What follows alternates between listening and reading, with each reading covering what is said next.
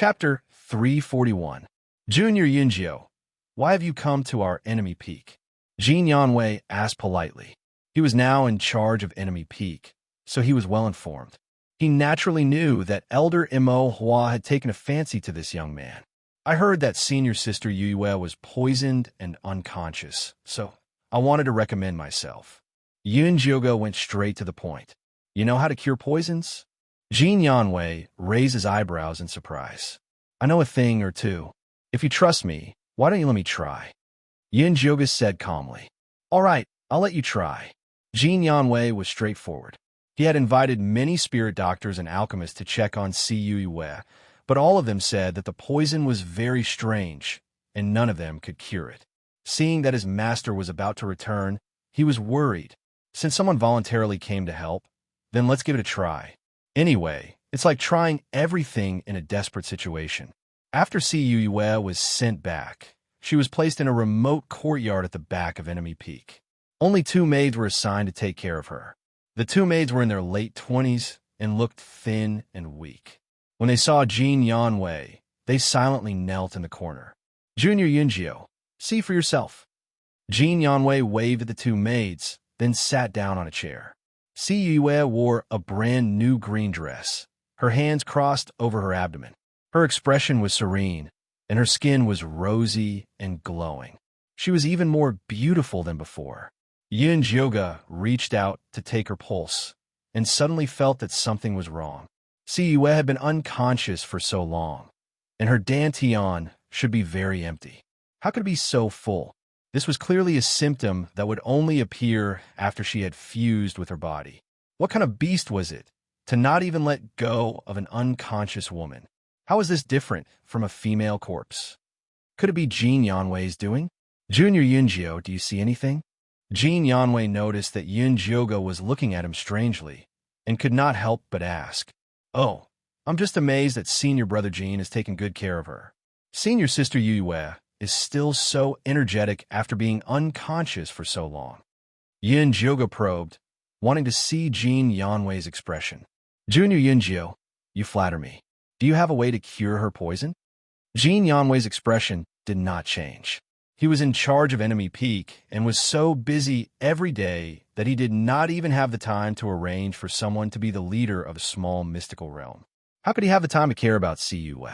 In any case, as long as he could keep her alive and wait for his master to return, it would be fine. He really didn't care whether she was all right or not. The poison in senior sister Yue's body is more complicated.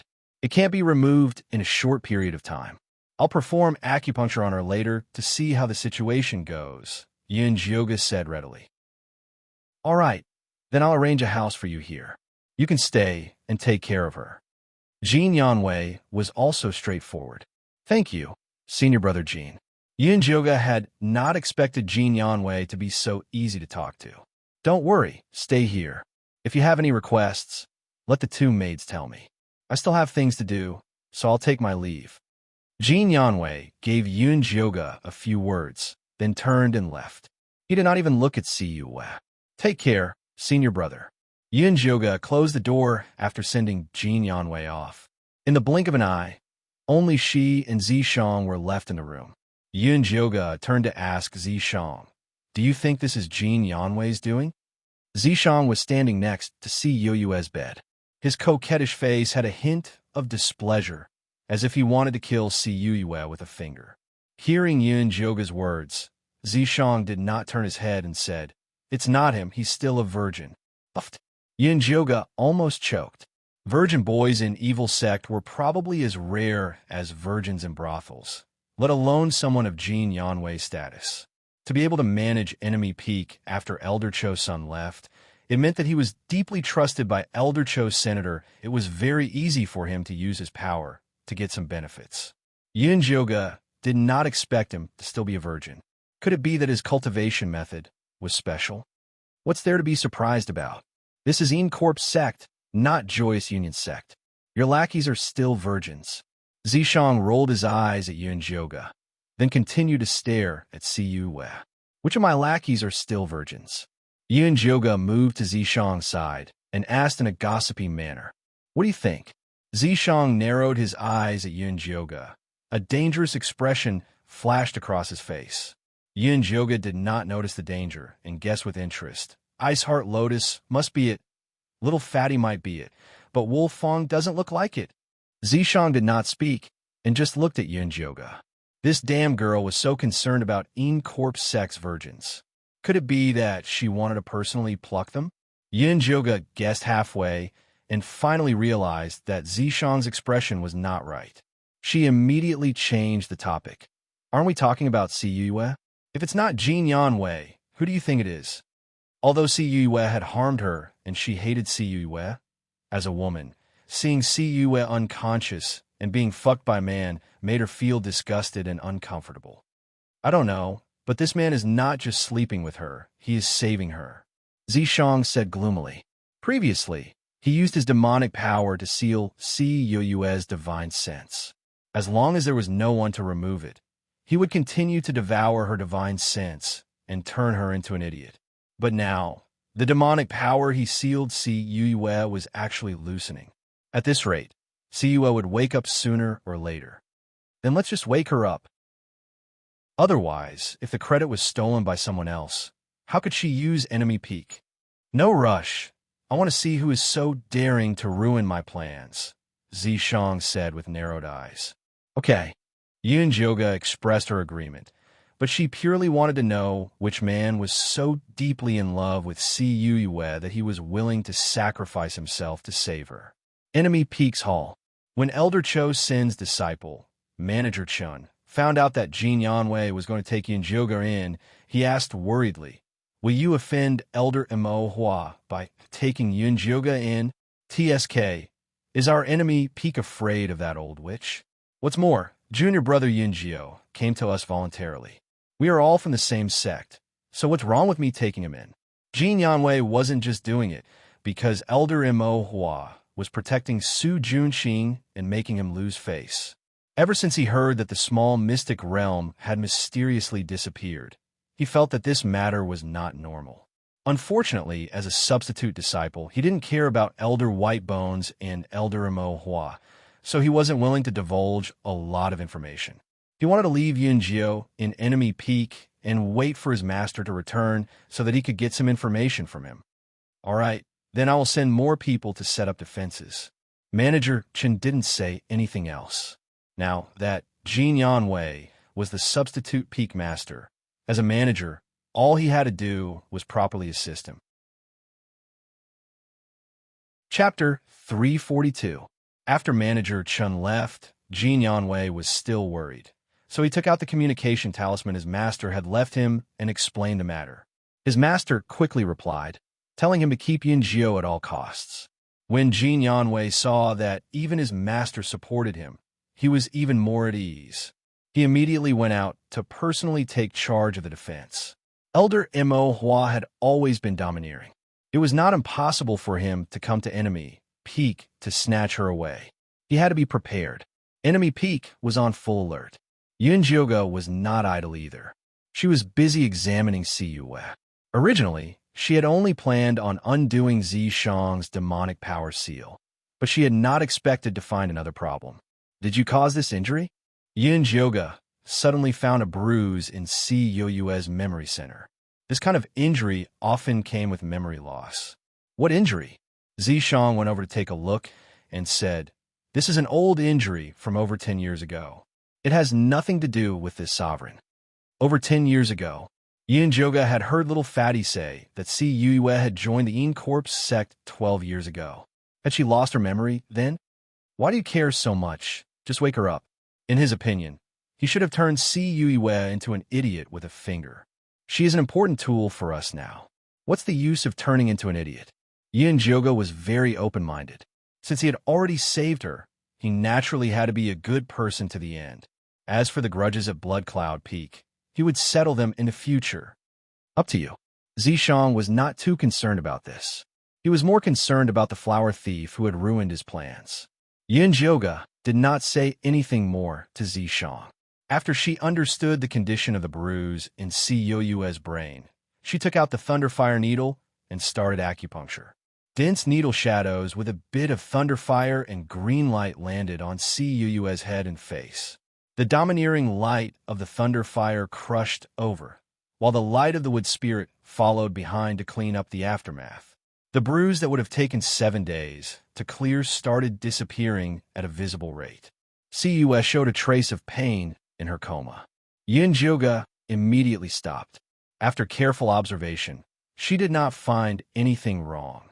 Ever since she had obtained the wood spirit from the human face Peach King, the Thunder Fire Needle's life force had become even denser, and its healing effects had become even better. It was impossible for it to hurt Cu. However, Cu's expression became more and more pained, and tears began to flow from the corners of her eyes. Although Yunjioga did not understand, his hands did not stop moving. Soon, the blood clot disappeared and the seal was lifted. All that was left was to wait for Cu to wake up. "Have you finished setting up the traps?" Yunjioga asked as he put away the needles. If he could capture the person who had secretly saved Cu, he might be able to gain something. Yunjioga was very interested in anything that could help her deal with the 3 great elders. "I guarantee that he won't be able to return." Zishang was determined to win. Night gradually fell. The 2 maids prepared the meal and invited Yunjioga over to eat. The food was mediocre. She could tell that Jin Yanwei really didn't care much about this place. Other than sending her here at the beginning, he didn't come to visit her again, nor did he send anyone to ask for a message. However, Yunjioga had already learned from Zishang that Enemy Peak was currently facing a great enemy, so she was tactful enough not to cause any trouble for Jin Yanwei. She ate dinner and went to sleep early. It was dark outside, and after midnight, it was even quieter. In a remote bamboo forest behind the mountain, a black shadow quickly ran towards Cuu's small courtyard. The black shadow was tall and thin, dressed in a nocturnal robe. His face was covered by a black hood, and not even his eyes could be seen. He vigilantly observed his surroundings before tiptoeing into the small courtyard. The black shadow first went to the 2 maids' room and blew a cloud of sleeping smoke into it. When he heard that the breathing inside had deepened, he went to Yunjioga's room and blew a cloud of sleeping smoke as well. Yunjioga lay on the bed and calmly watched the colorless and odorless smoke slowly spread. She first swallowed an antidote pill, then pretended to be asleep. The black shadow vigilantly scanned Yunjioga with his divine sense a few times. After confirming that it had been affected, he walked towards Cuu's room. Cu had just washed her body in the evening and changed into a pale pink dress. Lying on the bed, she looked serene and beautiful. The black shadow stood by the bed and stared at her for a moment, then reached out to touch her head and face. There was still a needle hole left by Yunjioga's acupuncture at noon. He carefully examined Cu and found that there was nothing wrong with her. He then took out a gray disc and placed it at the head of the bed. The disc was carved out of spirit wood, and it was densely carved with runes. There were even a few spirit jades placed on it. After it was activated, it spewed out a thick cloud of smoke that enveloped the entire room. The room immediately became incomparably dark, and there was a faint flow of graying chi. It turned out to be an offensive and defensive formation. After the black shadow got on the bed, he skillfully untied Cuu's clothes. However, just as he undid her belt, the graying chi of the formation fluctuated violently. The black shadow immediately jumped up and quickly jumped toward the window at the back. There was a bamboo forest there, and he had set up a psychedelic defensive formation so that he could escape once he entered it. However, as soon as he jumped out of the window, he felt a sharp pain in his feet, followed by a strong numbness that spread throughout his body. At the same time, a thick green vine emerged from the ground and tied him up like a dumpling. He was shocked and tried to use all the spiritual power in his body to break free, but a stone flew out of nowhere and hit his Dazui acupoint. His waist went numb, and his spiritual power dissipated. He sat on the ground, paralyzed. In the next second, a demonic youth with red eyes and purple lips walked out of Cuu's room, still holding the disc that he had set up. It was Yunjioga, who was pretending to be asleep. Let me see who you really are. Yun Jyoga sneered. He stepped forward and pulled off the Black Shadow's mask. Why are you here? Yun Jyoga was shocked when she saw the Black Shadow's true appearance. She would never have guessed that the man who came to molest Si Yue in the middle of the night was little Fatty's uncle, Jin Chuan. Jin Chuan frowned and stared at Yun Jyoga with a fierce look. Senior Jin Chuan, I remember that you are the sect master steward. Why are you looking for senior sister Yue at Enemy Peak so late at night? Yun Jyoga was not afraid of him at all. The last time Jin Chuan came looking for her, he had been acting all high and mighty. She was very unhappy, and today was the perfect time for revenge. This has nothing to do with you. I advise you to mind your own business and worry more about yourself. Jin Chuan's voice was gloomy and threatening. He looked like he was telling her to mind her own business if she could not protect herself. Chapter 343. I don't know if Senior Jin Chuan has heard of the proverb, when there are too many lice, one will not be afraid of an itch. Yun Jyoga smiled slightly. Sister is not even afraid of Elder Mo Hua and Elder Baigu. Why would she be afraid of a small steward like you? Jin Chuan saw through Yun Jyoga's rascality. After a moment of silence, he said with a straight face, I'm here to save Si Yue. If your medical skills are really that good, you should have already seen that the divine scent seal on her has loosened a lot. That's right, I did see that the seal on senior sister Yue has loosened a lot. Apart from that, I also saw that the method you used to remove the seal was not very good. It felt like you were taking advantage of her. Yun Jyoga was more reserved and did not mention that Jin Chuan was with the female corpse. That's right, I did use the method of dual cultivation to treat her injuries. But even if she wakes up and finds out about this, she will definitely not blame me. Jin Chuan was very calm. Yun Jyoga was actually speechless. With Si Yue's style, this kind of dual cultivation to treat illnesses was really nothing to her. All right, let me go. If Jin Yanwei finds out, we won't be able to explain ourselves, Jin Chuan said impatiently. What's there to explain? Senior Jin Chuan sacrificed himself to save someone. Such a good thing should be known by senior brother Jin. He might even be grateful to you. Yun Jyoga had not found out Jin Chuan's purpose in saving Si Yue. How could he let him go so easily? What do you want? Jin Chuan's face darkened. Even though he was tied up and sitting on the ground, his aura was still solemn and dignified. He did not look like a rapist at all. You just need to tell me why you sacrificed yourself to save senior sister Yue. Oh, that's right. There's also this array disc.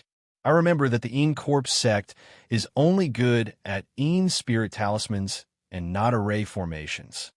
Yun Jyoga waved the high-grade array disc in his hand.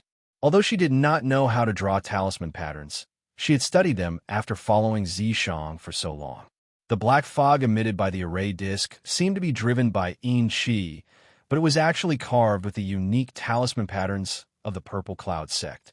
It was exactly the same as the talisman patterns that Nan Gongli had given her. When Jin Chuan heard Yun Jyoga's question, a fierce killing intent flashed in his eyes, but quickly disappeared. Since you insist on asking, then I'm not afraid to tell you. I like to fool around with women like this. I can dual cultivate and feel good at the same time. Saving her was just to prevent others from finding out, so that I can use it as an excuse to shirk responsibility. As for that array board, I bought it when I went to Amethyst Mountain for work. Jin Chuan suddenly grinned. His originally serious and rigid face suddenly became incomparably evil and charming. He looked like an out-and-out pervert. If it was someone else, they would probably believe it. After all, an evil sect like the En Corpse sect had many perverts, so it was normal for them to have this kind of special hobby. However, Yun Jyoga instinctively felt that Jin Chuan was lying. Things were definitely not that simple. Just as she was about to continue asking, Zishang transmitted his voice. Something happened at Enemy Peak.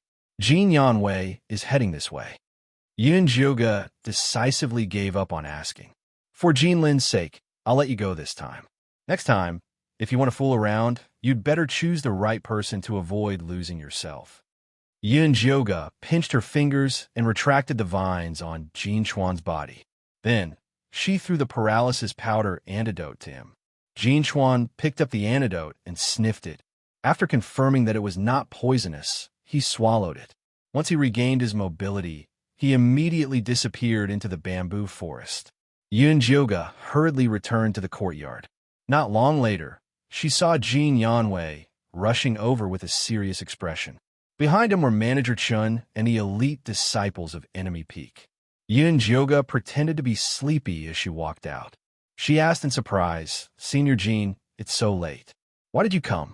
Do you have a Mystic Een white-bone monkey with you?" Jin Yanwei did not even bother with small talk and asked directly. "That's right." Yin Jioga nodded. From the looks of it, Elder Whitebone had come looking for him. "Take it out for me to see." Jin Yanwei extended his hand and said, "I didn't bring it with me." Yin Jioga would have to be stupid to take it out. Jin Yanwei frowned and said angrily, "Do you know you've gotten into big trouble?" He had originally thought that Yin Jioga had only offended Elder Imohua. He had not expected her to have a Mystic Een white-bone monkey with her. Now, that Elder Whitebone and Elder Imohua had come together, one wanted the monkey and the other wanted him, he really could not take it anymore. The Mystic Een white-bone monkey is a spiritual being. If it wants to leave, I can't stop it. Yin Jioga said innocently, "Why are you still talking nonsense with me at a time like this? Do you think Elder Imohua will believe your nonsense? Be careful that they don't use the soul-searching technique on you if they are forced into a corner. In the past, Su Junxing was pampered, but now he is still in a miserable state. Do you want the same?" Jin Yanwei said threateningly. "Even if I use the soul-searching technique, it's useless. I don't have it." Yin Jioga was not afraid. She had Zishang backing her up. It was impossible for those two old things to touch her. You. Jin Yanwei pointed at Yin Jioga and said hatefully, "All right, I can't protect you anymore. Go talk to Elder Imohua and Elder Whitebone yourself." He did not believe that Yun Jioga was not afraid. "It's fine if I go. However, if people talk about Enemy Peak in the future, I'm afraid no one will dare to come up again." Yin Jioga smiled. It would have been fine if Jin Yanwei had rejected her when she first came up. Now that he had taken her in, he had to hand her over under the pressure of Elder Whitebones and Elder Blackflower. Wasn't this telling others that Enemy Peak was shorter than the other peaks? It would definitely be very embarrassing if word of this got out. "You dare to threaten me?" Although Jin Yanwei had a baby face, he was naturally not a kind person to be able to get to this position on Enemy Peak. At this moment, he glared and his killing intent surged. "Senior Brother Jin, you're worrying too much. I didn't mean that. Didn't you say that you would bring me to see Elder Whitebones and Elder Blackflower? Then let's go." Yin Jioga's expression confused Jin Yanwei. Could it be that he was confident that he would not be eaten alive by Elder Whitebone and Elder Mohua? However, with his cultivation of Qi Refinement Stage 5, what bargaining chips could he have? Jin Yanwei was a little bewildered, but he had already spoken and could not go back on his words. For a moment, he was in a difficult position. At this moment, the door of the small courtyard behind him creaked and a delicate and pleasant voice sounded. "Senior Jin, you must not hand him over. Junior Sister Yue, you're awake?"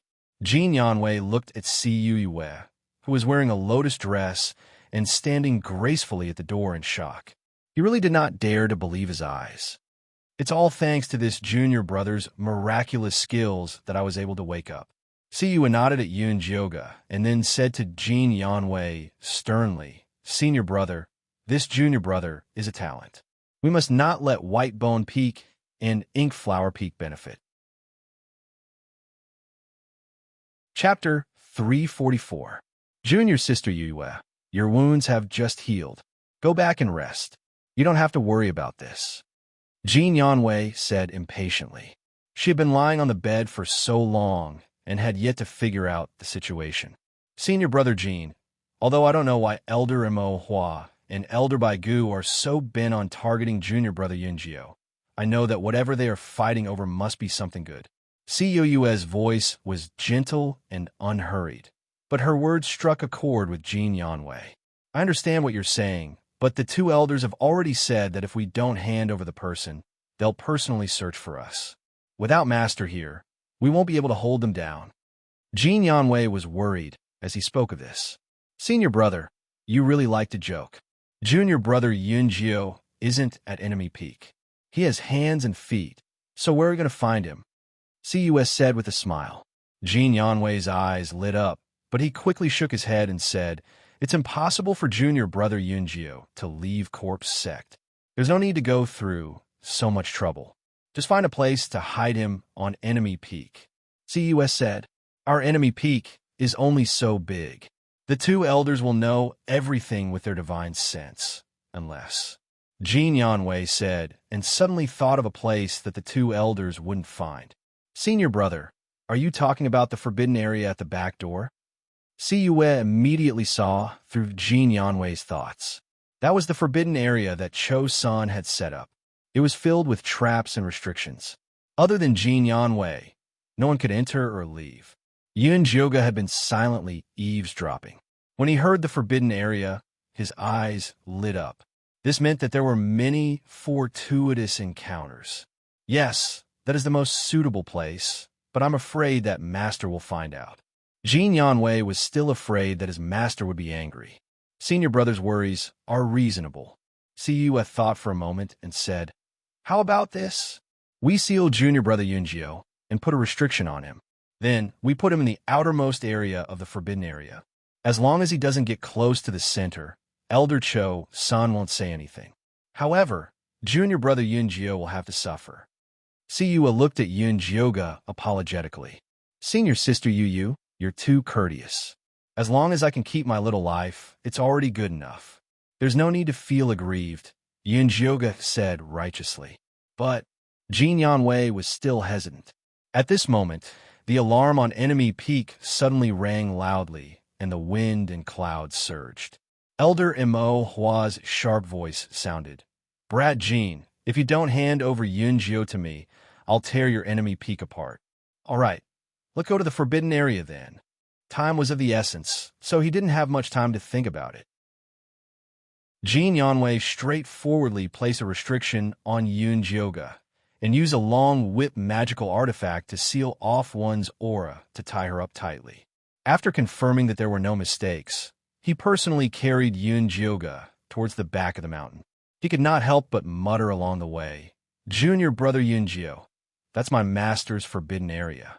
There are restrictions everywhere. Once you're inside, just stay put. I'll come get you after I send the two elders away. Senior brother, what if they don't leave? Yun Jioga asked. You don't have to worry about that. My master will be back by tomorrow at the latest. When that time comes, they'll have to leave even if they don't want to. Jin Yanwei was very confident in his master's strength. All right then. When that time comes, senior brother must put in a good word for me in front of Elder Cho's son. Yun Jioga said sincerely. Don't worry. As long as you hand over the mystic skeleton monkey, my master will reward you even without my good words. Jin Yanwei secretly said to himself. The forbidden area at the back of the mountain was not wide. After walking along a winding path, he saw a forest of pagoda trees, which was the ghoul corpse killing formation that Elder Cho-san had meticulously set up. It was filled with ghouls, all of which were good seedlings that Elder Cho-san had gathered from all over the place. He wanted to use the method of raising goo to kill each other, so that he could cultivate a ghoul king. Although the highest level currently was only a ghost general, it was still enough to crush Jin Yanwei to pieces. Jin Yanwei slowed down and took out a red token the size of a palm from his storage pouch. It was neither made of metal nor wood, and there was a layer of red mist floating above it. He could vaguely see countless ferocious ghosts. This was the pass that his master had given him, so that he could feed these ghouls. Jin Yanwei raised the red token high above his head. A faint red light shone down from the token, secretly wrapping him within it.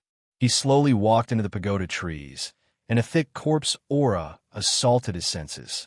Countless ghouls stood under the trees and stared at him, revealing an instinctive desire for flesh and blood. Although it was not Jin Yanwei's first time here, he still felt his scalp go numb. He randomly found a large pagoda tree, threw the bundled up Yun Jioga over it, and ran away without looking back. Yun Jioga leaned against the tree trunk, looking at the pale and ferocious ghouls around her gloomily. Although Jin Yanwei had already given her enough spirit-sealing talismans, it still could not stop the fragrance of her tender flesh. Not long after she put her down, the ghouls began to stir and staggered towards her. This Jin Yanwei must have done this on purpose, so that she could release the profound skeleton monkey to save her life. Although Yunjoga had already seen through their scheme, she had no choice but to comply. Who told him to disappear as soon as he entered the great corpse ghost formation? Little monkey, come out. Yunjoga carefully chanted the summoning incantation, and the little skeleton monkey flew out from her storage bag. After quickly assembling itself, it spat out a faint chi that enveloped her, concealing her human scent. Even so, the ghouls still circled around Yunjoga, as if they were watching a bunch of monkeys. In the blink of an eye, there were 3 layers inside and 3 layers outside. The thick corpse stench almost suffocated Yunjoga to death. Little monkey spit out some air. Yunjoga could also see that the little skeleton monkey was slacking off. Kacha kacha. The little skeleton monkey shook its head at Yunjoga in dissatisfaction. The soul fire in its eye sockets was extremely small. It had been locked up for a long time, so naturally it did not want to work. Little monkey, be good. After Big Sister is done with this, I'll make you a big bucket of enchi water to drink, okay? Yunjoga hurriedly coaxed. Ever since entering the small hidden realm, the profound monkey's source of enchi had been cut off. It was no wonder that it was angry. The skeleton monkey raised a finger, indicating that it wanted to add another bucket. 1 bucket is too much. 2 scoops at most. Yunjoga flatly refused. It was not easy to get a bucket of enchi water for this guy, so she could not let it get used to its bad habit. The little skeleton monkey's soul fire flickered. Then it seriously stretched out its palm, indicating that it wanted 5 scoops. Fine, 5 scoops it is. Yunjoga gave in. These ghouls were really too smelly. The little skeleton monkey's lower jaw moved in satisfaction, revealing a smile. Then it prepared to pour more enchi into it. Suddenly, a thumping sound came from the ground in the distance. The surrounding ghouls screamed in fear, then scattered in all directions as if they had seen a ghost. Chapter 345. Yunjoga suddenly clenched her fists and saw a tall, burly, green-eyed ghoul dressed in bronze armor rushing towards her. The ghoul raised a cyan moon saber that was shrouded in black chi. The tip of the saber slashed down viciously at Yunjoga's location. The wind from the saber immediately cut a large crack in the ground. Then, billowing smoke mixed with the sound of an explosion assaulted Yunjoga. Little monkey, run. Yunjoga wanted the white bone monkey to escape with her. She didn't expect the idiot to stand up and leave, leaving Yunjoga on the spot. Boom! At the crucial moment, a purple mist shot out from the imprint on Yunjoga's wrist, wrapping her up tightly. The crack stopped in front of Yunjoga. The corpse ghost roared in anger when its attack missed. It raised its saber, and the black energy became stronger as it slashed towards Yunjoga again. But this time, before the saber landed, it was broken by a purplish-black spear. The spear's momentum did not decrease as it sent the corpse ghost flying into the sky. Where did you run off to? Yunjoga asked as she kept the disloyal white bone monkey into her storage bag. Where did you run off to? Yunjoga asked as she kept the disloyal white bone monkey into her storage bag. Where did you run off to just now? Yunjoga asked as she kept the disloyal white bone monkey into her storage bag. Yunjoga's eyes lit up, but when she thought of Elder Cho's son, she hesitated. Will we be discovered if we barge in like this? With me here, I guarantee he won't find out. Even though the restrictions were not bad, it was not enough in Zishang's eyes. All right, then let's go in and take a look. Yunjoga immediately became excited. Yunjoga and Zishang followed the mysterious white bone monkey's lead and easily passed through the corpse ghost array. After avoiding many traps, they arrived in front of a dark cave. This cave doesn't look like much. Yunjoga looked around the empty cave and did not find anything out of the ordinary. Condense the energy in your forehead and look carefully. See if there's anything on the ground and walls. Zishang placed his palm behind Yunjoga, lending her some strength. Yunjoga opened his spiritual eye and took a closer look. Indeed, he discovered that the cave walls and the ground were filled with black spirit runes. They were like a spider web that was tightly interwoven, waiting for its prey to take the bait. This is the Netherworld 4 slaughter formation. Even though it hasn't been set up completely, its might isn't weak. If one were to enter rashly, then not only would one's body be instantly destroyed by the formation, one's soul would be captured as well. It's extremely vicious. Zishang explained. How do we get in? At first, Yunjoga didn't think so. Now, he realized that the cave was giving off a huge pressure. Were you afraid of when I'm here?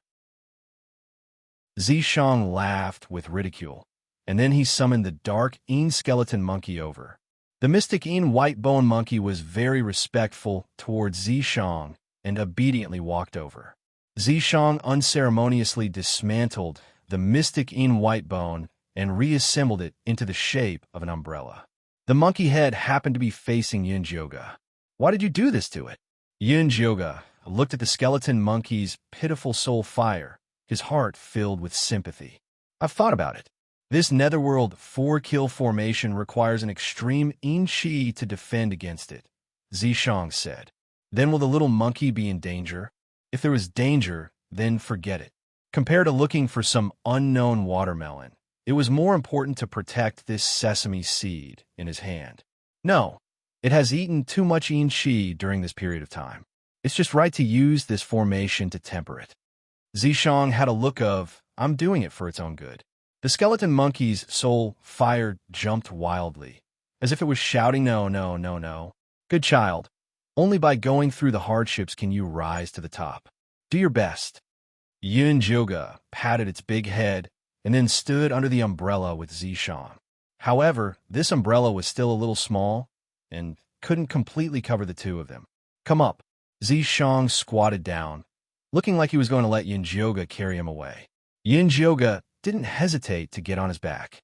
The two of them held the skeleton umbrella and stepped into the cave. The scene in front of them instantly changed drastically. The empty cave turned into boundless darkness. The cries of a baby and the laughter of a child drifted in from an unknown place, disappearing in the blink of an eye. But then a shrill female voice rang out. It was faint and resentful, as if crying and complaining. It made one's scalp go numb. Yunjoga was a veteran, so she naturally wouldn't be scared by these little tricks. Just as she was about to urge Zishang to continue forward, she realized that the skeleton umbrella in her hand suddenly sank, and she almost dropped it. That's the Netherworld blocking the way. Zishang carried Yunjoga with one hand and took the skeleton umbrella from her hand with the other. Yunjoga's heart immediately lightened. She was wondering why it felt like there was something sitting on the umbrella. Zishang carried Yunjoga forward in the darkness. Those strange sounds kept disturbing their eardrums. Towards the end, it turned into familiar human voices. Yunjoga even heard the voices of Mother Qing, Yiyu, and Luo Tian. It made her want to greet them, but she held back in the end. Although Zishang was walking very steadily, Yunjoga could still feel the skeleton umbrella getting heavier and heavier. The sound of bones being squeezed was so unpleasant that it made her teeth ache. Yunjoga was afraid that the skeleton monkey wouldn't be able to hold on, but she saw that the thin white bones kept releasing wisps of Qi. Under the guidance of Zishang's spiritual power, the Qi kept forming a cycle, and the bones became more and more solid. In the end, the skeleton umbrella shrunk to half its original size, but the Qi it emitted doubled. Every thin bone shone with a metallic glow. It seemed like it had successfully advanced. Before Yunjoga could be happy, a cliff suddenly appeared in front of her. The bottom of the cliff was so deep that she couldn't see it, and the mountain wind made her face hurt. Next, before Yunjoga could finish her question, Zishang had already carried her and jumped down the cliff. Yin Joga thought that she would hear the sound of the wind, but there was nothing. As soon as she jumped down, a stone room appeared in front of her eyes. So the cliff was just an illusion. Zishang put the skeleton monkey away and placed his palm on the stone room. With the invasion of the purple mist, the stone room opened wide, and waves of light came from treasures. This was a treasure room. This treasure room was very spacious. There weren't many things, but they were arranged very neatly. On the left stood a row of Een corpses that looked like monkeys. There were over 100 of them, and they were covered in Een spirit runes, looking fierce and scary. In the middle was a light screen with over 10 small balls of light. Inside were high-level totem weapons. The lowest was a 4th-grade totem weapon. They were much higher level than Yun Joga's Bone Spike and Thundersnake Whip. She couldn't help but be envious, but she didn't dare have any ideas. On the right was a row of medicine cabinets carved from flower branches and spirit wood. Bottles of pills were neatly arranged on top of the cabinets. They were all top-notch pills that were extremely useful for cultivation. There was even a bottle of foundation-building pills. Below the cabinets was a huge jade medicine cabinet with countless beautiful blood lotus flowers stacked on top of each other. This Elder Cho's son is quite rich. Yin Joga was very moved. A golden core ancestor was truly rich. The real good things aren't here. Zishang gave a faint smile and pointed at the bottom of the medicine cabinet. Chapter 346. You mean there's a secret room below? Yin Joga was excited. Being able to be hidden so tightly by Cho-san, the treasures in this secret room must not be ordinary. Stand back first. Zishang had Yin Joga back to the door. Then he began to draw some runes on the bottom of the medicine cabinet. It was the floating talisman. When the last rune was finished, the small array flashed with a faint blue light. Then the incomparably heavy medicine cabinet slowly rose up, revealing the black-red floor below. This black-red floor was covered in blood-red Een spirit runes. It was like blood-red eyes staring at the intruder, releasing a cold and gloomy aura. Zishang had done a lot of research on nether spirit formations. Once he found the entry point, he poured an extremely pure purple chi into it. The blood-red eyes seemed like they were hypnotized as they slowly closed their eyes. Following that, the floor split open on both sides, and a blood-red coffin emerged from the ground. The Een spirit runes carved on the coffin looked like blood-red chains, and it emitted a nauseating stench. Yin Joga quickly swallowed 2 poison-repelling pills, feeling a bit better. He asked Zishang, "This coffin doesn't seem right." The Een spirit runes on it are soul-nourishing talismans. It uses the spiritual energy of the blood to nourish the soul. Zishang said this while walking around the coffin a few times, carefully studying the method to open it. "Do you think the thing inside is Cho-sen's Een corpse?" Yin Joga asked with great interest. It said that no one in the Een corpse sect had ever seen Cho-sen's Een corpse. "We'll know once we open it." Zishang quickly found a way to open it. After pouring in his unique purple demonic energy, the lid of the coffin opened to the side. A very nice fragrance came from the coffin. It was the smell of the blood lotus. Yin Joga couldn't help looking into the coffin. He was instantly shocked. What was lying inside was not a Een corpse, but rather a beautiful girl wearing sky blue robes. Her skin was white. Her eyebrows were like a painting. Her nose was straight and delicate. Her red lips were slightly curled up, as if she was smiling, making people feel happy. Her chin was small and exquisite. It was very perfect. But most important thing was that this young girl was actually at the late golden core stage. With Cho-sen's temper, he should have immediately refined this kind of good material into a Een corpse. Why would he put it here? Yin Joga couldn't help but take a closer look at the girl. He found that Cuyu's chin was somewhat similar to this girl's. Could this be the reason why Cho-san doted on Cuyu? Then what was the relationship between this girl and Cho-san? They couldn't be lovers, right?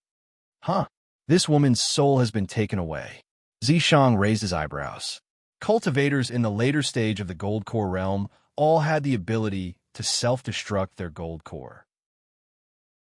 When they encountered a situation where they could not be saved, they would use this big move. Therefore, it was very difficult to take away their souls, unless it was an old monster in the nascent soul realm. Could he have been taken away by Cho-san? Yin-Jyoga instantly imagined a scene of a scumbag with a knife. Judging from Elder Mo Hua's ruthlessness, there was a high possibility of that happening. Zishang shook his head. I don't think so. Look at the water in the coffin. It's formed by the blood lotus.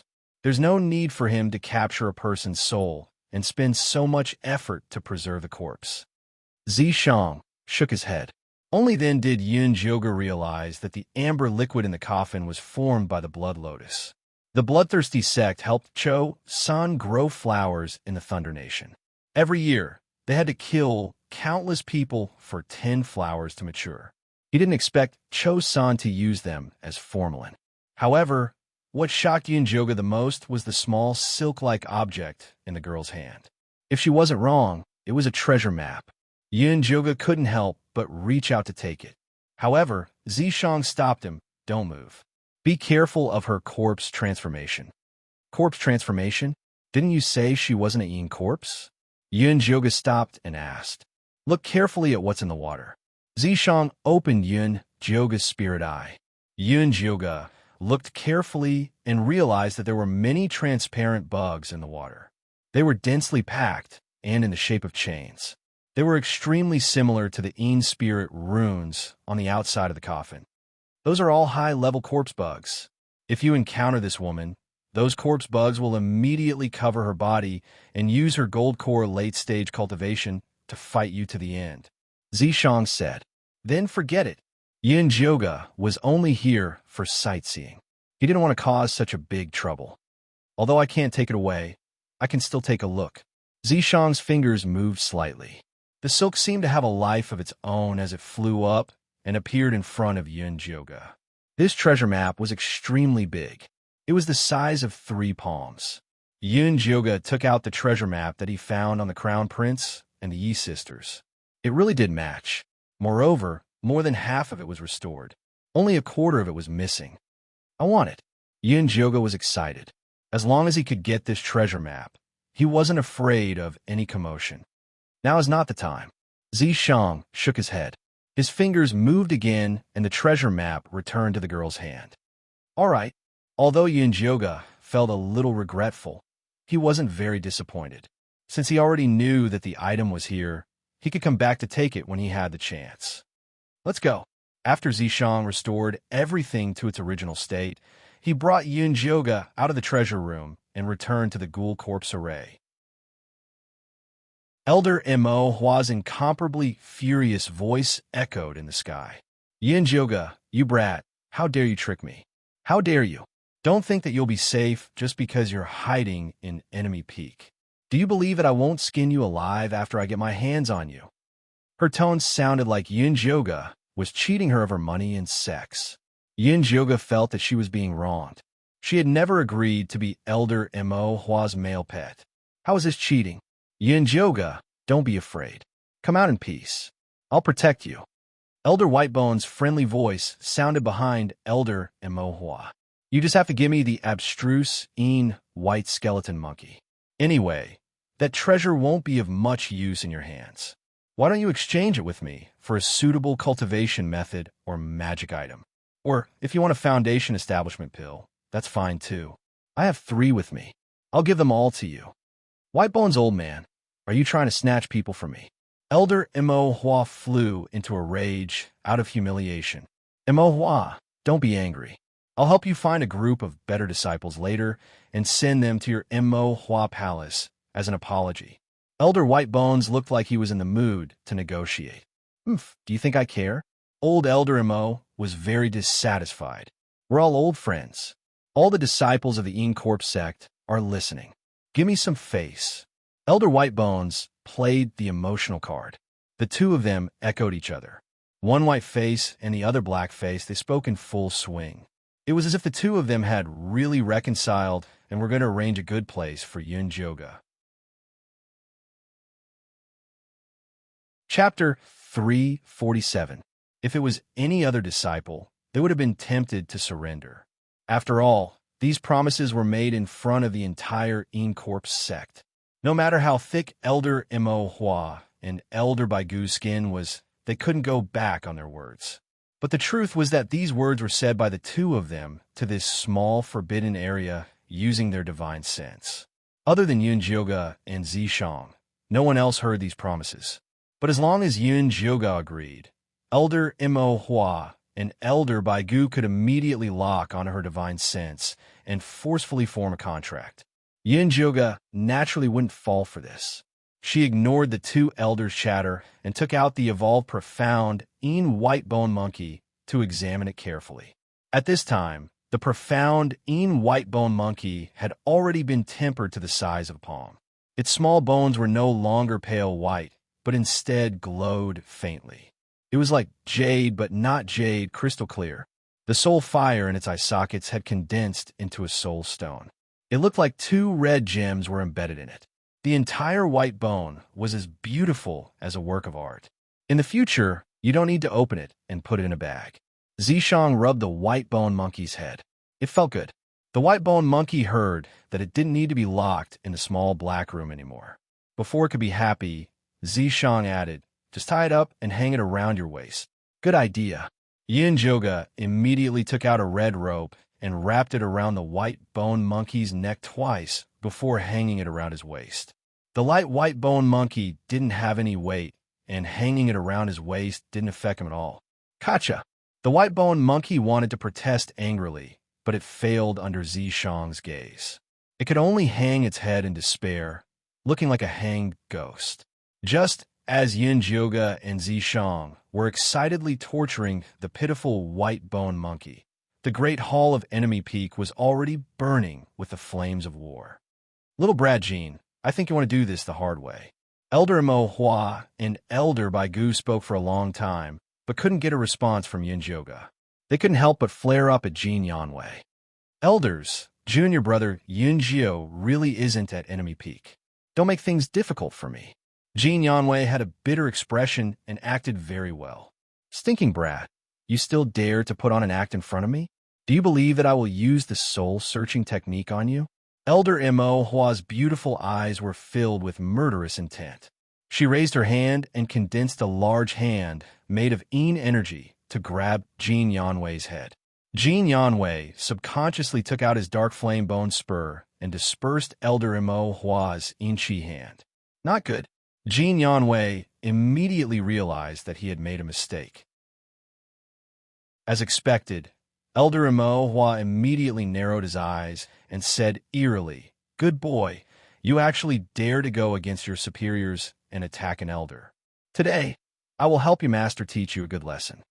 With that, a black peony flower flew out from her storage pouch and flew towards Jin Yanwei. Although Jin Yanwei was at the mid-stage of Foundation establishment, he was still nothing in front of Elder Mo Hua. The black dark flame bone spike was devoured by the Mo Hua, and he was rooted to the spot. He could only watch as the Mo Hua opened its mouth and attacked him. Right at this moment, an extremely cold gust of wind blew outside the hall. In the next moment, Jin Yanwei was pulled away by a small figure.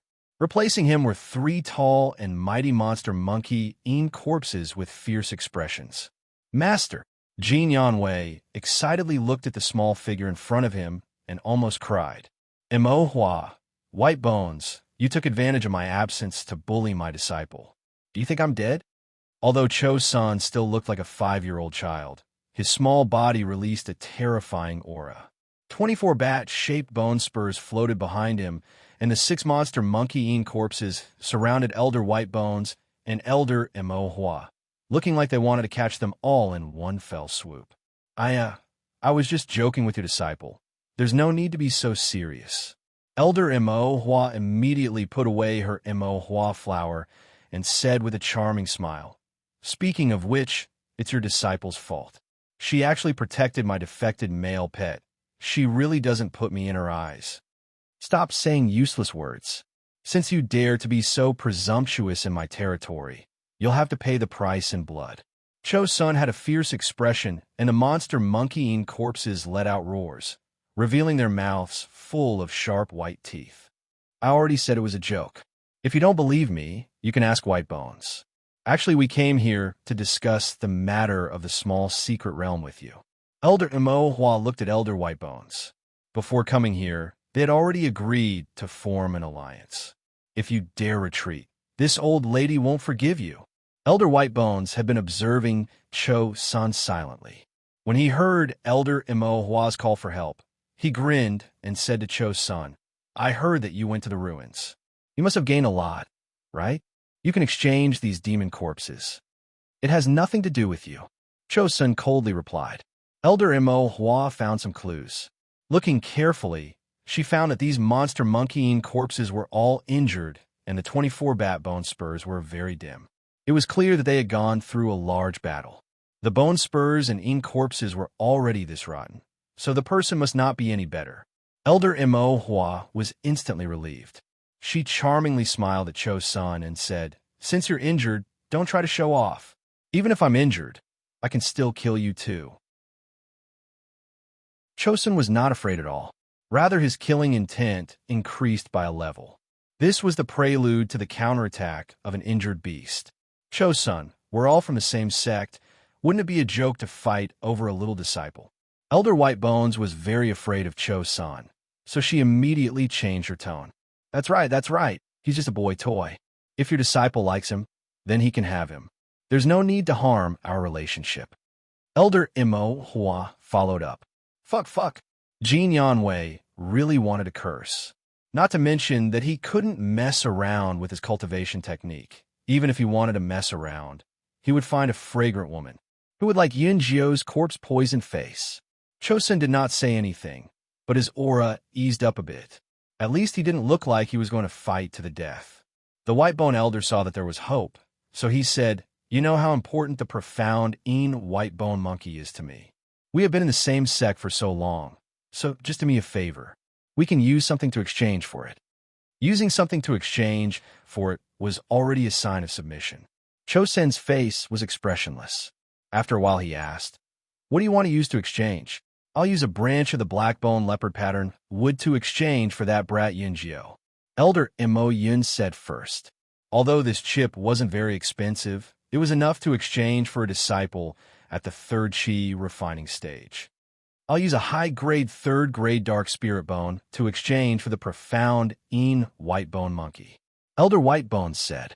Although this spirit bone wasn't very high-grade, it was still very hard to obtain. Although Cho-san couldn't use it, it was very good to polish it and give it to a disciple. For example, when Jin Yanwei heard about the dark spirit bone, his eyes couldn't help but light up.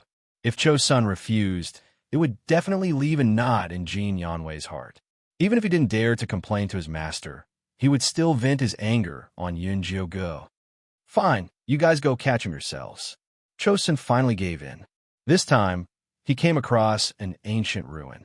Although he got a lot of good things, he was seriously injured in the fight and needed to recuperate. He wasn't in the mood to participate in these trivial matters, so he could only let these two guys benefit.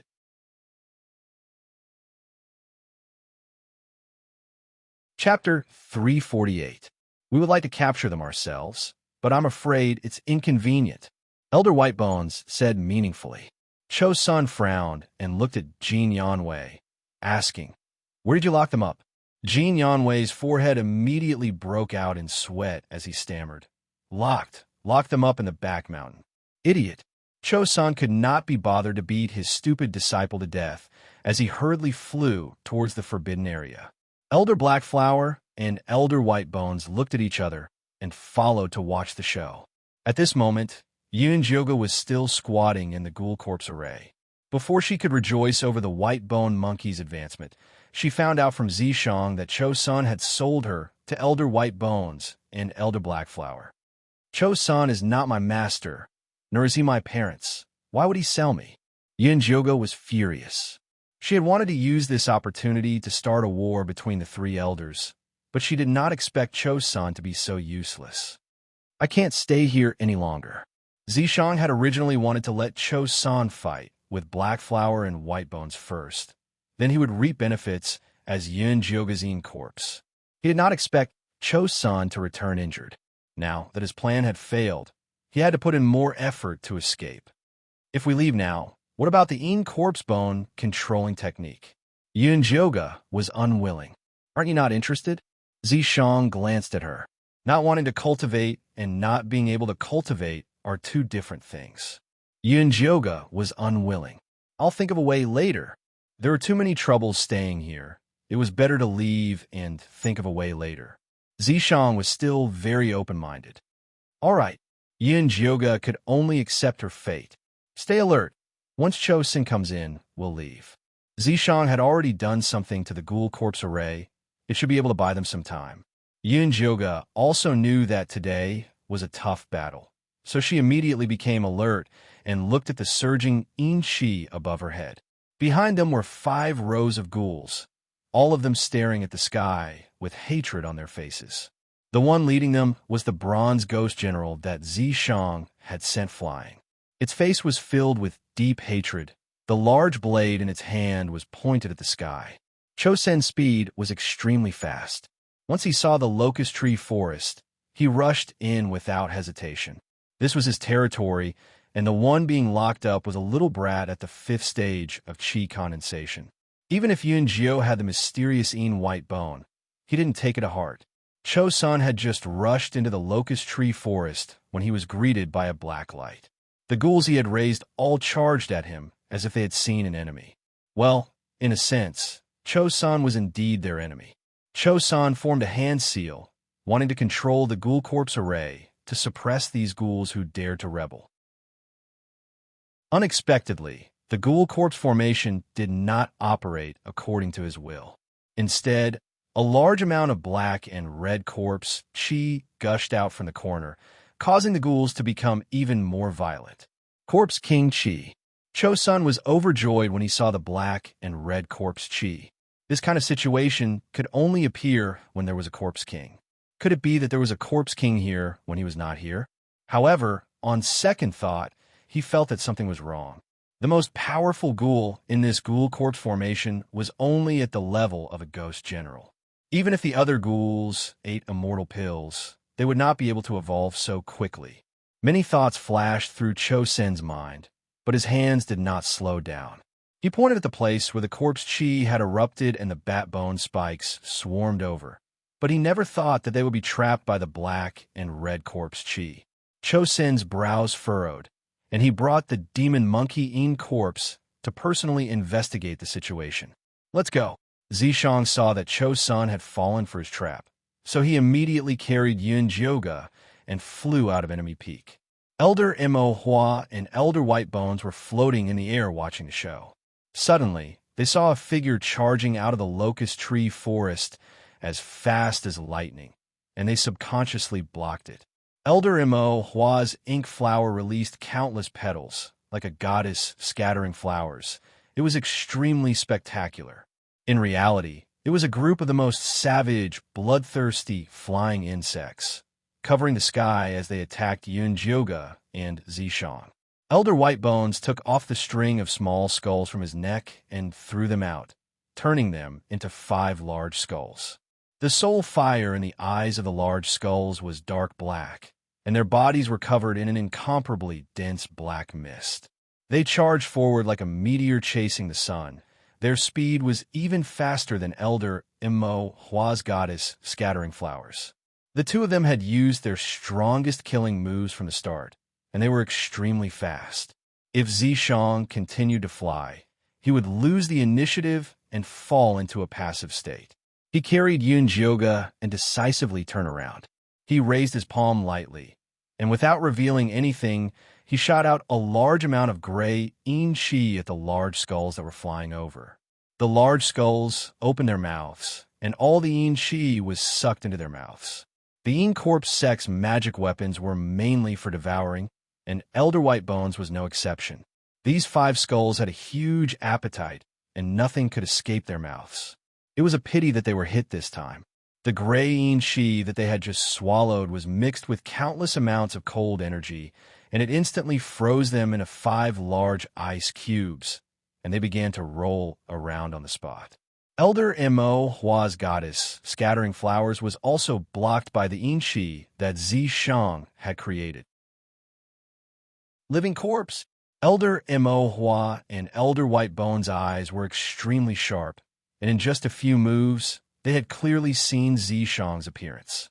Gray hair and gray eyes, a stunning appearance, and agile movements. Its body was filled with a thick corpse aura, and it was actually 1,000-year-old living corpse. Elder Mo Hua and Elder White Bone's eyes instantly shone with a blazing light, and without a word, they attacked Zishang like wild beasts fighting for food. I say, when the two of you fight for something, can't you show some respect to me, your master? Yunjoga was lying on Zishang's back, extremely dissatisfied. With her current Qi refinement stage 5 cultivation, she naturally could not participate in such a high-level battle. Elder Mo Hua and Elder White Bones did not dare to kill such a rare living corpse, so Zishang could deal with them with ease. Unfortunately, he could not find a chance to kill his way out. Yunjoga was also extremely anxious on Zishang's back. Sigh, it was still too early to expose herself. If she was given half a year to cultivate, she would definitely be able to advance to the foundation establishment stage. Although she could not participate in the Battle of the Golden Core Ancestors, at least she could fly on her own and would not be a burden on Zishang's back. Little Yinjiao is really capable. This living corpse is yours, right? Elder Mo Hua finally saw the clues. The person that the living corpse was protecting with all its might was not her backup male pet, Yunjiao. Yunjoga did not make a sound, but Elder Mo Hua did not need her to answer, and directly came to a conclusion. As expected of the person I fancy, you really have great fortune. Hurry up and bring this living corpse to me. I will not mistreat you. Mo Hua, have you forgotten that I'm still here? Elder White Bones said with a faint smile. White Bones, it's enough for you to have the abstruse white skeleton monkey. Why are you fighting with me over this living corpse? Mo Hua's teasing was filled with determination. She really liked this living corpse. It was so beautiful and so powerful. It was a blood contract. As long as she controlled Yunjiao, it was equivalent to controlling this living corpse. Although it would be a little troublesome to use it, she did not mind. Chapter 349. This is such a good corpse, and you want to take it for yourself. Your idea is too good. If you want it, then give me 1,000-year-old black bone, leopard pattern bamboo. The white bone elder focused on controlling bones, and his corpses were also white bones. The corpse in front of him had a blood contract with Yunjiao and was not as important to him as the profound white bone monkey. But this did not stop him from asking for more benefits. 1,000-year-old black bone leopard pattern bamboo. To think you could say that. Why don't you just go steal it? The black bone leopard patterned wood was hard to grow, and she had only collected 20 of them after planting them for so many years. She could not give it to others. Then 5 it is. The white bone elder tactfully lowered the price. This black bone leopard patterned wood could help the corpses refine their Qi, so 5 was enough. Elder Mo Hua's face was livid, constantly changing. It was clear that he was not willing to give up the 5 black bone leopard pattern bamboo. Although the two of them did not forget to attack each other during the negotiation, they were still a bit lax. Yunjoga couldn't help urging Zishang to run for his life. Otherwise, when Chosun came out, he would not be able to win against the 3 of them. There's no hurry, Zishang replied calmly. If this wasn't urgent, then when would he be urgent? Yunjoga really wanted to kneel down to Zishang, but this fellow was still leisurely fighting with him. It really was infuriating. You better make your decision quickly. Otherwise, when Chosun comes out, you'll have to pay him more. The white bone elder kindly reminded Elder Mo Hua. All right, 5 it is. Help me take him down. Elder Mo Hua quickly made his decision. The white bone elder was speaking the truth. Chosun was someone who would take advantage of others. If they couldn't take care of him in time, they would lose even more. Good. The white bone elder said this, and took out a corpse refining bag from his waist. In the next moment, a 10-meter-tall white bone corpse wearing armor and holding a golden sword appeared in front of Yunjoga. Elder Mo Hua also took out his corpse. It was actually a baby. His skin was purplish black, and his face was terrifyingly dry. He was only wearing a red doo-doo, and what was embroidered on the doo-doo was not an auspicious pattern, but a picture of 100 ghosts struggling in hell. Yoga had cultivated in the Een Corpse sect for a long time, so he was very familiar with all kinds of Een corpses. With a glance, he could tell that the infant corpse in front of him was one of the ghost corpses. First, he refined an infant with the Een spirit root into a mummy, and then stuffed it with 81 high-grade malicious spirits. The ghost corpses refined this way had the ability to teleport, and were best at sneak attacks. This infant corpse still couldn't walk, and as soon as it appeared, it crawled in the air. After crawling a few steps forward, he disappeared from where he was. Then he suddenly appeared in front of Zishang and stretched out his little hand toward Zishang while babbling. The small palm was also purplish-black in color, but there was a black hole in the center of the palm. Countless ghosts were screaming and pouncing toward them. Zishang's reaction was extremely fast. Almost at the instant the infant corpse appeared, he kicked it towards Elder Imo Hua before the spirits could even appear. With a bang, the black cloud of petals scattered. At this time, Elder Whitebone's Een corpse also attacked with its golden sword. It wasn't fast, but its defense was shocking. Zishang's gray spear condensed from death chi couldn't shake at all, so it could only move around and fight. But even like this, Zishang's performance was enough to shock Elder Whitebone and Elder Imo Hua. Elder Imo Hua beat her chest and stamped her feet. This living corpse was already this strong after forming a blood contract with a 5th Chi disciple layer cultivator. Wouldn't she be even stronger? Thinking of this, Elder Imo Hua looked at Yoga with eyes filled with killing intent, as if saying, "You destroyed this old lady's treasure." Yoga was already numb to Elder Imo Hua's unrequited love. She focused all her attention on the direction of Enemy Peak, praying that Cho-sun wouldn't appear so soon. It would be best if he could immediately go into closed-door cultivation to heal his injuries. It was a pity that her wish quickly fell through. There was a flapping sound coming from the top of Enemy Peak. 20 blackbat bone spikes flew over, with a 5-year-old child standing on the bone spike at the front. It was Elder Cho Sr. This guy really came fast. Elder Imo Hua was very annoyed. "There's no other way. You better give him a share," Elder Whitebone said gloatingly. He was already feeling a little regretful when he saw how powerful this living corpse was. Now that he saw Cho-sun coming over, he really hoped that he would let Imo Hua bleed so that she wouldn't be twice as powerful after obtaining this living corpse. "Cho-sun, this living corpse has already formed a blood contract with my boy pet. Don't fight for it," Elder Imo Hua said with a charming smile, not feeling that it was strange to be flirting with Cho-sun, who looked like a 5-year-old child. "What's in it?" Cho-sun said expressionlessly.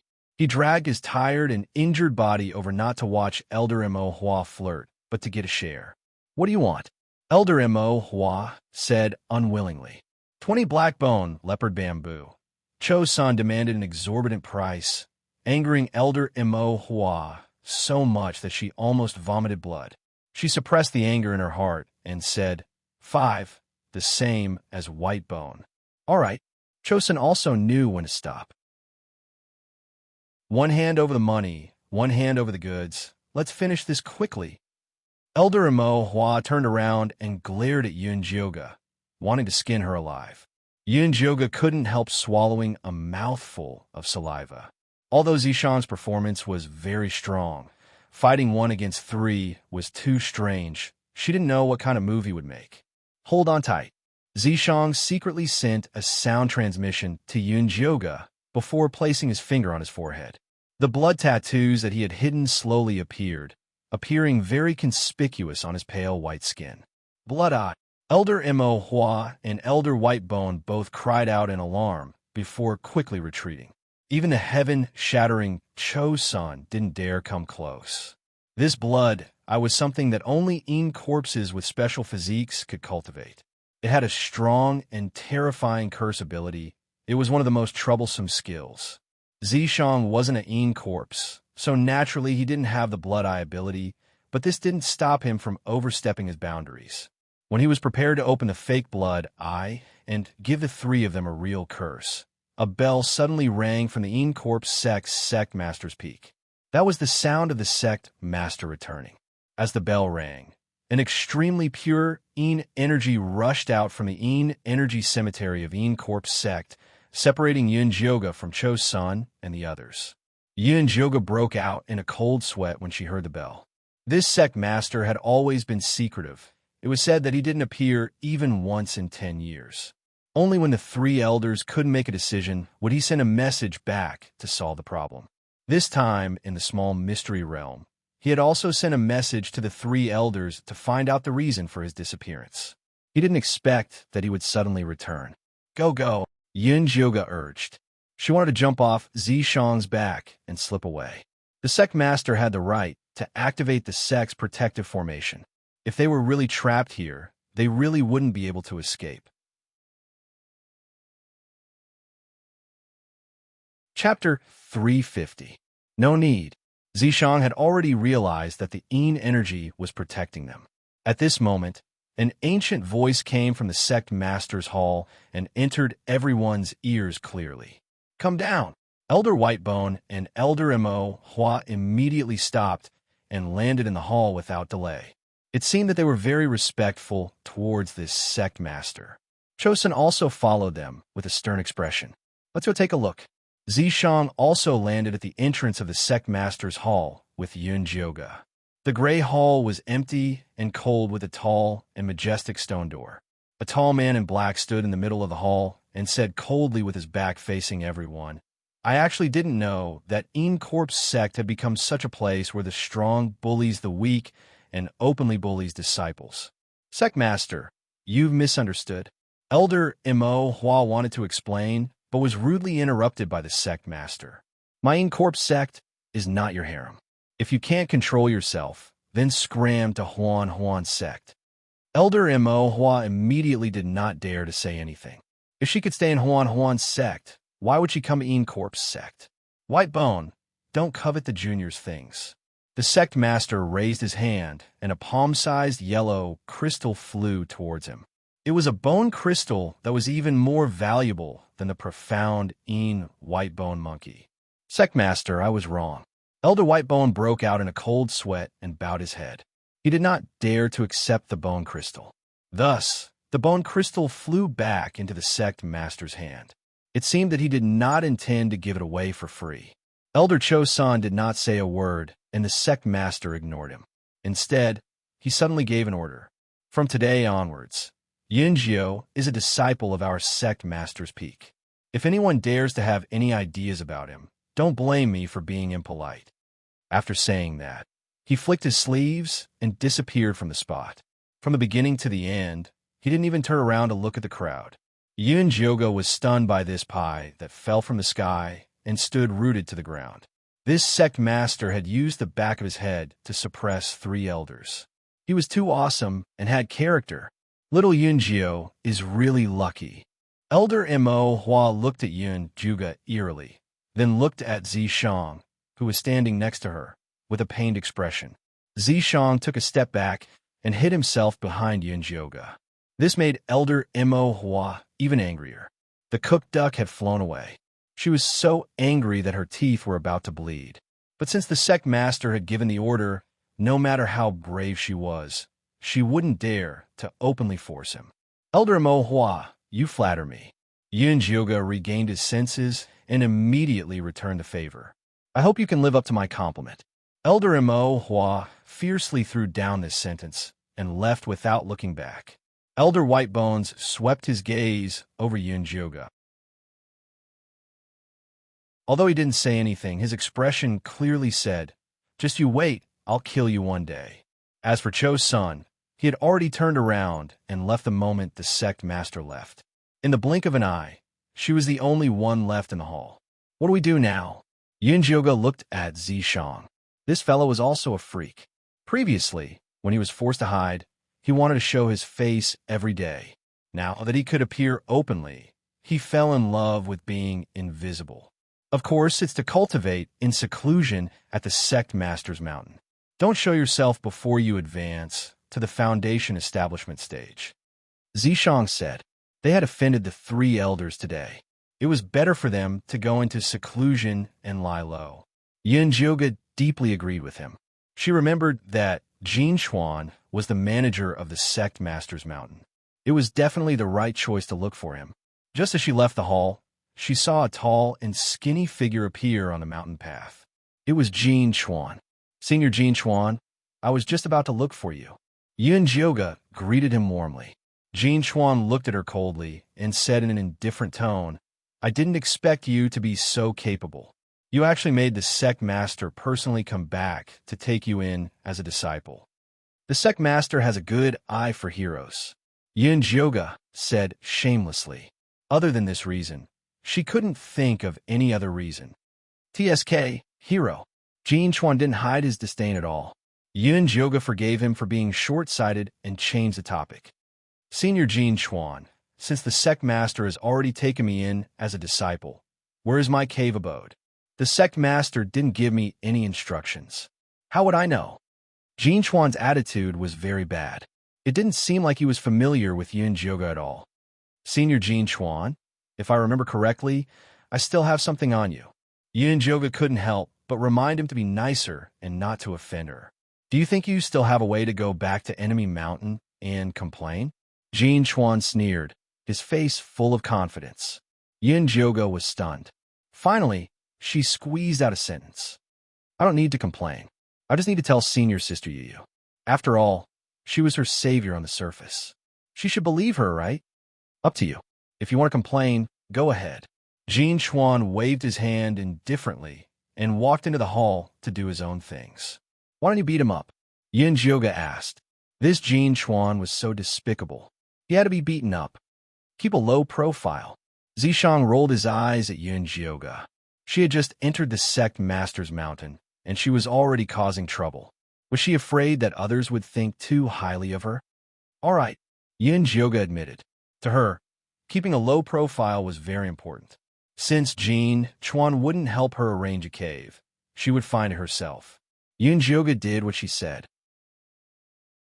She immediately summoned the treasure-seeking scorpion and ordered, "Help me find a place with dense spiritual energy. I want to open a cave." All right. The treasure-seeking scorpion immediately agreed. It jumped off the ground and began a search. Yunjioga took advantage of this time to walk around the Sect Master's Mountain. The Sect Master's Mountain was very large, but there were very few people. There were also very few disciples. It was said that no disciple had joined the Sect Master's Mountain in a long time. This was because once a new disciple came, no one would care about them. The Sect Master was not here for many years. Everything was left to the Vice Peak Master. But this Vice Peak Master was a strange person. He was in closed-door cultivation for many years and threw everything to his eldest disciple, Xianning. Xianning was a very loyal person. It was a pity that after he reached the late Foundation establishment realm, he went out to train in order to find his Onian corpse. It had already been 2 years, but there was no reply. If it wasn't for the fact that his soul lamp was still lit, people would have thought that he had already died. The Sect Master's Mountain was like a group of dragons without a leader. Everyone swept the snow in front of their door, not caring about the frost on other people's roof. The new disciples were left to fend for themselves. There was no one to teach them techniques, and there was no one to guide them in cultivation. The disciples that joined before had all secretly changed sects and went to other peaks. The other peaks accepted them unconditionally, making the Sect Master's Mountain even more desolate. The Sect Master's Mountain is this desolate, but Elder Mo Hua and Elder Whitebone are still afraid of the Sect Master. This Sect Master is definitely not simple. Yunjioga had a look of sorrow. She had a very good impression of this Sect Master who saved her from danger.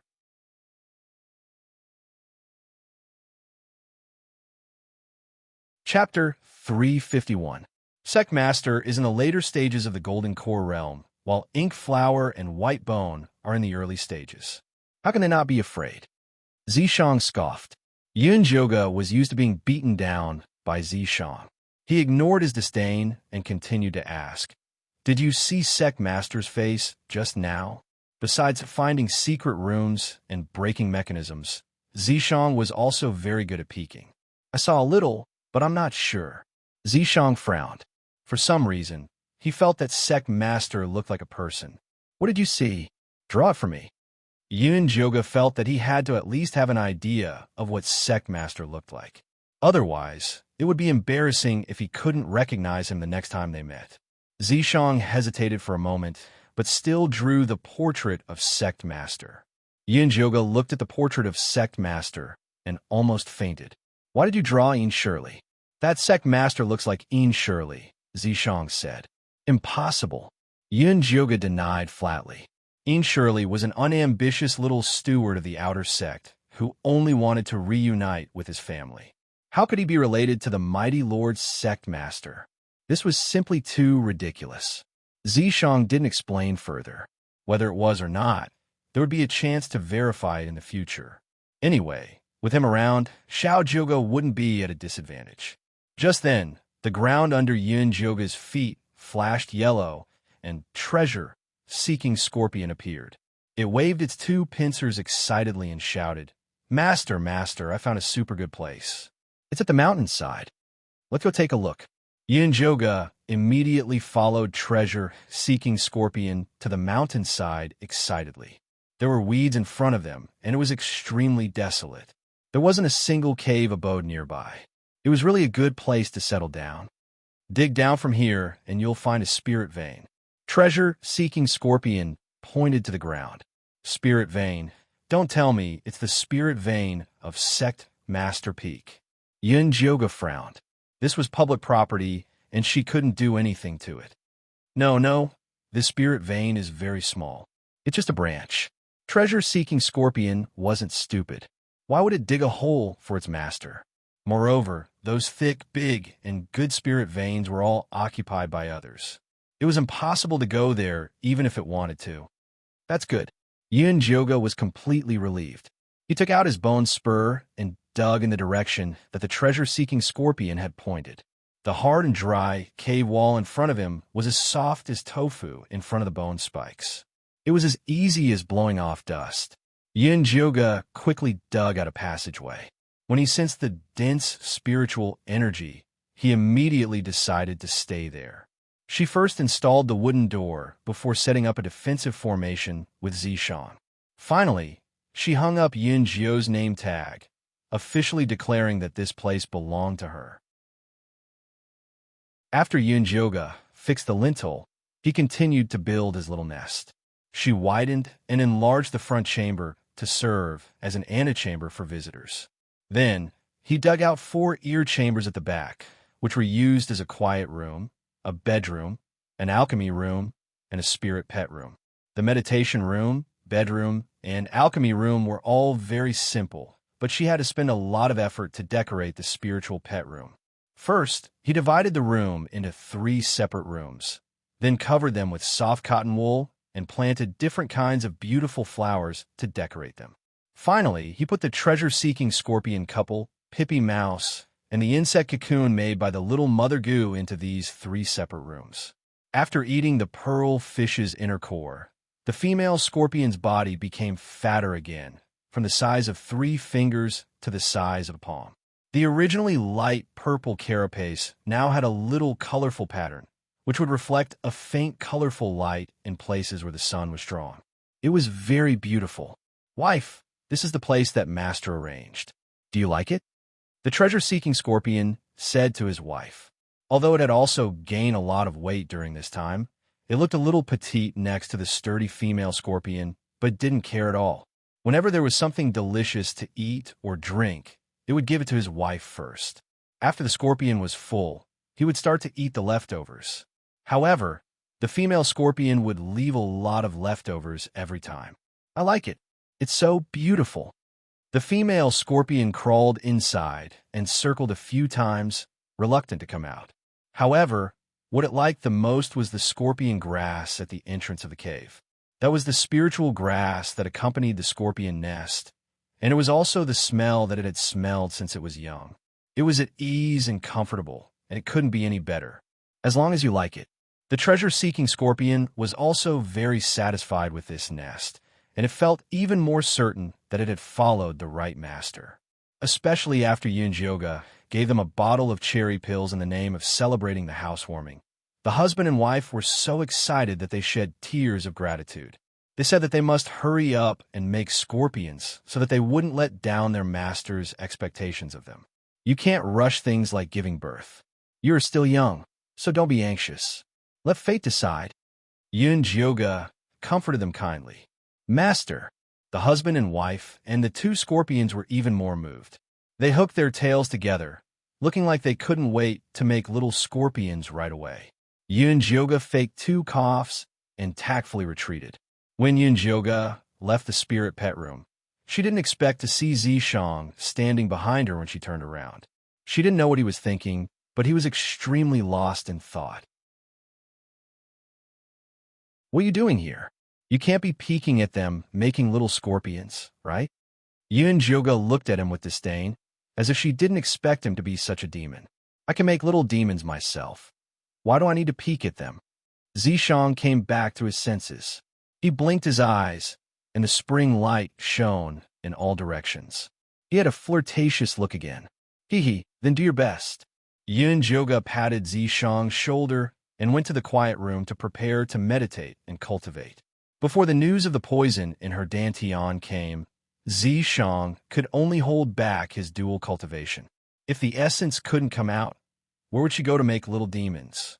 So if Zishang wanted to, he could only do his best. Zishang wasn't annoyed. He followed Yoga to the quiet room and accompanied her to watch her cultivate. A few days after Yoga opened her cave, the omnipotent little fatty came to her door. How did you know that I live here? Yoga was really shocked when she saw little fatty at the door. My uncle told me. He has already recorded your cave abode. Little fatty huffed heavily with his hands on his knees. His face was covered in sweat. An outer sect disciple like him couldn't use the Godstrider talisman at the sect peak. He could only walk up step by step. He was almost exhausted to death. Yoga didn't know that Jean Chuan would record her cave abode. But even so, Jean Chuan still hated it. But little Fatty's words were really cute. Therefore, Yoga warmly invited little Fatty in as a guest. Senior brother Yunjio, your place is amazing. Little Fatty looked at the spacious and clean cave abode before him with a face full of admiration. A chi refinement cultivator could enjoy such treatment. Even the sect master's own son didn't have it. Why are you looking for me today? Yoga poured a cup of hot tea for little Fatty. Little Fatty picked it up and took a sip. Then he told Yoga something very seriously.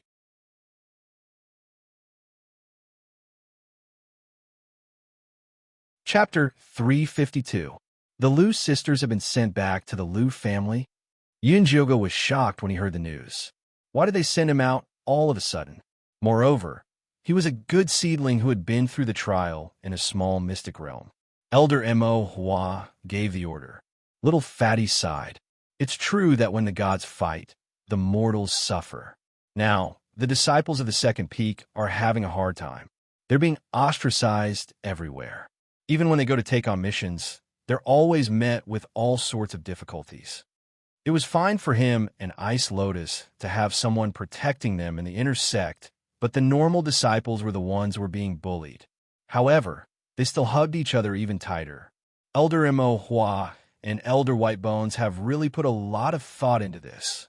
Yoga sneered. She knew that the two elders hated her, but she didn't expect it to be to this extent that they wouldn't even let the small fries of Peak 2 off. They were probably doing this to incite the disciples of Mountain Number 2 to feel that they were implicated by her. When these disciples of Peak Number 2 joined the intersect, they would definitely use all their means to target her. Her days would not be easy. Fortunately, Yoga did not intend to stay in the Incorp sect forever. Actually, the people of Peak 2 have discussed it privately. We definitely can't go to Ink Flower Peak and Whitebone Peak. Enemy Peak isn't a good place either. In the end, we can only follow you to Sect Master Peak. Little Fatty said carefully to Yoga. Are you sure you didn't come here on your own? Yoga couldn't help but glance at Little Fatty. This guy had an uncle who was a steward at the Sect Lord Peak, so he would definitely come to the Sect Lord Peak. However, the Sect Leader Peak was just too desolate. They were on the verge of defeat, and now little Fatty had pulled in a large group of disciples. It was hard to say what would happen in the future, but it was definitely beneficial for little Fatty. I will definitely come.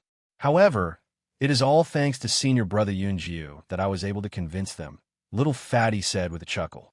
Yunjioga's performance in the small mysterious realm was obvious to everyone.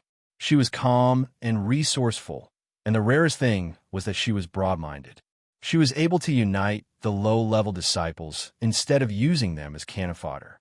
The people from his second peak all felt that they would definitely be able to make a living if they followed her. It was better than going to the other peaks and being trampled on. Forget it. Giving me face is more like giving him face. Yunjioga raised his index finger and pointed to his left. Purple Decease, sword very cooperatively revealed himself, and then gradually disappeared. Little Fatty's eyes lit up, and his excited voice began to tremble. This is your life sourcing corpse? Yes, 1,000-year-old one. Yunjioga kindly added.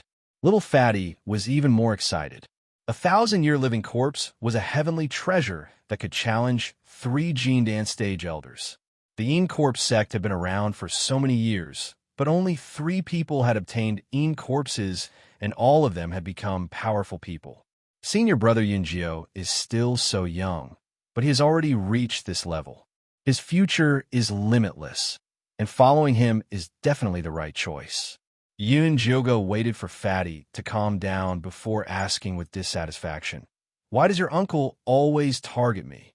No, my uncle is just that kind of person. He treats me the same way. Little Fatty quickly denied, afraid that his future boss would have a conflict with his uncle. Even to you? What? Don't you guys have a good relationship? Yunjioga was trying to get information out of him. Before I was born, my uncle went out to travel. He only came back to see us 2 years ago. Afterwards, he said that my aptitude was not bad, so he let me come to the Een Corpse sect. Normally, other than asking him for information and going out to buy and sell, I rarely contact him. Little Fatty said honestly. Yunjioga thought of Jin Chuan's gloomy personality and his serious expression. He couldn't tell that he was a person who loved to buy and sell information, unless he had other plans. Little Fatty didn't want to talk about his uncle anymore, so he changed the topic. That's right, senior brother Yunjio. I heard that you cured Sister Yue? Yes. Yunjioga faintly smiled and casually said, "Your uncle also told me about this before. It seems like he is very interested in Sister Yue, but these two are quite a good match." Haha, senior brother Yunjio, don't joke around. How could my uncle be interested in Sister Yue? He hates fickle and shameless women the most. Little Fatty laughed out loud. Every time Yue took in a male pet, his uncle would look like he wanted to kill someone. Good thing your uncle didn't go to the Joyous Union sect, or else he would have died from anger. Yunjioga also laughed, using his body to cure the poison of the woman he hated the most. This Jin Chuan must have some secrets. That's right. Little Fatty also thought that his uncle was very funny. He was in an evil sect, but he still asked female disciples to be clean. Wasn't that against the sect rules? Yunjioga chatted with Little Fatty for a while longer, and after he found out the time and route that the Lu sisters would be escorted back, he sent him away. Do you want to save the 2 sisters? Zishang, who had been listening on the side, appeared and asked Yunjioga. No matter what, they were dragged into this by me. If I can save them, then I will. Yunjioga indeed wanted to save the Lu sisters. All right, as long as it was what Yunjioga wanted, he would satisfy it, let alone such a small matter. It was dusk, and the dim yellow sun shone on the earth. On the rugged and steep mountain road, a large carriage with a spirit sealing talisman stuck on it sped along. The old carriage driver, who had white sideburns and sallow skin, flicked his whip from time to time, directing the single-horned spirit horse to change direction. Beside the carriage were 2 middle-aged men at the peak of the Qi refinement stage. They were both from the Lu family branch, and they were here to escort the Lu sisters back. The short one with drooping eyebrows was called Lu Yongfu. The tall one with a shrewd face was called Lu Yonggue. It's getting dark. Let's find a place to rest. Lu Yongfu rode the spirit horse to the old carriage driver's side and shouted. Master said we should try to get back within 5 days. The old carriage driver said awkwardly. If they did not ride at night, they would probably be delayed for a few more days. Are you stupid? Master only said try, not for sure. When the time comes, we could just find an excuse. Lu Yongfu looked impatient.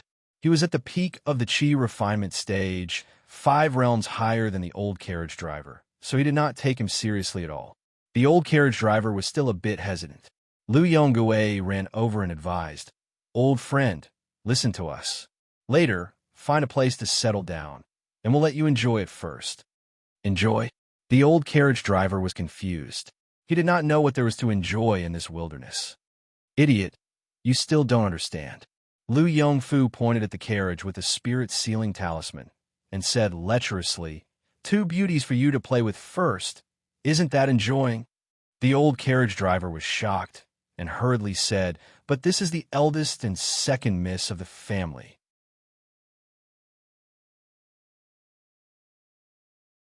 Chapter 353. That's why it's so exciting. Lu Yongfu's eyes shone with a wretched light, looking like he couldn't wait. But the old driver couldn't help but swallow his saliva. He was obviously tempted, but he was still a little hesitant. Don't worry. Who doesn't know that eldest miss and second miss were sent by the patriarch to be cauldrons of the evil sect? They've been played to death over the years. The 3 of us are straightforward. The patriarch won't say anything if he knows. Lu Yongui encouraged. That's right. I heard that the patriarch plans to send them to the furnace yard. In the future, they'll be able to kill tens of thousands of people. Let's just treat it as opening business for them. Lu Yongfu laughed. All right. The old driver was quickly convinced. He had seen how the Lu sisters were taken into the carriage. If they went back, they would probably be sent to a brothel to be cauldrons, just like what those 2 guys said. Thinking about it this way, playing around was not a big deal. Moreover, when he thought about the high and mighty eldest miss and second miss being humiliated by a lowly driver like him, he was extremely excited. He immediately commanded the carriage to run towards the forest not far away. Inside the carriage, the Lu sisters who had been fed the paralysis medicine looked very miserable. Their hair was messy, their clothes were messy, their hands were tied behind their backs with a red rope, and their legs were also tightly bound. The most humiliating and hateful thing was that there was a black dog collar around their necks. It was chained to the head of the spirit-locking spell. Sister, just listen to me this once. Lu Tiana looked at Lu Mei-er pleadingly. You don't need to say anything, I won't agree. Lu Mei-er was indifferent to her sister's pleading. But if this goes on, we'll all die. Lu Tianer's suppressed voice was full of pain. She had the netherworld Tao body. In the Yin Corpse sect, apart from cultivating the outer techniques, she had also secretly cultivated in the direction of a living corpse. She was worried that today's situation would happen again. The only way now was to die. As long as she died, she could directly turn into a living corpse and help her sister kill their way out. Do you think I can live in peace if you die? No one is allowed to give up until the last moment. Lu Mei-er gritted her teeth. She was already ruined, so she absolutely could not watch her sister walk on the road to death. Sister. Lu Tiana sighed, knowing that her sister would not give in. Anyway, her nether ghost aura could be activated at any time. She would just wait with her sister until the last moment. At this moment, the carriage suddenly stopped and the tightly shut door opened, revealing a wretched and disgusting face. Eldest miss, second miss, staying here must be very uncomfortable, right? This little one will immediately come to serve you. I guarantee that you will have a great time, Lu Yongfu said with a smile. Pa, who do you think you are? How dare you offend your superiors? Aren't you afraid that your uncle will kill you? Lu Mei-er raised her eyebrows, her expression extremely fierce. Bitch, why don't you take a look at your current situation? You still dare to act mighty in front of me? Lu Yongfu stretched out his hand and pulled the iron chain. Lu Mei-er's neck was strangled tightly, and her face immediately turned green. Let go of my sister. Lu Tiana was so angry that her eyes turned red. She wanted to rush over, but she was restrained by the dog leash which made a rattling sound. Bitch, serve me well, and I will make you feel better. Otherwise, I will make you suffer. Lu Yongfu turned his hand and slapped Lu Tianer's face to one side, leaving a bright red palm print on her white face.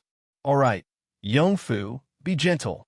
No matter what, she is still the eldest and second miss of the Lu clan. You have to give her some face. Lu Yonggui came up to persuade him hypocritically. Lu Yongfu then let go of the iron chain in his hand. Looking at the bruise on Lu Meier's neck, his heart was indescribably satisfied and refreshed. He could not wait to add a few more marks on her body. Didn't you say that you would let me enjoy first? The old carriage driver squeezed in and looked at the Lu sisters greedily. Can you go on too? All right, you pick one first. Us two brothers will play with the other one. We will exchange later. Lu Yongfu said with a smile. All right, then I will pick second miss. The old carriage driver could not wait to climb into the carriage and pounce on Lu Tianer. The other two snickered as they surrounded Lu Meier. The carriage became crowded with 3 men at once, and there was even a sweaty smell. Lu Meier bit her lips tightly. Her eyes were about to bleed, but she had no way to resist. It was just like when she was thrown to the evil old monster. However, at that time, the evil old monster was in the late stage of Foundation establishment. After all, he was a character. He had plucked tens of thousands of girls, so the two sisters were nothing. Occasionally, when the old monster was in a good mood, he would even give them pointers in cultivation. But now, these 3 pieces of trash were nothing. They were lowly people who were not even fit to carry shoes for the 2 sisters in the Lu clan. How dare they bully them? They deserved to die 10,000 times. Lu Tianer stared at the old carriage driver. Her black eyes were burning with a cold flame. She was like a devil that crawled out of hell, and her whole body was emitting a terrifying aura. The old carriage driver was frightened by her gaze. He could not help but take a few steps back and bumped into the back of the other 2. I say, old Tai, you're really too much a coward. You don't even dare to touch a little girl whose spiritual power is sealed. It's better to stay on the side and come back after we've had our fun. Lu Yongfu scolded as he pushed the old carriage driver aside and walked towards Lu Tianer. When he saw Lu Tianer's terrifying gaze, his heart felt stifled, but he immediately slapped her and scolded. What are you looking at? Do you believe that I won't dig your eyes out? The flame in Lu Tianer's eyes burned brighter and brighter. The ghost energy that had accumulated near her heart slowly exploded. She was about to be ignited and turned into a living corpse. At this moment, a cold voice sounded from outside the carriage. Io, it's so lively here. The old carriage driver was shocked and quickly jumped out of the carriage. Lu Yongfu and Lu Yonggui also followed out and found that the defensive formation they had set up was trampled to pieces. A youth with red eyes and purple lips, who was at Chi Disciple level 5, was standing in the middle and looking at them with interest. Brat, I advise you to mind your own business. Otherwise, you won't even know how you died. Lu Yongfu found that the youth in front of him was only at Chi Disciple level 5. He immediately let out a sigh of relief and fiercely shouted. Lu Yonggui was much more careful than him. He carefully looked at the youth in front of him and faintly guessed that he was a disciple of the En Corpse sect. He put on a smile and said, Little brother, you also came because of the fragrance, right? You really know what's good for you. These 2 sisters are top quality goods. Now that they're under the spirit-locking curse, we can do whatever we want with them. If you want to join in, it won't be difficult. You can come once for 600 spirit jades. Lu Yonggui actually sold the Lu sisters as cultivation furnaces on the spot.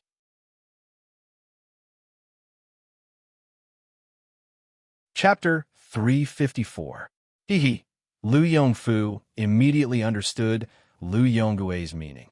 With a wretched smile, he said, Little brother, don't think that it's expensive. They are 2 sisters, and each of them is only worth 300 spirit jades. It's even cheaper than a roadside brothel. If you miss this village, there won't be another one. A business without any capital. You guys are smart. Yin Jyoga chuckled. The bloodthirsty bone spike silently emerged from the shadows of the carriage and flew towards Lu Yongfu with a red light. Lu Yongfu's nerves were stretched taut. He quickly raised a red defensive barrier, but was instantly pierced through by the bloodthirsty bone spike. Lu Yonggui's complexion changed, and he quickly patted a few defensive charms on his body. However, before the defensive charm could light up, the bloodthirsty bone spike pierced through his chest, and he collapsed to the ground. The old driver was so frightened that he collapsed to the ground, staring at Yun Jioga as if he had seen a ghost. They were both at Chi Disciple Stage 5, but that youth's bone spear was able to instantly kill 2 Chi Disciple Great Circle cultivators. This was simply unbelievable. Yun Jioga did not attack the old carriage driver. Instead, he commanded the bone spears to destroy all the spirit-locking curses outside the carriage. The Lu sisters' spiritual power returned to their bodies, and they immediately broke free of their bindings and rushed out of the carriage. Senior brother Yun Jiao. Lu Tian'er's expression was emotional, and her beautiful eyes were filled with tears. Never in their wildest dreams did they expect that this senior brother would come and save them when they were at their most heartbroken and despairing. "I'm late. Are you guys all right?" Yun Jioga looked at the two sisters with a guilty expression. "We're fine." Lu Mei shook her head. Lu Tiana looked at the two corpses on the ground and said fiercely, "Do you think you'll be at ease after you die? Watch how I'll deal with you." With that, she took out 2 red paper men and stuck them on their bodies. The 2 red paper dolls slowly lifted up as if they were pulling something. Finally, they forcefully pulled out Lu Yonggui and Lu Yongfu's souls and locked them onto the red paper dolls. Lu Tianer kept the red paper dolls and began to draw soul imprisoning talismans on them. She would torture them when she had time in the future. Lu Mei, on the other hand, went to search the 2 people's storage pouches and took back her own storage pouch. "What do you plan to do with that person?" Yun Jioga gestured for the Lu sisters to look at the old coachman. "First miss, second miss, I was forced to do this. They said that if I didn't do as they said, they would kill me. I definitely didn't mean it." The old coachman cried and knelt on the ground to beg for mercy. "Since that's the case, you can go to the underworld and settle the score with them." Lu Mei revealed a sinister smile. However, she did not take out her bone spear. Instead, she took out a red doll from her storage pouch. The doll had hands and feet, and its hair was black and glossy. The joints of its fingers were distinct, and the workmanship was very exquisite. The strange thing was that there were no eyebrows, eyes, or nose on that round face, only a small cherry red mouth, as if it was smeared with blood. "Good boy, go and avenge your sister." Lu Mei had a gentle yet strange smile on her face. She stroked the doll's shiny hair and put it on the ground. The rag doll wobbled its way towards the old coachman. "First miss, spare me, spare me." The old coachman's begging voice suddenly stopped as he fell down with wide eyes filled with fear. The red doll lay on his neck, revealing the sharp teeth in its small cherry red mouth. It bit into the old coachman's throat and sucked large mouthfuls of blood. "Corpse doll, this one of yours is quite special. But this kind of special corpse could only be refined by the Lu sisters. Senior brother Yun Jio overpraises me." Lu Mei smiled. After ordering the corpse doll to suck the old coachman dry, it went to suck the other 2 that had just died. "What do you plan on doing in the future?" Yun Jioga asked about serious matters. "We'll talk after we leave this place." Lu Mei had a blank look on her face. She had the mark of a lowly slave on her body. Without the corpse sex array, she could not escape the Lu family's pursuit. They could find her at any time. Does senior brother Yun Jio have any suggestions? Lu Tian put away the red paper man and looked at Yun Jioga with a face full of expectation. After eating and drinking its fill, the corpse doll jumped on her shoulder and tilted its head as it looked at Yun Jioga. "No." Yun Jioga honestly shook her head. She was not familiar with this place, so she did not have any good suggestions. The Lu sisters' faces instantly dimmed. They could not go back to the corpse sect. If they went to another evil sect, there was a chance that they would be sent back. At that time, it would be hard to sneak away. Their spirit energy would be sealed by the sect, and they would be given to others. That would be even worse.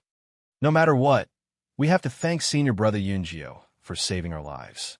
If we have the chance, we will definitely repay you.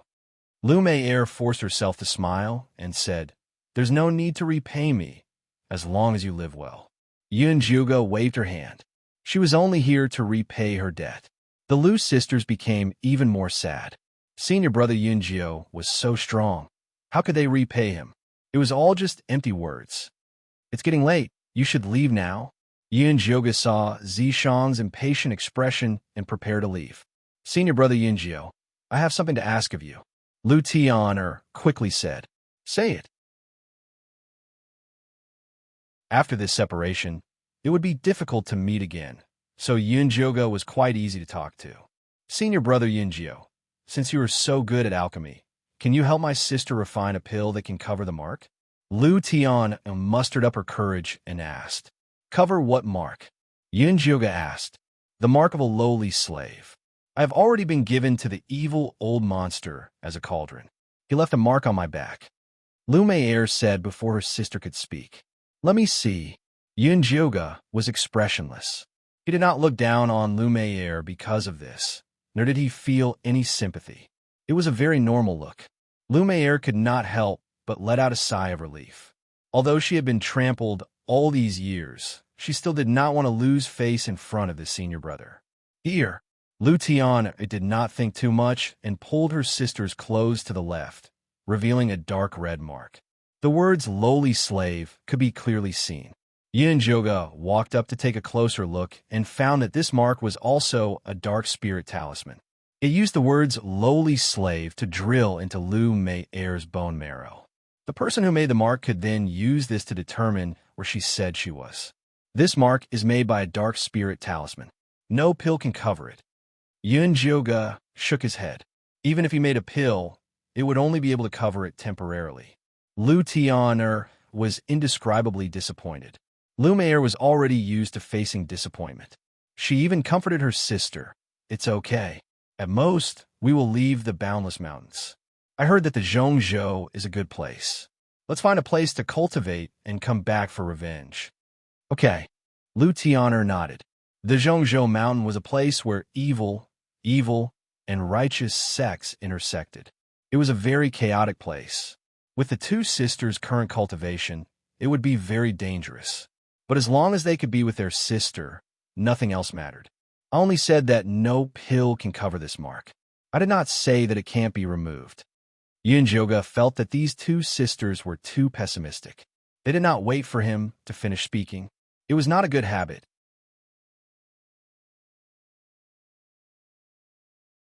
Chapter 355. Senior Yunjio, can you really help my sister remove the mark? Lu Tianer's eyes lit up. Could it be that Yunjio was going to send out his 1,000-year zombie? But this 1,000-year zombie was not easy to talk to. How did Yunjio convince him?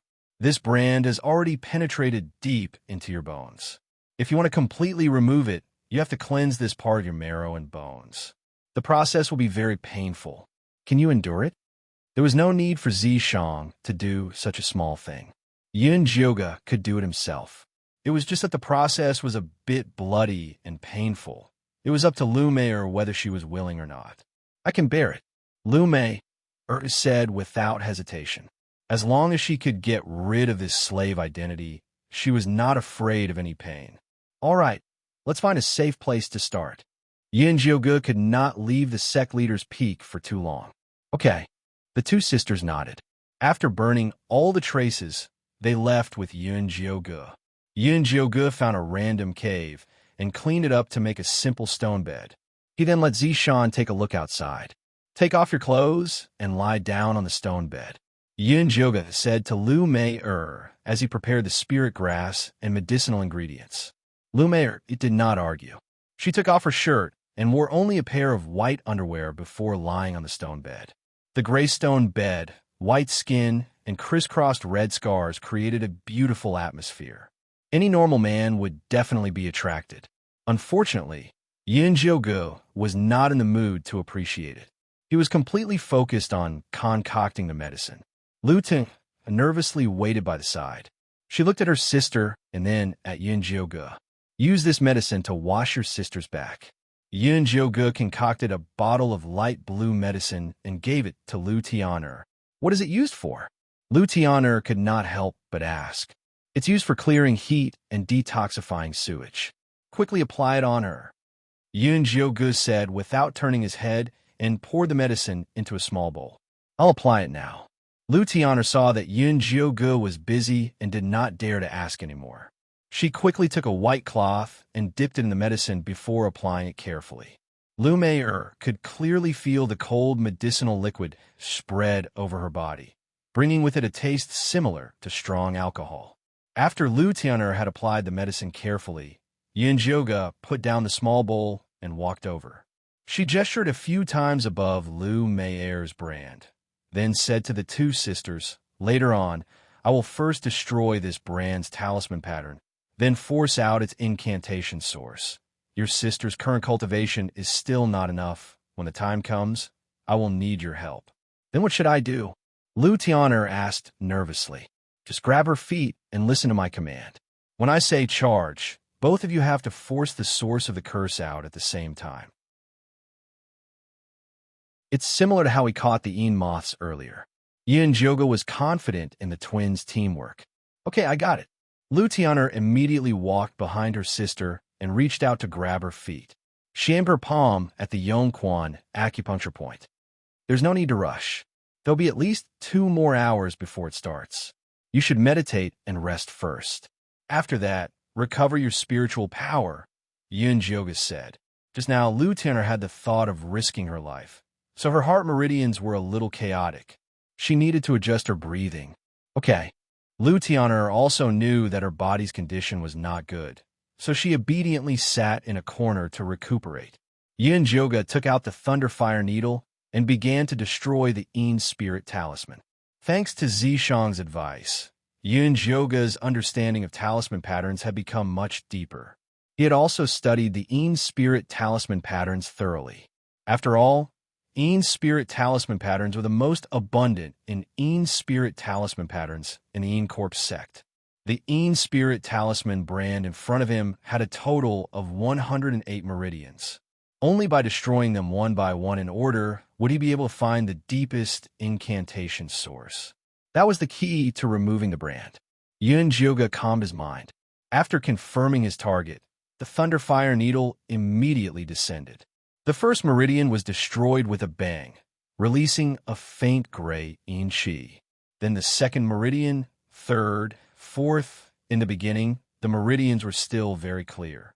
After the 50th meridian, a thick gray shrouded the entire brand, making it impossible to see anything clearly. Fortunately, these meridians did not move. Yunjioge relied on his amazing memory to destroy all 108 meridians. After the gray chi dissipated, the thumb-sized incantation source was revealed. The gray chi was like a slug, tightly glued to Lu Mei'er's bones.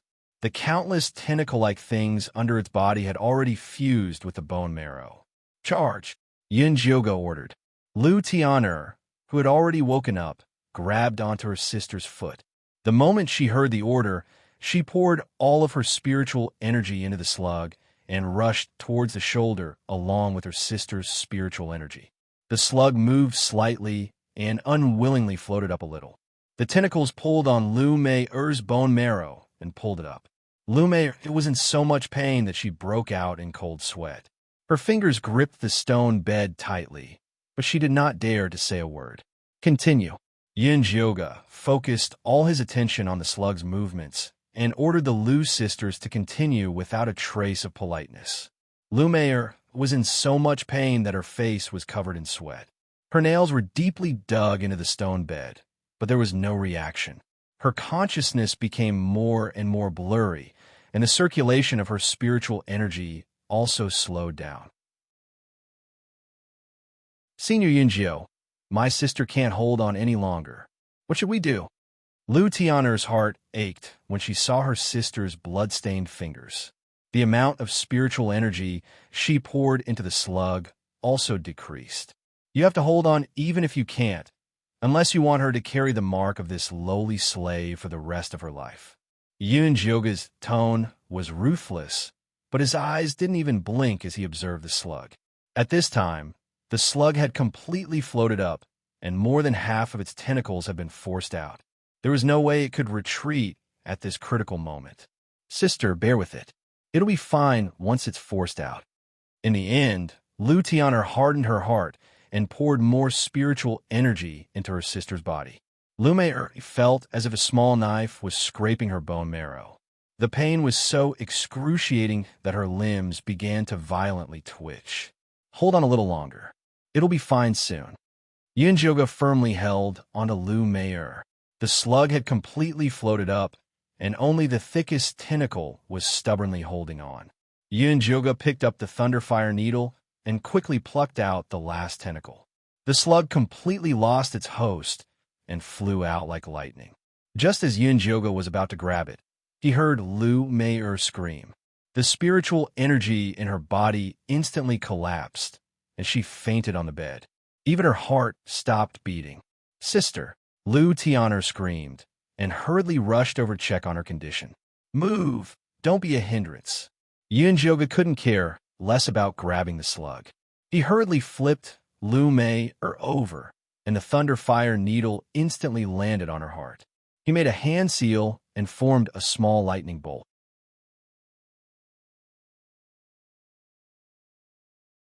Chapter 356. Purple lightning followed the needle and hit Lu Mei's chest. Her body bounced up and down, and after a few times, her heart finally started beating again. Sister, wake up. Lu Tian'er patted her sister's face, tears streaming down her face. Give her this pill. She'll wake up in a bit.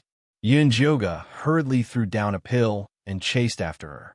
If they couldn't catch the caterpillar, it would run back into Lu Mei's body and become a brand again.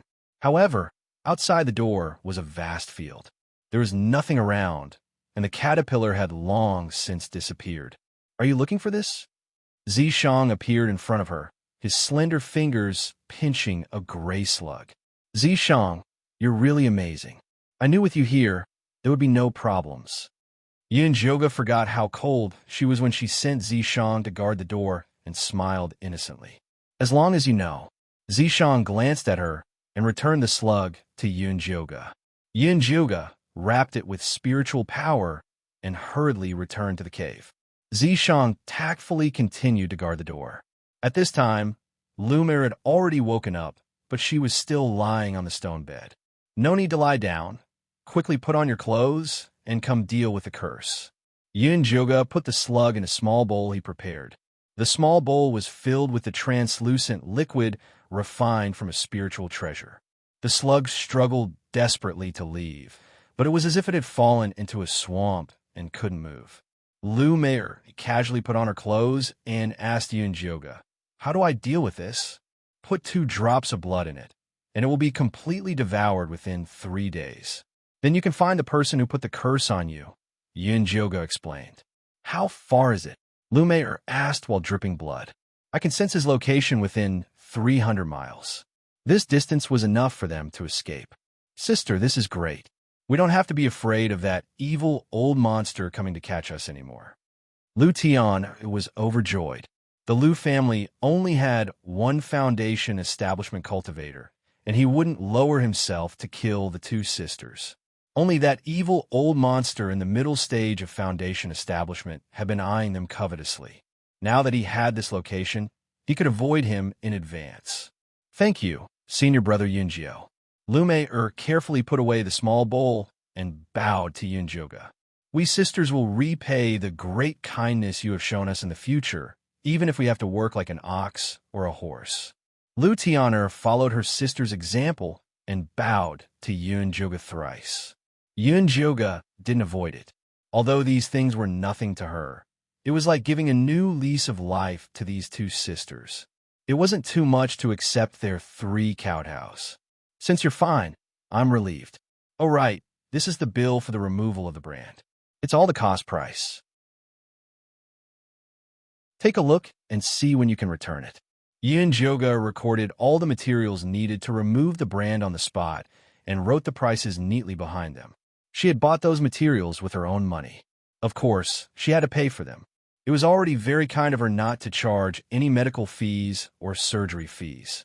The Liu sisters had been with Yin Joga for a long time and understood her personality very well. They didn't think there was anything wrong with this. However, after the two of them looked at the bill, their faces turned pale. Just the flowers and spirit herbs were worth tens of thousands of spirit jades. The other things were also worth 3,000 to 4,000 spirit jades. How could the two sisters take out such a sum of money right now?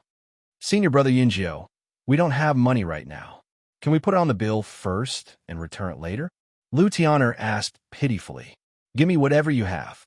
We can know the rest for now. Yin Joga was quite easy to talk to. At least, she didn't plan on emptying the two sisters' savings. However, rules were rules. There was no reason to make them pay for nothing.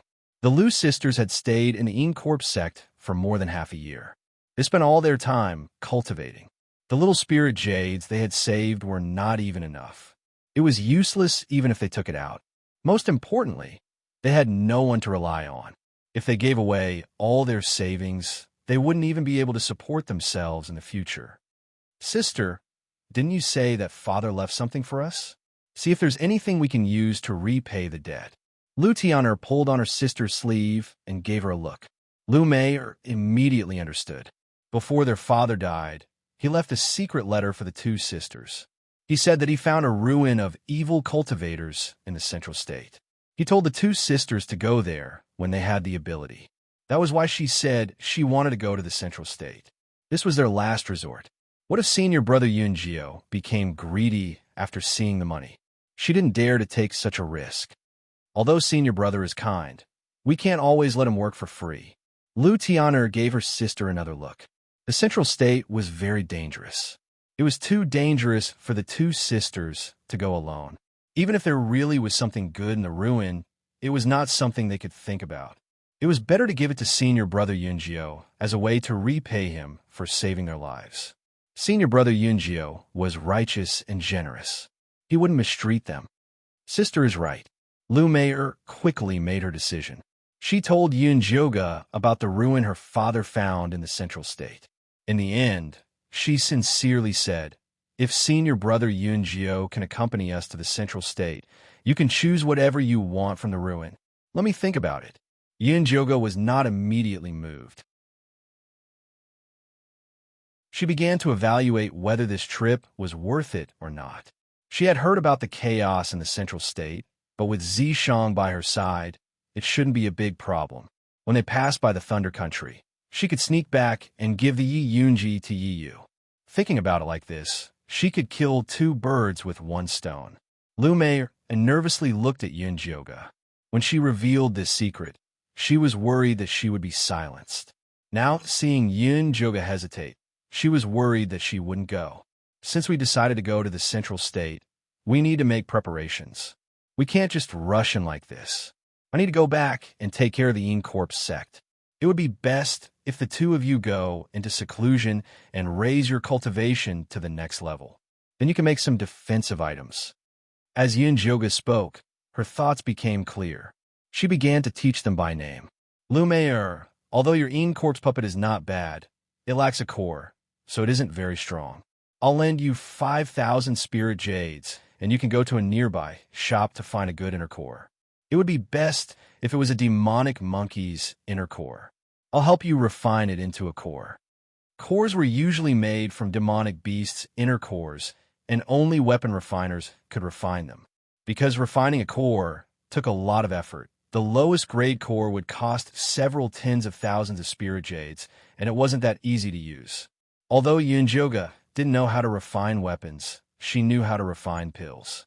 When the time came, the core could still be used.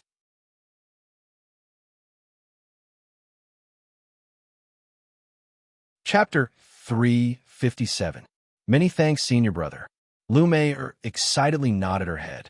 She had wanted to make a core for her Corp's puppet for a long time. It was a pity that she was short of money and could only dream about it. She never thought that the opportunity would come so quickly. Senior brother, what about me? Lu Tianer impatiently asked. Ain Corp's puppet had already used up all of their savings. Other than the bone spikes on her body, she had nothing else useful. Your biggest weapon is yourself.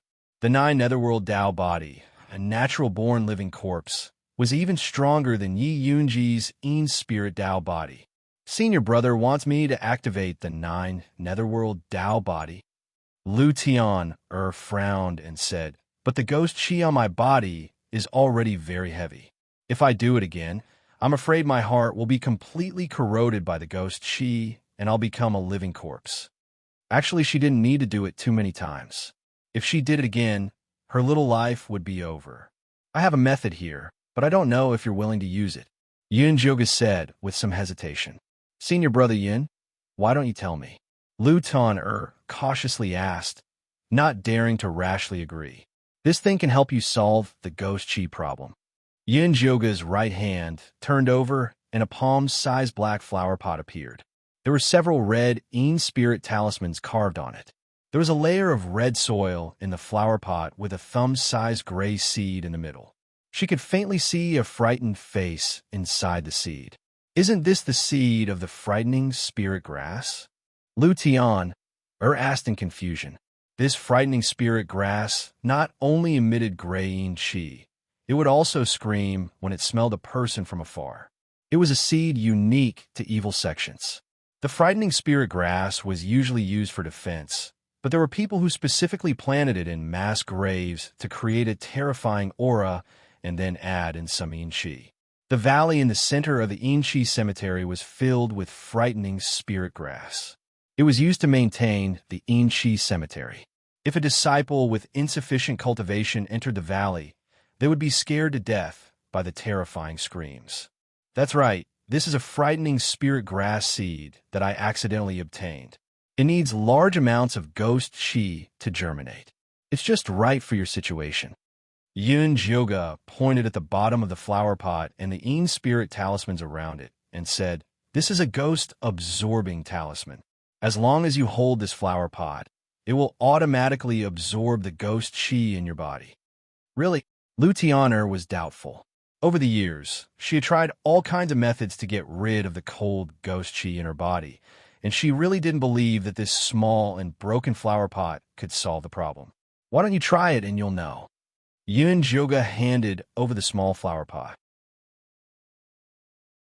Lu Tianer took it and placed her palm on the bottom of the flower pot. An extremely frightened face immediately appeared on the soul-shocking grass. The red soil rotated on its own without any wind, forming a small whirlpool. Lu Tianer immediately discovered a huge suction force coming from the whirlpool, sucking the Ein Chi in her body. In less than an hour, the Ein cold ghost chi that had troubled her for a long time was completely absorbed. The human face of the soul-shocking grass disappeared, and the red soil returned to its original position. The color was darker than before. Senior brother Yun Joga, you're really amazing. Lu Tianer was full of admiration for Yun Joga. With this treasure, she could boldly use her netherworld Taoist body in the future. Senior brother Yun Joga, how long can this artifact be used for? Lu Mei was more cautious, worried that her sister would get carried away and overuse it. At least 150 times. At that time, the soil would turn black and the soul-shocking grass would completely germinate. Yun Joga took out this artifact that could absorb ghost chi not to help Lu Tianer, but because she needed high-quality, soul-shocking grass to detoxify the second layer of the 9 Bone Shatterer's poison. Third-stage high-grade, soul-shocking grass could be sold for about 20,000 spirit jades on the market, and 7,000 SEC contribution points were not hard to find. However, Zishang felt that it was impossible to buy high-quality, soul-shocking grass outside, so he cultivated it himself. Zishang went to the Ein Energy Cemetery to get the best seed, and then went to Ink Flower Peak to dig up the last bit of blood soil. Finally, he refined this small flower pot and gave it to her when he set off to save the Lu sisters. Originally, Yun Joga didn't want to use it. She felt that the Lu sisters were already miserable enough, and it was too much for her to use them. However, Although this artifact can absorb ghost chi, if you use it for a long time, the netherworld Taoist body will slowly disappear. Although it won't affect your cultivation level, I still hope that you will think about it carefully. Not only would this thing absorb the Yin energy in Lu Tianer's body, but would also destroy her Taoist body. It was not a good thing. It's better if it disappears. Lu Tianer didn't care about her broken body at all. Although her cultivation speed was slightly faster than others, it was not worth mentioning compared to the consequences of being exposed. Senior brother Yinjiao, are you sure that disappearing Taoist body won't affect my sister? Lu Mei'er asked nervously. She was afraid that her sister would become a cripple if her Taoist body disappeared, and that would be the end of her. There will more or less be some side effects. After her netherworld Taoist body disappears, she won't be able to unleash the power of a living corpse, and her cultivation speed will also decrease. She will probably drop to the same level as you. Yin Jioga said truthfully. It will be good if she can reach the same speed as my sister. Lu Tianer felt that her sister's cultivation speed was still very fast. It's great that she won't become a living corpse again. Lu Mei'er was also very satisfied. Since you guys have agreed, then keep the flower pot. I'll get you another one when it's no longer needed. Although Yin Jioga only needed one soul-shocking grass, it would be good to grow it and store it. Zishang had said that the soul-shocking grass had other special uses. Thank you, senior brother. Lu Tianer put the flower pot away like a treasure. If there's nothing else, I'll return to the Yin Corpse sect first. I'll go to the Central Plains in 3 months. Take these 2 communication talismans. I'll inform you when the time comes. Yin Jioga took out 2 high-level communication talismans and generously said that he wouldn't charge them for it. Senior brother, take care. The Lu sisters happily took the communication talismans and respectfully sent Yin Jioga off. Sister, where are we going next? Lu Tianer turned her head and looked at her sister with a burning gaze. There's still some time left. Let's go into seclusion to heal first, then go back to the Lu family to see our good uncle. Lu Meier's gaze was vicious. Although they were still not her uncle's match, they could still give him some trouble to take revenge.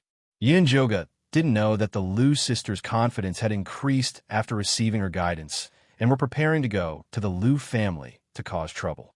After she returned to her cave abode, she began to busy herself with her plan. She didn't know how long it would take to go to the Central Plains this time, so she had to think of a way to go into seclusion.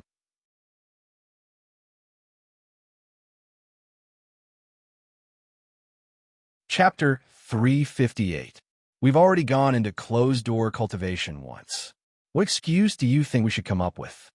Yin Jioga asked Zishang. What's there to think about? It's only natural for cultivators to go into seclusion. Zishang gave her a contemptuous look. I'm just feeling guilty. She had gone into seclusion to cultivate the last time after she had finished setting up the abode of a mortal's cave, until little Fatty came to find her. Now that she said she wanted to go into seclusion again, she felt that it was inappropriate. Zishang was speechless when faced with such an honest Yin Jioga. Forget it. Let's get ready for seclusion first. Yin Jioga quickly made a decision. He went to the mission hall to get a token to enter the Yin Energy Cemetery. The journey to Zhongzhou was quite long, and the Lu sisters were poor, so they needed her help. She planned to refine some Yin Meridian protection pills and sell them in a nearby workshop to earn some traveling expenses. The Yin Meridian protection pill was a Tier 3 pill, an upgraded version of the Yin Gathering pill. It could increase the speed of a Foundation establishment cultivator's cultivation. It was said that a single low-grade spirit pill could be sold for 5,000 spirit jades. However, refining this pill required a large amount of Yin Qi, so he had to go to the Yin Qi cemetery to collect it. The mission hall of the Inner Sanctum disciples looked magnificent. There were all kinds of missions inside, and the contribution points were several times higher than the Outer Sanctum missions. At this moment, there were hundreds of people gathered inside, and it was very noisy and lively. Yin Jioga walked into the Hall of Missions and glanced around. He then walked to the front desk where there were fewer people. The disciple in charge was dressed in black with a white skull embroidered on his chest. He was a disciple of White Bone Peak. At this moment, he had his head lowered and seemed to be organizing something. I want to take the mission to kill ghosts, Yunjoga said. Just a moment. The disciple in charge raised his head and saw Yunjoga. He immediately frowned and said, "This is not a place for outer sect disciples like you. I am an inner sect disciple of the sect Master Mountain." Yunjoga knew that his cultivation level had caused a misunderstanding. Although she had already advanced to the 6th stage of Qi cultivation, there was still a long way to go before she reached the foundation building stage. It was no wonder that this disciple would misunderstand. Sect Leader Peak? The disciple in charge seemed to have thought of something as he sized up Yunjoga. It seemed like he had already recognized her. The commotion here also attracted the attention of the surrounding people, and the sounds of discussion arose. Is it the disciple who is tortured by the 1,000-year-old corpse? That's right, the one who sells chrysanthemums in exchange for cultivation. He's not bad-looking. No wonder he's taken a fancy to him. Tisk, it's neither human nor ghost, neither yin nor yang. It's disgusting to look at it. Thanks to Elder Mo Hua and Elder Baigu, Yunjoga had become famous in the Yin Corpse sect. People called him a little boy selling chrysanthemums. Yunjoga didn't think that selling chrysanthemums had anything to do with him, so his expression didn't change. He continued to say to the disciple in charge, "The task of killing the evil ghost, thank you." The disciple in charge rolled his eyes and revealed an embarrassed expression. He said to Yunjoga, "I'm sorry, the task of killing the Yin ghost has been taken." Yunjoga looked at the mission list hanging high in the back of the mission hall and narrowed her eyes. Trying to trick her? How bold! These missions have already been confirmed by the people from White Bone Peak and Inkflower Peak. They will come over to collect them later. The disciple in charge raised his voice and shouted, Yeah, we've already made up our minds." The disciples of the White Bone Peak and the Inkflower Peak in the lobby immediately gathered around and accepted all the tasks of killing the ghosts in a flurry. The other disciples at the front desk also quietly accepted the task. The disciple in charge smiled and introduced to Yunjoga with pretended enthusiasm. "Junior brother, in fact, we have many tasks with high contribution points here.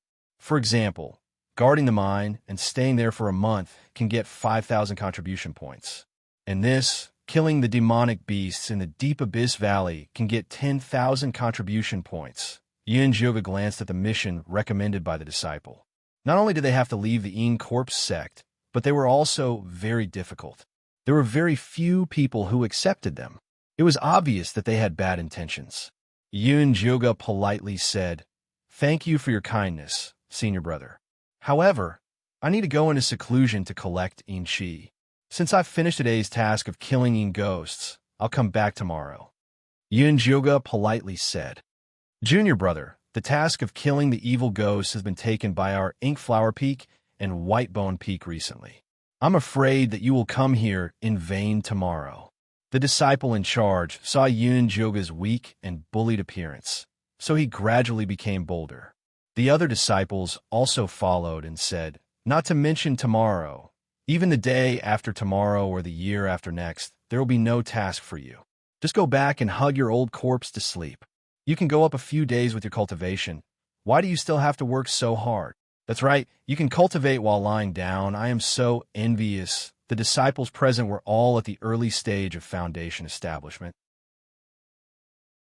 In their eyes, the Qi condensation stage was like an ant that could be easily crushed.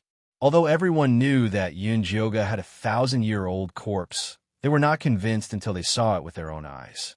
Yunjoga looked at these people who were not afraid of death with interest. On the contrary, Zishan was a little impatient. He raised his palm, and countless fishes of purple mist slithered behind the triumphant disciples, opening their mouths and ripping off their clothes. Those disciples who were teasing were horrified to find that their clothes were quickly disappearing, and their bodies were involuntarily flying outside. In the blink of an eye, half of the people in the mission hall had been cleared.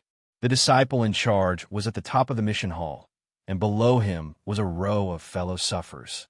All of them were naked, and the words F*CKME were very eye-catching. Leave a pair of pants so that my eyes won't be dirty, Yin Joga added coldly. The disciples who were about to run naked managed to save their last bit of dignity, and a small piece of cloth covered their sensitive parts. I should have given them some aphrodisiac. Zishang was a little regretful. If it was somewhere else, he would be able to have a good time. Is aphrodisiac free? Yin Joga silently rolled her eyes. They were just a bunch of disciples who were gossiping, and it was enough to teach them a lesson. Why waste so much effort? Completing the mission was more important. Yin Joga changed to another receptionist. This time, it was a female disciple from the Ink Flower Peak. As soon as she saw her, she couldn't help but cross her arms, as if she was afraid of being molested. Even if the Ink Flower Peak was open, it was not open to the point of stripping naked for others to see. Miss, do you still have missions to killing ghosts? Yin Joga asked very politely. Yes. The female disciple immediately took out a few tokens to enter the Een Energy Cemetery and respectfully placed them in front of Yin Joga. Thank you. Yin Joga randomly chose a token and left the silent mission hall. She looked at the door and saw white skin, black leg hair, and a small piece of cloth in the middle. It was clear at a glance whether it was big or small. TSK, what an eyesore. Why are you still looking at it? Zishang turned Yin Joga's head back and pulled her away. Behind him, a small breeze blew, and countless small pieces of cloth fell, causing countless female disciples to scream excitedly.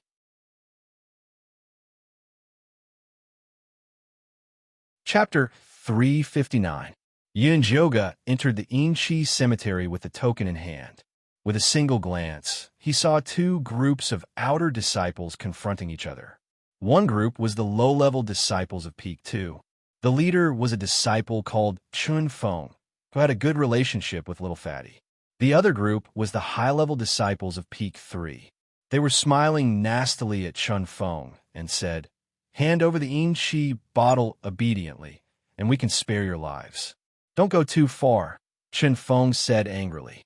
Recently, they had been constantly troubled by the high-level disciples of Peak 1 and 3, especially those from Peak 3 who entered the Enchi cemetery without doing any work.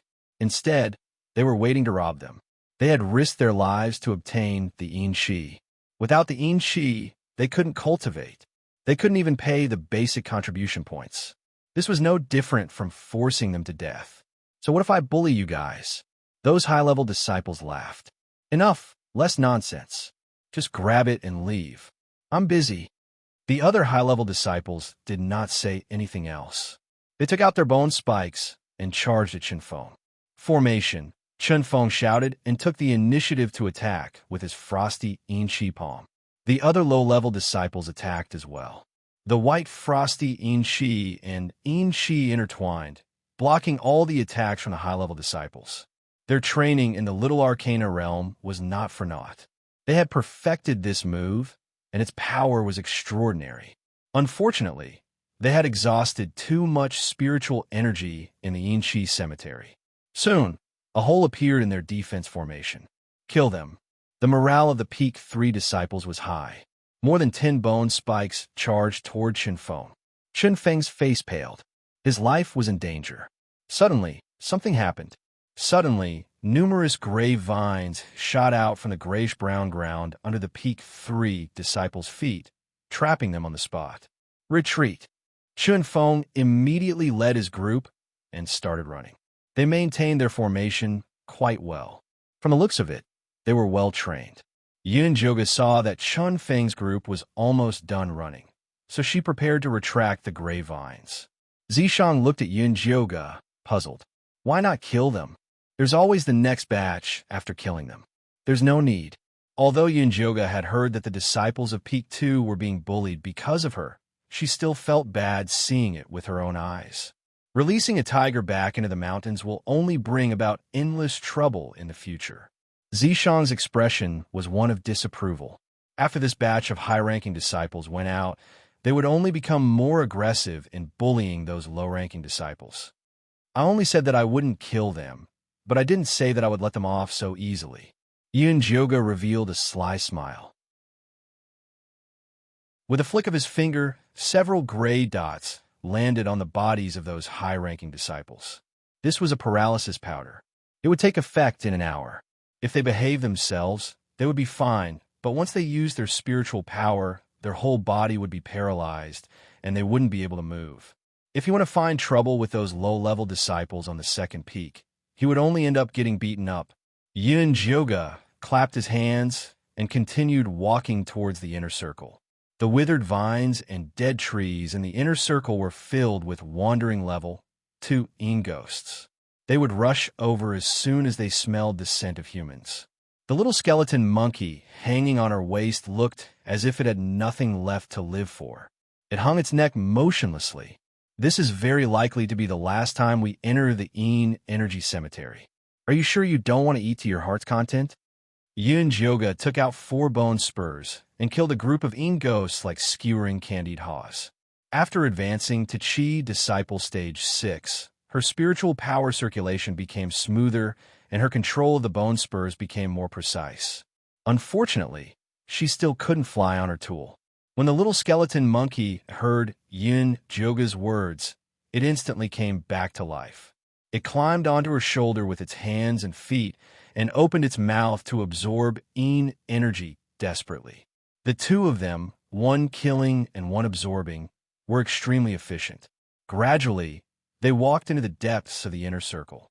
Yoga killed until dusk and returned with a full load. At this time, the naked man at the entrance of the mission hall was already gone. The disciple in charge of handing over missions respectfully helped her record the mission. He didn't even dare to let out a fart. After Yoga used her contribution points to exchange for the herbs to concoct the Meridian Protection Pill, she returned to the sect's main peak. In the distance, she saw Jean Chuan standing in front of her cave with a gloomy face. There was even a little fatty following behind him. He was constantly giving her a meaningful look as if something bad had happened. Senior brother Jean Chuan, how come you have the time to visit my humble home?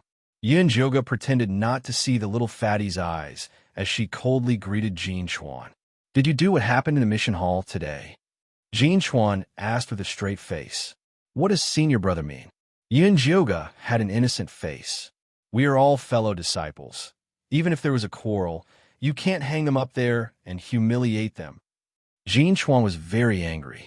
Just now, a bunch of disciples had come over to complain about their humiliations, forcing him to come and seek justice. It was all Yoga's fault. I'm wrongly accused. I'm only in the Chi disciple stage. How could I have the ability to humiliate those foundation establishment stage senior brothers?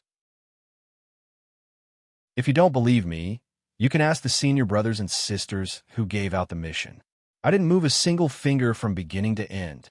Yoga swore that what she said was the truth. You didn't move? Then what about your corpse? Jean Chuan knew that Yoga didn't have this ability, but who told her to have such an amazing person by her side? I don't know about this. How about I call him out and you ask him yourself? Yoga had never given Zishang an order to humiliate people, so she didn't want to take the blame for this. Uncle, I believe that senior brother Yoga is innocent. Is there a misunderstanding here? Little Fatty carefully tried to smooth things over. What misunderstanding could there be? It was just those cheap-mouthed disciples ganging up to deal with Yoga, but they were slapped in the face instead. Jean Chuan was very clear on this point. He only came here today to show his attitude. He wasn't stupid enough to negotiate with a 1,000-year-old corpse. We'll just forget about this matter. You just need to be a bit more obedient in the future. Jean Chuan drew a full stop. Senior brother Jean Chuan, you can be assured, I'm going in a closed-door cultivation. I won't come out until I reach the foundation establishment stage. Yoga promised. Closed-door cultivation again? Jean Chuan knit his brows and said, although you have the help of your corpse, it's unknown how long it'll take for you to reach the foundation establishment stage. In another half a year is our corpse sex fiend corpse slaying event. You have to come out and participate at that time. But I'm only a Chi condensation stage disciple. Yoga felt a headache just hearing about the secret realm. Every peak has to send out 2 people The three great elders have asked you to represent our sect's main peak. Elder Mo has already said that if you don't go, you'll be violating the sect's rules. If it's light, you'll be sent back to the outer sect. If it's heavy, you'll be kicked out of the Corp's sect. Jin Chuan telling Yun Jioga this news ahead of time was already very benevolent. Many thanks for senior brother Jin Chuan's reminder, I understand. Yun Jioga nodded his head to show that he understood. You're on your own. Jin Chuan waved his sleeve and left.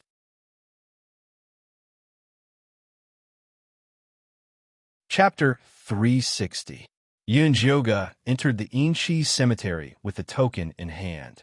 With a single glance, he saw two groups of outer disciples confronting each other. One group was the low-level disciples of Peak 2. The leader was a disciple called Chun Feng, who had a good relationship with Little Fatty. The other group was the high-level disciples of Peak 3. They were smiling nastily at Chun Feng and said, "Hand over the Inchi bottle obediently, and we can spare your lives." "Don't go too far," Chun Feng said angrily. Recently, they had been constantly troubled by the high-level disciples of Peak 1 and 3, especially those from Peak 3 who entered the Inchi cemetery without doing any work. Instead, they were waiting to rob them. They had risked their lives to obtain the Inchi. Without the Inchi, they couldn't cultivate. They couldn't even pay the basic contribution points. This was no different from forcing them to death. "So what if I bully you guys?" Those high-level disciples laughed. "Enough, less nonsense. Quickly snatch it and leave. I'm busy." The other high-level disciples did not say anything else. They took out their bone spurs and charged at Chun Feng. "Formation!" Chun Feng shouted and took the initiative to attack with his frosty Inchi palm. The other low-level disciples attacked as well. The white frosty Inchi and Inchi intertwined, blocking all the attacks of the high-level disciples.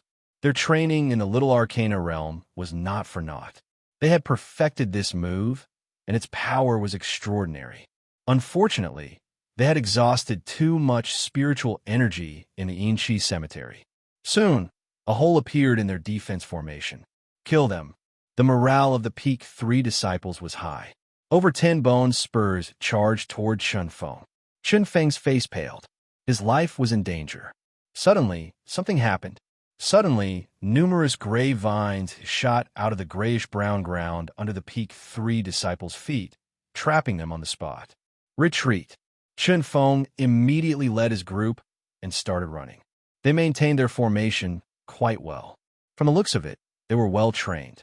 Yun Jioga saw that Chun Feng's group was almost done running, so she prepared to retract the gray vines. Zishang looked at Yun Jioga, puzzled. "Why not kill them? There's always the next batch after killing them." "There's no need." Although Yun Jioga had long heard that the disciples of Peak 2 were bullied because of her, she still felt bad seeing it with her own eyes. Releasing a tiger back into the mountains will only bring about endless trouble in the future. Zishang's expression was one of disapproval. After this batch of high-ranking disciples went out, they would only become more aggressive in bullying those low-ranking disciples.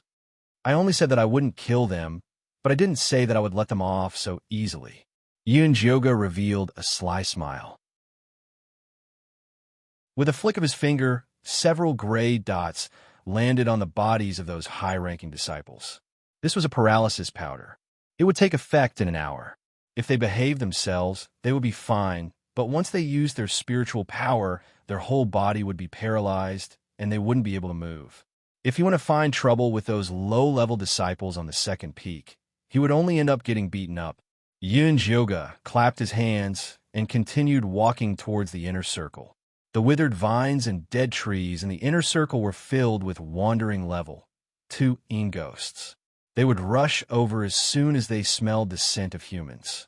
The little skeleton monkey hanging on her waist looked as if it had nothing left to live for. It hung its neck motionlessly. "This is very likely to be the last time we enter the energy cemetery. Are you sure you don't want to eat to your heart's content?" Yun Jioga took out 4 bone spurs and killed a group of ghosts like a skewer of candied haws. After advancing to Chi Disciple Stage 6, her spiritual power circulation became smoother and her control of the bone spurs became more precise.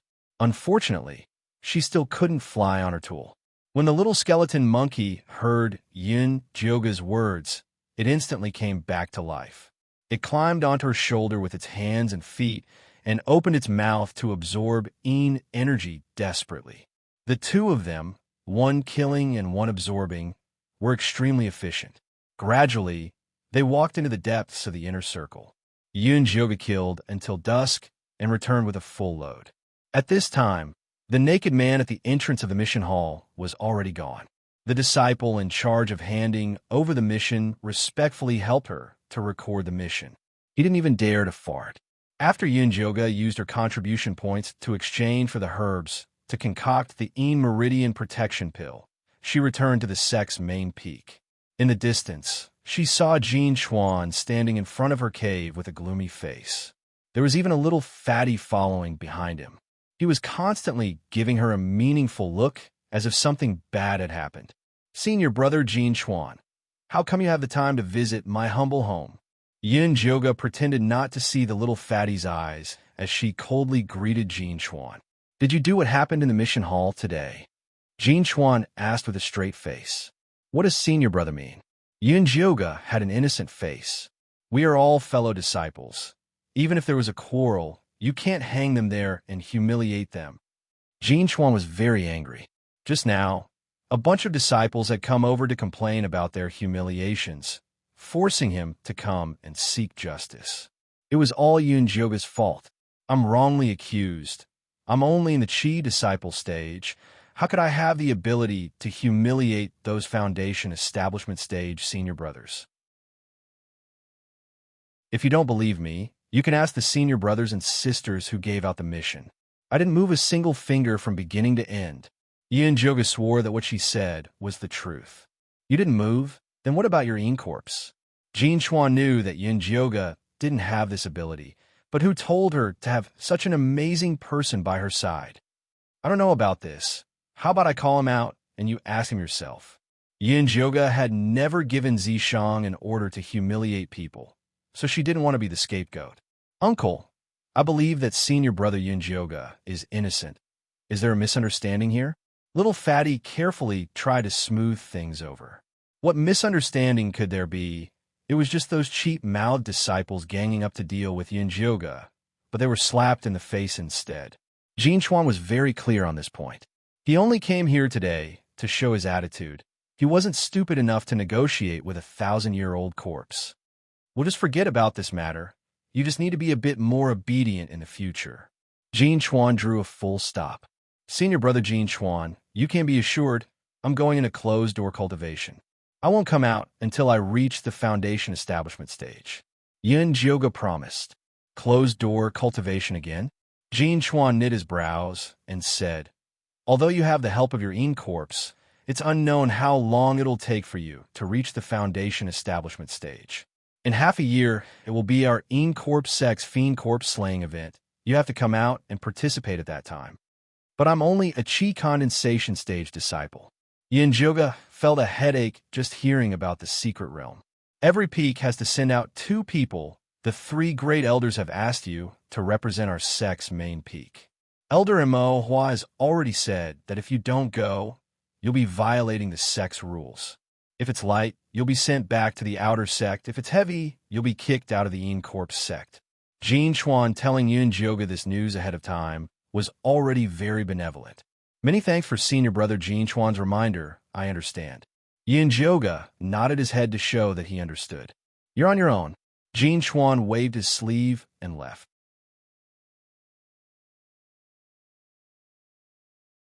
Chapter 361. Alchemist Yin, please don't misunderstand. I just feel that this E-Meridian Nourishing Pill is different from the ones I've seen before. That's why I have some doubts. Shopkeeper Jean said apologetically and took out the pills they sold in their shop to show Yin Jyoga. The pills sold by the Myriad Treasure Pagoda were all light red in color. They were very beautiful and carried a faint fragrance. Yin Jyoga's dusty pill was placed at the side like trash. It was no wonder that Shopkeeper Jean was suspicious. Your E-Meridian Nourishing Pill uses the power of herbs as its foundation and focuses on protecting the meridians. Mine uses the power of Yin-Shi as its foundation and focuses on cultivating and protecting the meridians. To put it bluntly, her pill was more impressive and more suitable for evil cultivators. Could it be that Alchemist Yin has the dark pill recipe? Shopkeeper Jin's eyes immediately lit up, and his small eyes became much bigger. Their myriad treasure pagoda had branches all over the world, but they could not make a big deal in the evil and demonic sections. The root of the problem was that the alchemists they supported were mainly spirit alchemists. They could not concoct pills that were most suitable for the evil and demonic sections. Dark alchemists were eccentric and few in number. Most of them were supported by the evil and demonic sects themselves. It was too difficult to nurture them. If he could purchase a dark spirit pill recipe from this group of cloaked alchemists, not only could he increase the shop sales, he might even be able to attract some loose cultivators. I'm just an errand boy. I'm just selling on behalf of a certain master. Yin Juga waved her hand. I wonder if Alchemist Yin can help me ask if that master is willing to give up that dark pill recipe. The price can be negotiated. Although Yin Juga was wearing a black cloak, Shopkeeper Jean could still see that her cultivation was not very high. He did not believe that she was dark alchemist. Shopkeeper Jean should know dark alchemist's temper very well. If I go back and ask for you, I'm afraid I won't be able to come out alive. It's more practical to maintain our cooperation. Yin Juga lowered her voice. Although selling the pill recipe would make a lot of money, it would also be much more troublesome. Alchemist Yin is right. I was too rash. I wonder how many spirit jade you plan to sell it for? Although Shopkeeper Jean felt that it was a pity, he knew that this matter could not be rushed. He had to establish a good relationship with this person first. Shopkeeper Jean, why don't you find an expert and give me a price? Otherwise, you will think that I'm being greedy. This batch of Meridian nourishing pills could only be sold at a good price if they were given to someone who knew their stuff. Shopkeeper Jean obviously did not know his stuff. You are right, Alchemist Yin. Shopkeeper Jean nodded and asked the waiter to summon Alchemist Chun. Alchemist Chin's temples were graying. He wasn't tall, and there were two deep wrinkles at the corners of his mouth. He looked like a rigid person. Alchemist Chun, we have a batch of Meridian protection pills made from a dark elixir recipe. Please give us a price. Shopkeeper Jean said politely to Alchemist Chun. Alchemist Chun nodded expressionlessly. Then, he reached out with his shriveled hand and picked up a gray pill. He first sniffed it, then added some more. Finally, he asked the waiter to bring over a bowl of clear dew water to dissolve the pill. The clear dew water that was originally so clear that the bottom could be seen immediately turned into an incomparably dense gray, and there was even a gray gas rising up. That was the Yin-Chi evaporating. Alchemist Chun dipped his index finger into the liquid and sucked on it. Then, he poured the liquid into his mouth and closed his eyes to rest. Yin Joga frowned as he watched. He felt that this little old man was a little unreliable. High-grade medicinal pill, Alchemist Chun said with a straight face. Then, he turned around and left without looking at Yin Joga. Alchemist Yin, the medicinal pills of our 10,000 treasure tower are 5 spirit master spirit stones for 1. The medicinal effect of yours is a little denser. How about 6 spirit stones for 1? Shopkeeper Jean asked with a smile. Sure. This price was within Yin Joga's budget. 1 spiritual stone was equivalent to 1,000 spiritual jades. 100 medicinal pills would be 600 spiritual stones. 60,000 spiritual jades was a huge sum of money. Shopkeeper Jean was all smiles as he received the 100 pills and gave Yin Joga 600 pieces of low-grade spirit stones. These spirit stones were each the size of a palm. They were completely transparent and had a faint blue tint to them. The spirit chi within them was much denser than that of the spiritual jades. When will Alchemist Yin be working with us again? Shopkeeper Jean asked again. I don't know. Yin Joga had received a huge sum of money. He did not plan to seek fame for the time being. If you still have medicinal pills, please come to our store. We will definitely give you a satisfactory price. Shopkeeper Jean was very sincere. Of course, of course. Yin Joga returned the favor. All right, Alchemist Yin, we have recently received a new batch of high-quality spiritual medicine. Are you interested in taking a look? Shopkeeper Jean started to solicit business. The person in front of him was not only a good business partner, but also a rich man. How could he just let him go? I do not lack spiritual medicine, but I would like to buy a convenient Dharma artifact. It would be best if it was a small knife, 7 inches long and 1 finger wide. Yun Juga gestured at the scalpel in his mind. Shopkeeper Jean listened attentively and said, "We do have a few decent knives in our store. I wonder what grade of Dharma artifact you would like. A 3rd grade one will do. We have some decent 2nd grade ones. You can also take a look." 3rd grade Dharma artifacts were for foundation establishment cultivators. 2nd grade Dharma artifacts were for chi refinement cultivators. Yin Joga only said this because he wanted to hide his true strength from Shopkeeper Jean. "Alchemist Yin, please wait a moment." Shopkeeper Jean went out and returned in less than 15 minutes with an exquisite storage pouch. Then he took out 2 red brocade boxes and opened them one by one in front of Yin Joga. In the first brocade box, it was more like a dagger than a knife. It had a dark red hilt and a snow-white blade that emitted a cold and sharp light. In the second brocade box, there was a razor blade. It did not even have a handle. The blade was extremely thin and looked extremely sharp. These 2 knives are the most popular Dharma artifacts in our million treasure dew. They are extraordinarily sharp. Even an elementary foundation, establishment, cultivator's protective spiritual barrier can be easily pierced through. Both of them cost 500 spirit stones. Shopkeeper Jean enthusiastically introduced them. "But I didn't buy it to make a weapon. I bought it to dig out flesh." Yin Joga was actually quite satisfied with these 2 swords. Unfortunately, they were too expensive. She still had to save up for travel expenses. So that's how it is. What you want is an evil artifact, right? Our shop has a set of evil artifacts that fits your requirements. Shopkeeper Jean thought he understood Yin Joga's thoughts. Indeed, there were some dark spiritualists who would often use humans to make pills. This alchemist Yin was probably in charge of menial tasks, helping to kill and cut the meat. "If you have it, show it to me." Yin Joga didn't explain. "This is a set of evil weapons that our Myriad Treasure Tower purchased. Its power is not bad, and it has the innate ability to suck blood and spirit. It's a pity that the most important main blade is missing, so its power is greatly reduced. However, it's still a pretty good evil weapon. Alchemist Yin, take a look and see if you like it." Shopkeeper Jean took out a black wooden box and carefully opened it.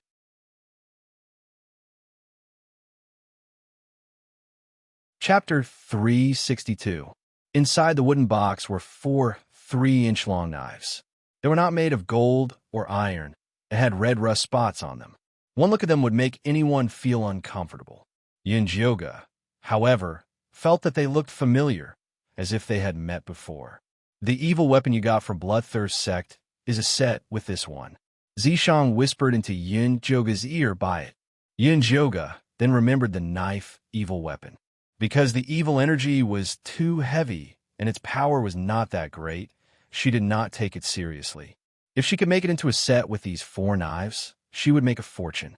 Yin Joga looked at the 4 evil weapons carefully and asked, "How much for these?" 200 spirit stones for one. If you want all of them, I'll take it as 500 spirit stones." Shopkeeper Jean said generously. "For 300 spirit stones." Yin Joga immediately cut the price by 1/3.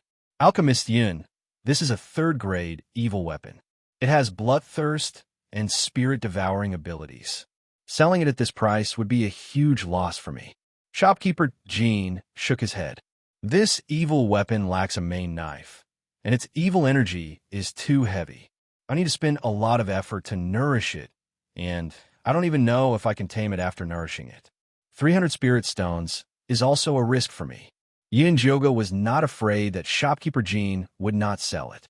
Evil weapons were always about affinity. They would only submit to an owner they liked. Otherwise, the evil energy would backfire, and the worst case would devour the owner. One would only dare to use it if they were very confident.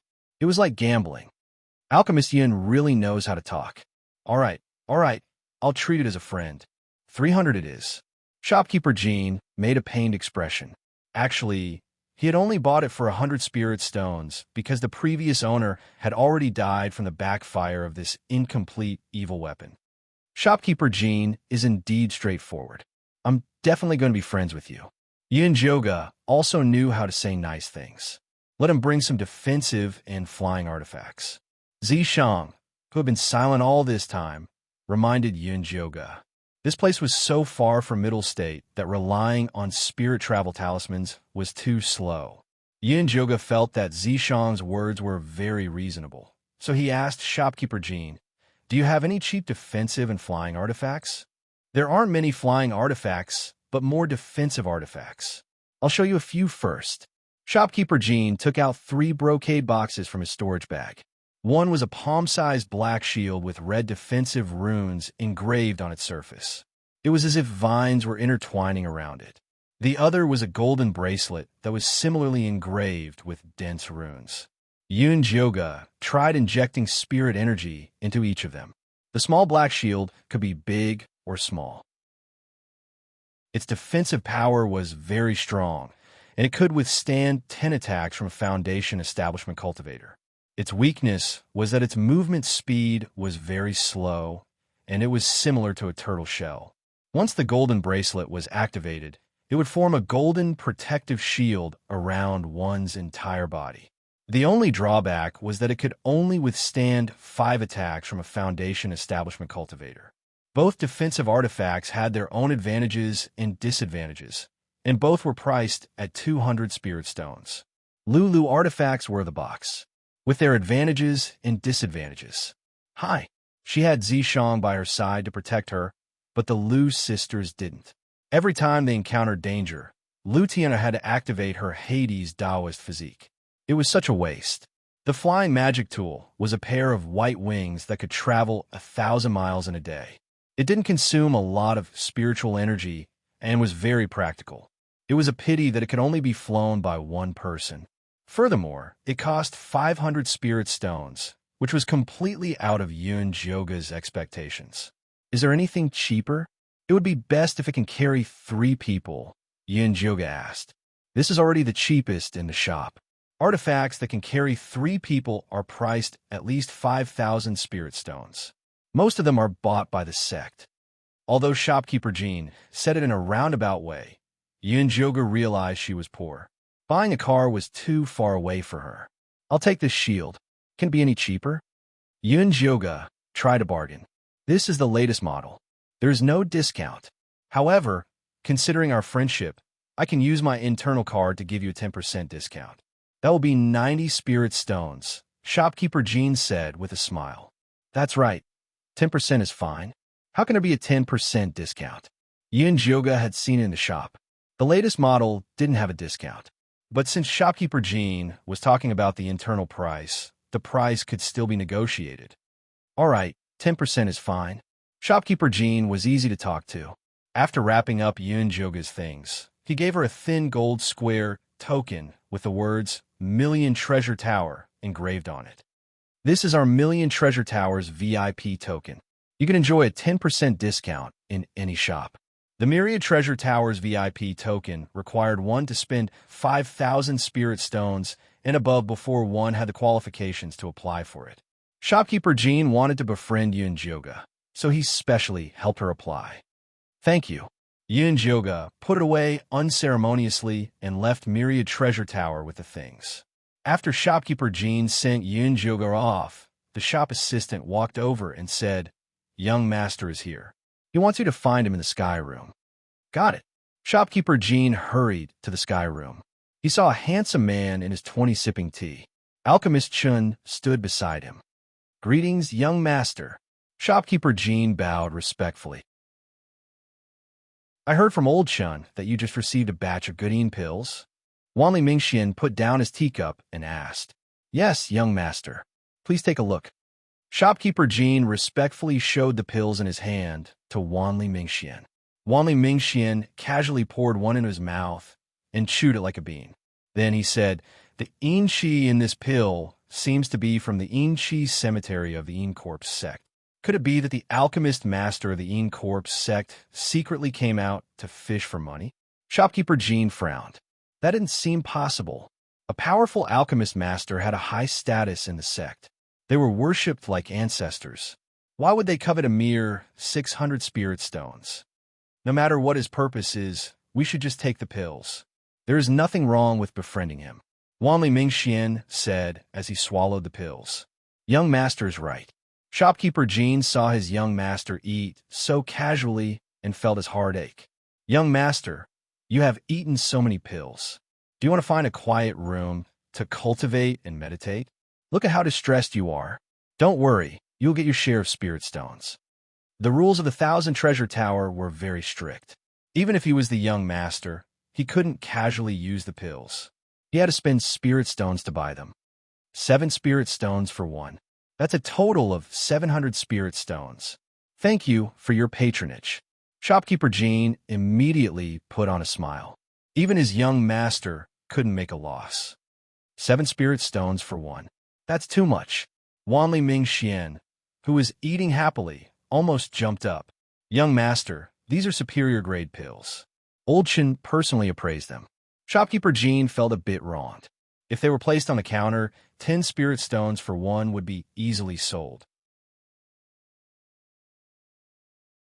Chapter 363. All right. I'll record it down first. Wanli Mingxian hurriedly kept the remaining pills. He was a little tight on money recently and could not waste any more. Young master, you've already recorded down 900 spirit stones, Shopkeeper Jean reminded. If it exceeded 1,000 spirit stones, the family head would personally come out to collect the debt. It's fine. I recently received news about the Central Continent ruins. I'll go there for a stroll, and I guarantee I'll clear the amount when I come back, Wanli Mingxian said confidently. Then we'll congratulate young master for your success. Shopkeeper Jean hurriedly flattered. At this moment, Yin Zhoga did not know that a troublesome person was also eyeing the Central Continent ruins.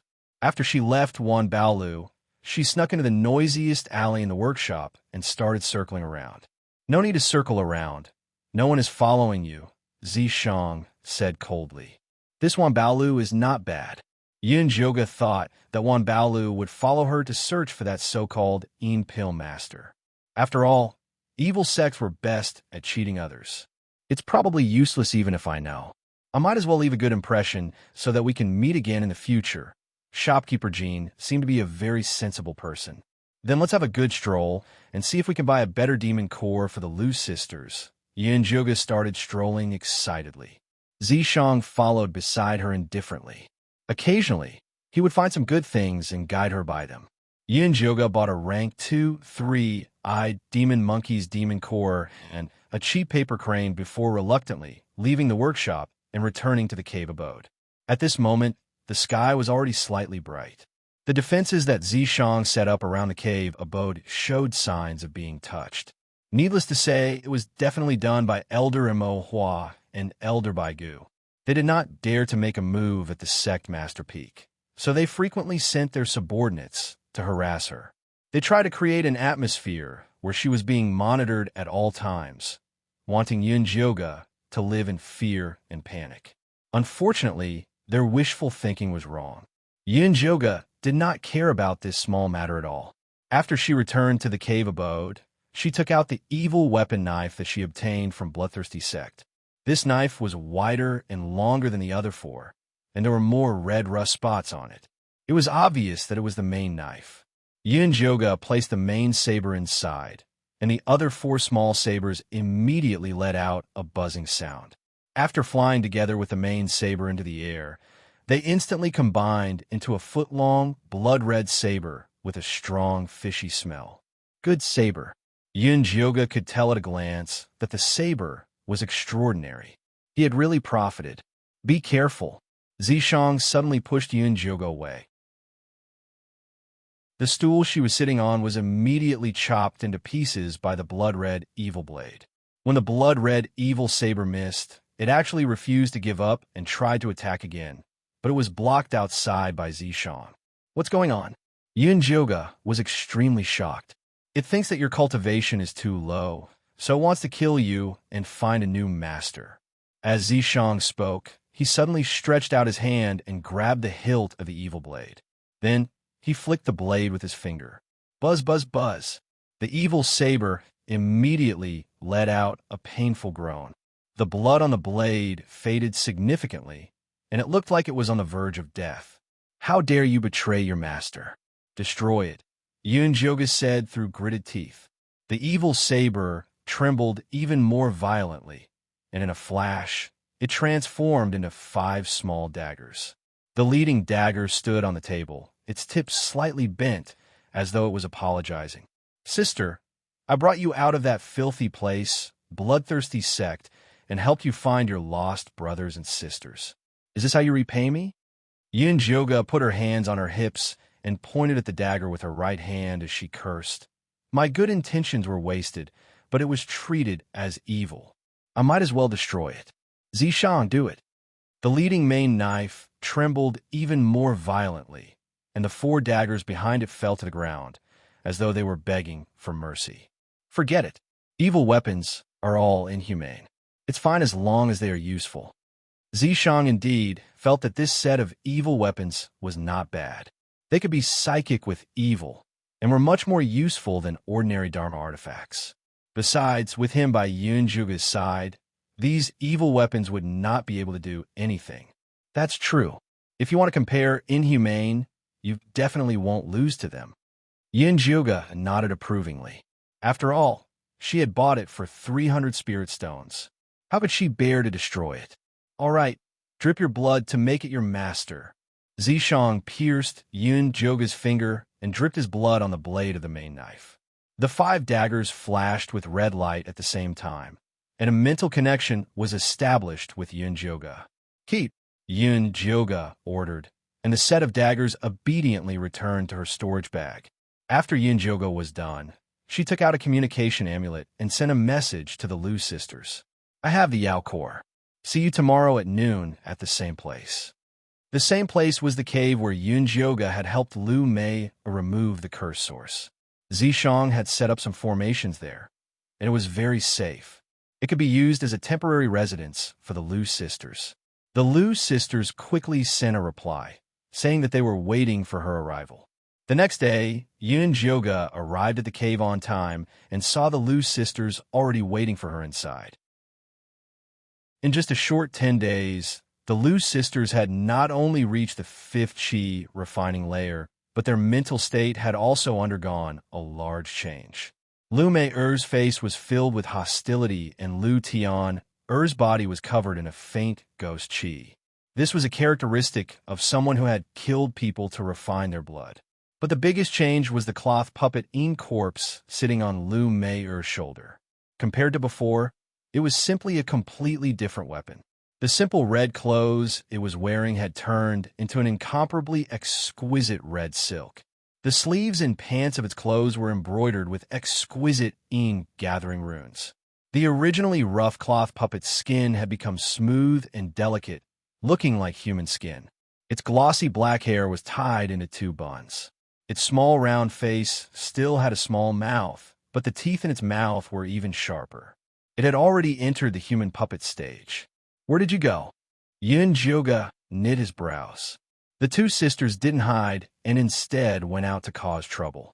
Did they really think they were some amazing people? We went back to the Lu family. Lu Mei-er took out a box of spirit jade from her storage bag and pushed it in front of Yunjoga. Senior brother, look at this and see if it's right. It seems like our harvest isn't bad. Yunjoga could tell with a glance that there were 20,000 pieces of spirit jades in the box. Other than the medical fees, he had also paid back the spirit jades he borrowed from her to buy the monster core. It's just bringing back our things. Lu Mei-er smiled, but her smile was filled with sadness. Her father had always doted on them since they were young. There were many things that shouldn't have been told to them, including the Lu family's secret room and treasure room. This time she and her little sister followed their memories to the Lu family and found the Lu family's treasure room. Although they couldn't bring back the most valuable things, they still made a profit. When they came out, they even threw a spiritual fire at that evil ant's place, enough for them to drink. Good job. Yunjoga couldn't help thinking back to when she was at the Yi family. In order to take back the things that belonged to the Yun family, She had fought hard for them. She felt that the Lu sisters were to her liking. That's right, senior brother Yunjioga. We found this in the Lu family. Lu Tianer took out a brown wooden box like she was presenting a treasure. Chapter 364. Inside Lu Tianer's box was a heart the size of a baby's fist. It was completely black and red. It was the third-rank three-eyed monster monkey's monster core. Your sister's corpse puppet can't hold such a high-level core. A second-rank monster core is already enough. Yunjioga took out the monster core he bought from the workshop. This third-rank monster core will be senior brother Yun's reward. After the Lu sisters knew that Yunjioga had helped them by the monster core, they decided to return the favor. There's no need for reward. Yunjioga picked up the level 3 demonic core and carefully looked at it. She suddenly had an idea in her heart.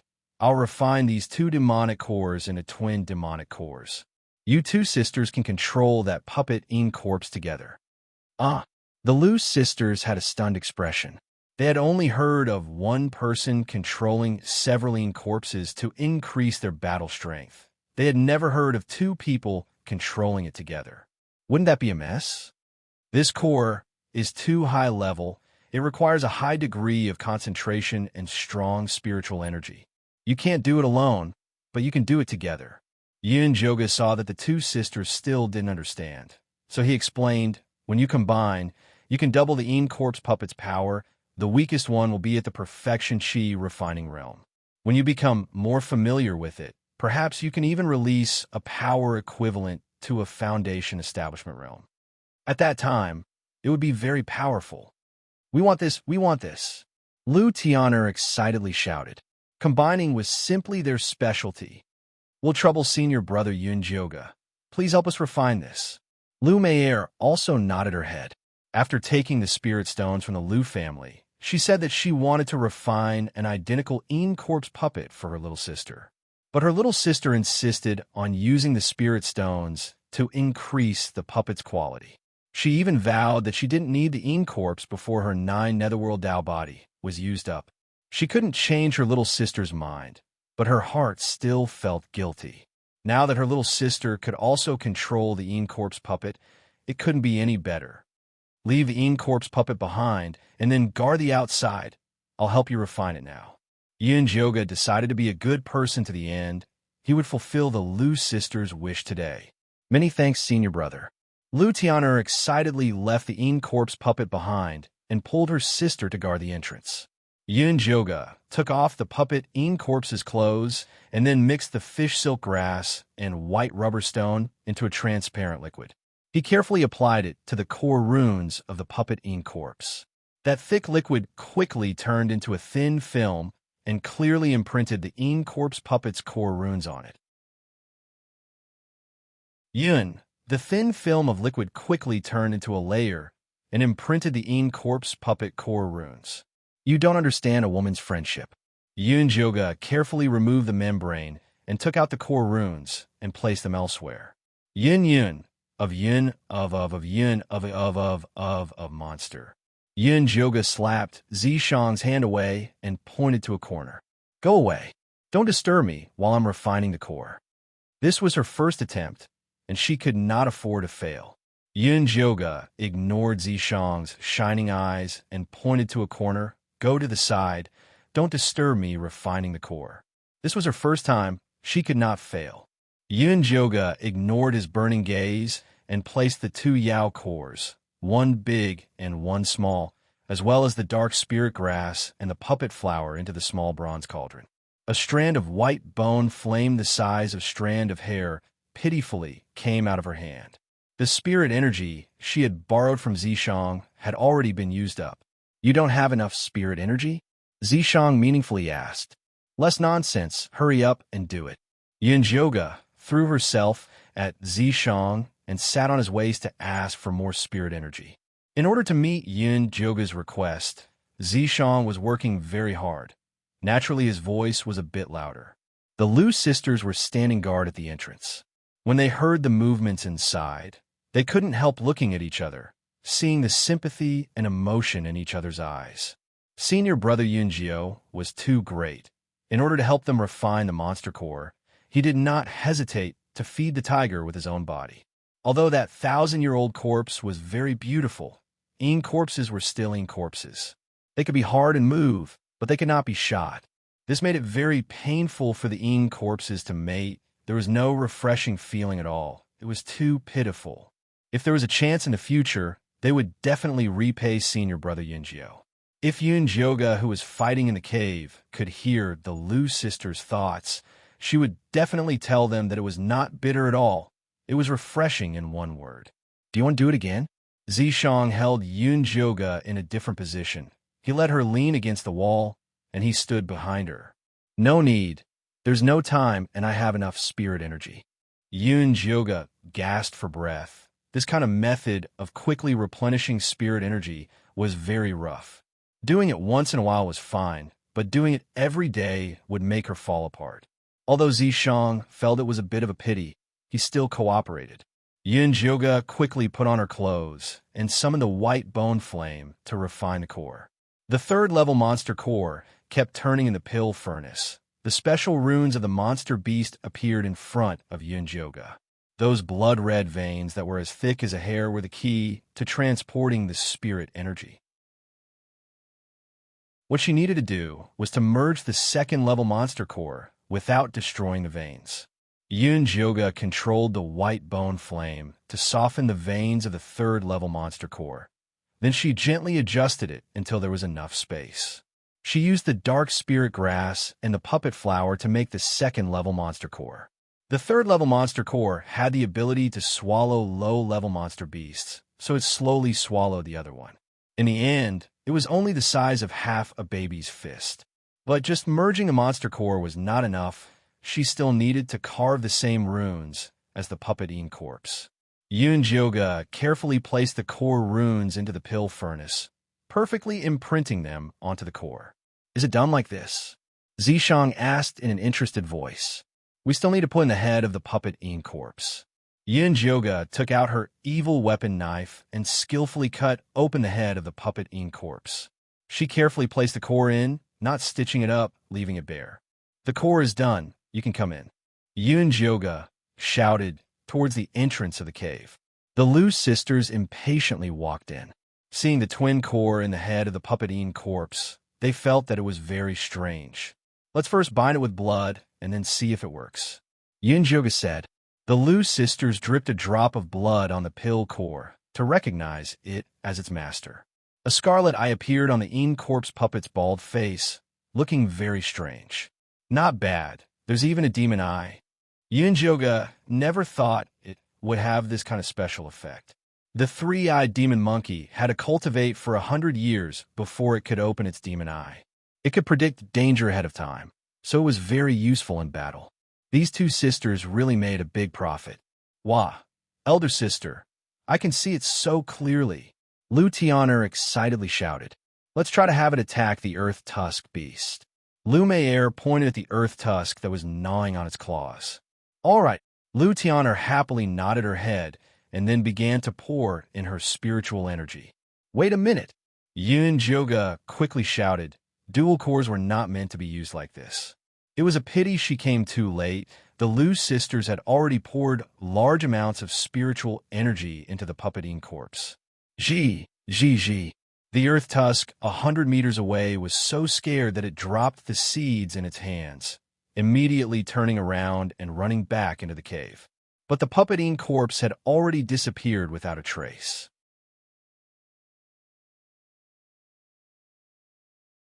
Chapter 365. Where did my tyrant flower go? Lu Meier realized that she had lost contact with her doll, and her face turned pale with fright. Senior brother Yunjio, what's going on? Did we get into trouble? Lu Tianer was very uneasy when she thought of the word stop, just now. We'll talk about this later. Let's find your Overlord Flower doll first. Normally, Yunjioga would have ridiculed the name of the doll, but now there were more important matters to attend to. But I can't feel its existence anymore. Ever since Lu Meier had swallowed the incantation source, not only could she locate the traces of the demonic sect Old Freak, but her divine sense had also grown a lot. She was unable to find the Overlord Flower doll, so it was very likely that it had been destroyed. Don't worry, even if you can't find it, someone else can. Yin Zhuge looked at Zishang, who was hiding beside him, and asked, "Where did you see the puppet go?" "East." Zishang lazily pointed in a direction. "Since you saw it, why didn't you stop it?" An Incorpse puppet that ran too fast was not Zishang's match. "I don't want to catch it." Zishang shrugged. He had no interest in catching this stupid thing. Yin Zhuge was speechless. Zishang was getting lazier and lazier. "Senior brother Yunjiu, let's get the doll back first," Lu Mei'er advised. Now is not the time to argue. "Yes, yes." Lu Tian'er nodded repeatedly. "Then let's go." Yin Zhuge didn't dare to delay any longer. He led them all the way to the east. On the way, Lu Tian'er asked, "Senior brother Yunjiu, did we do something wrong? The twin cores have just fused. You have to familiarize yourselves with each other before you can work together. Otherwise, you will lose control," Yin Zhuge said. "When we get the Overlord flower back, we will definitely cultivate properly." Lu Mei'er also understood such a simple logic. It was just that she was blinded by happiness. "There's a situation 100 steps ahead," Zishang reminded. Yin Zhuge slowed down and saw a handsome black-robed man standing under a large tree from afar. His left hand was holding the puppeting corpse, and his right hand was holding the twin cores, looking at them in the sunlight. The Lu sisters saw their corpses being destroyed and instantly lost all reason. Two earthen yellow bone spikes shot out from the ground towards the man. Yin Zhuge also summoned his 4 black bone spurs and rushed forward to provide cover. All of this happened in the blink of an eye. Logically speaking, the man should have been caught off guard. However, he easily turned around and a pitch-black dagger appeared behind him, blocking the two's attacks. He was actually a Foundation establishment cultivator. "You are disciples of the Incorpse sect. After seeing this puppet, the Incorpse is yours." The man carefully looked at the Lu sisters and Yin Zhuge. Then he pointed at Yin Zhuge and shouted in surprise, "If I'm not wrong, you're the lucky person from the Incorpse sect who obtained a 1,000-year living corpse. You're called Yunjiu, right?" Yin Zhuge narrowed his eyes. "I didn't expect myself to be so famous." "Of course. After all, you look too special. I recognized you at first glance." The man spread out his hands exaggeratedly and said, "Your great achievements in the Incorpse sect have already spread throughout the evil sects and demon sections. Especially your 1,000-year living corpse challenging 3 great elders alone, I admire it greatly. I don't know if this one has the honor of seeing the legendary 1,000-year living corpse." The man asked with a smile. "I'm afraid you won't be able to return alive." Yin Zhuge looked at Zishang, wanting him to make a move. However, Zishang shook his head and said, "This isn't a normal person. Killing him will be very troublesome." Yin Zhuge finally noticed that Wanli Mingxian seemed to be laughing and laughing like he wasn't on guard. However, he was still maintaining a safe distance from them. She took a closer look and discovered that although the black clothes Wanli Mingxian was wearing looked ordinary, they were all made of high-grade 3rd-grade ice silk, and the runes were even secretly embroidered. Not only did it have a strong defense, but it also had the ability to conceal one's aura. The black earring on his left ear was made from meditation wood. It could calm one's mind and drive away evil energy. There was also the wrist guard belt, shoes, and pendant. All of them were high-grade magic tools. He was clearly a nouveau riche. To be able to dress in such a low-key and luxurious manner, he definitely wasn't a normal inner sect disciple. No wonder Zishang said killing him would cause endless trouble. Then forget about it. The man continued to smile and said, "Junior brother Yunjiu doesn't need to be so nervous. I don't have any evil intentions towards you." "That's right. I'm called Wanli Mingxian. I'm an inner sect disciple of the Black Fiend sect. My sect has a good relationship with your Incorpse sect. If you don't mind, I'll call you Junior brother." Black Fiend sect. Yin Zhuge remembered that Yi Rui had been taken away by the Black Fiend sect. He didn't know what the current situation was. "Senior brother Yunjiu, this fellow stole our Incorpse. We can't let him go so easily." The Lu sisters anxiously shouted. This girl misunderstood. It was this Incorpse puppet that suddenly attacked me. That's why I caught it. Wanli Mingxuan's handsome face revealed an expression of being wronged. A grown man acting like this didn't seem strange at all. You can't just destroy it like this. Lu Mei'er loved the Overlord flower like it was her child. Her child being killed naturally made her hate him to the bone. I didn't destroy it, I just felt that its core was very special, so I took it out to take a look. Wanli Mingxian said this as he placed the two cores back into the Yin corpse puppet's open head. His movements were very nimble, and one could tell with a single glance that he was an expert. Lu Mei'er made a hand seal, and the Yin corpse puppet seemed to come back to life as the demon eye appeared on its face. Yeah, there's actually a demon eye. Where did you get this core? Introduce it to me, all right? Wanli Mingxian excitedly shouted. We got it from hell. You can go look for it there. Lu Mei'er immediately sent a killing order to the Overlord flower, wanting to kill Wanli Mingxian. She never thought that the Overlord flower would not move at all. I'm sorry. I was afraid that it would run around, so I placed a curse on it. Wanli Mingxian smiled as he lifted the Yin corpse puppet's clothes, revealing the forbidden character on its back that was shrouded in black qi. What do you want? Yin Jioga knit his brows. If Wanli Mingxian dared to have ideas about the Yin corpse puppet, he couldn't let him go even if he offended the Black Fiend sect. I don't want anything. Wanli Mingxian innocently said, I've been interested in refining since I was young, so I wanted to meet this refining master. In order to show his sincerity, Wanli Mingxian took off the forbidden character on the Yin corpse puppet and threw it to Yin Jioga. Yin Jioga received it and carefully looked at it. He found that the two cores were undamaged, and the Yin corpse puppet did not have any tricks on it, so he gave it back to the Lu sisters.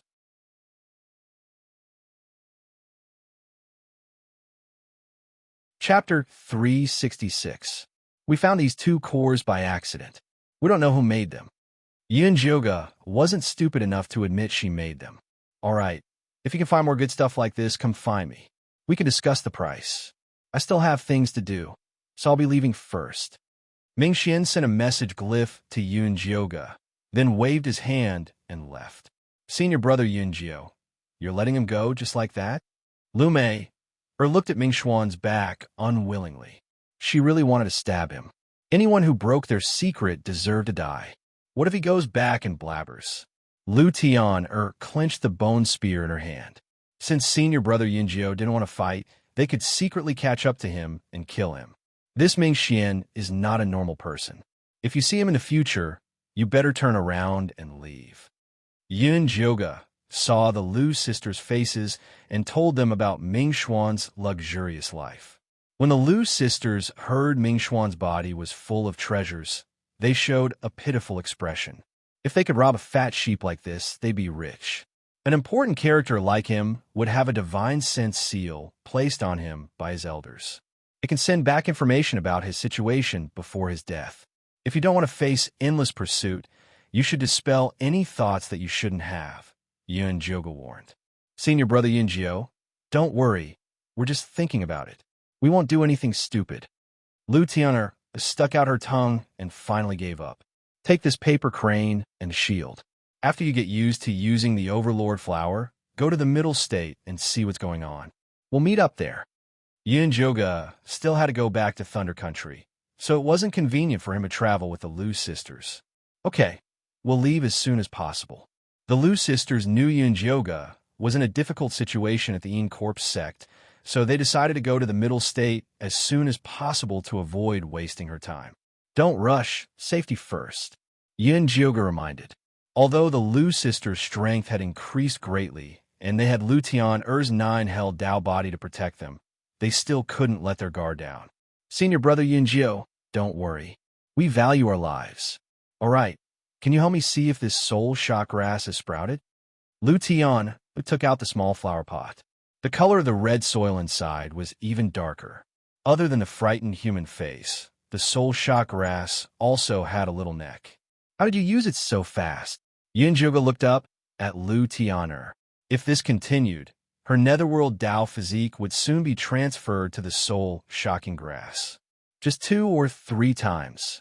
Lu Tianer couldn't wait to get rid of her damn physique as soon as possible, so she used it unscrupulously. Although this flower pot can be used 98 more times, you should take it easy, Yin Jioga reminded. Don't worry, senior brother. I know what I'm doing. Lu Tianer put away the small flower pot with a nonchalant expression. It is getting late. I will be heading back first. You fellows should not stay in that cave anymore. Find a safer place. Yin Jioga was worried that Wanli Mingxian would come looking for them. Yes, the Lu sisters were very experienced in escaping. They had no less than 5 or 6 residences, so there was no need for Yun Jioga to worry. After Yun Jioga bid farewell to the 2 sisters, he returned to the Yin Corp sect and spent a few days preparing before informing Jin Chuan that he was going into seclusion. Although Jin Chuan was still cold and indifferent, he still recorded the words seclusion on the disciple register for her. Just like that, Yin Jioga secretly left the Yin Corp sect and headed towards Thunder Country.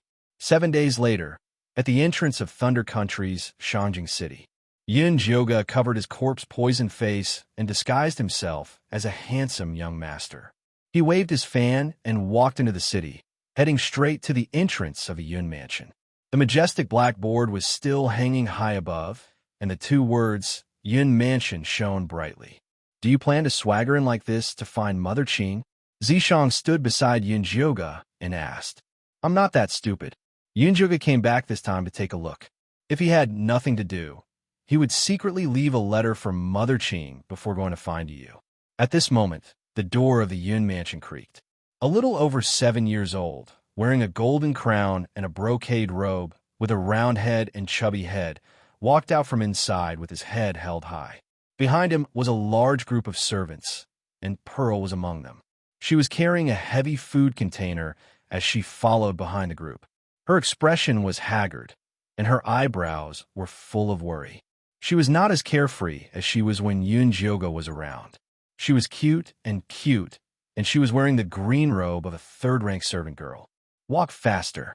If you disturb the young master's show, I'll teach you a lesson. A tall and skinny servant girl beside the little fatty turned around and scolded Pearl impatiently. Yes, yes, yes. Pearl nodded and quickened her pace. Such a clumsy person is not fit to serve me.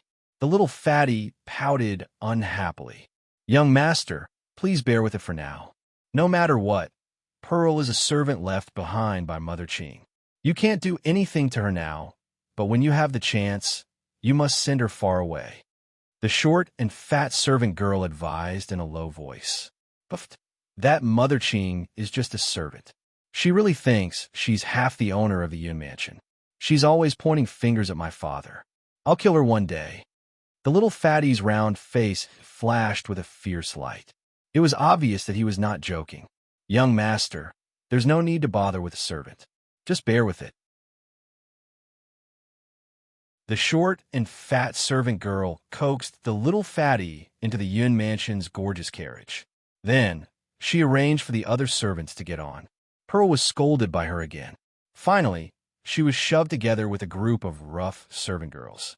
Yin Jioga's face suddenly sank. He never expected to see such a scene. He didn't know where this little fatty came from. He dared to call Mother Qing a servant in the Yun mansion. He even used her personal servant girl, Pearl, as a lowly servant. How dare he? It seems that someone has taken over the Yun mansion. Zishang looked like he was watching a good show. The human race was interesting. I like to see how firmly he can take over. Yin Jioga originally planned to sneak in to find Mother Qing at night, but she couldn't wait any longer.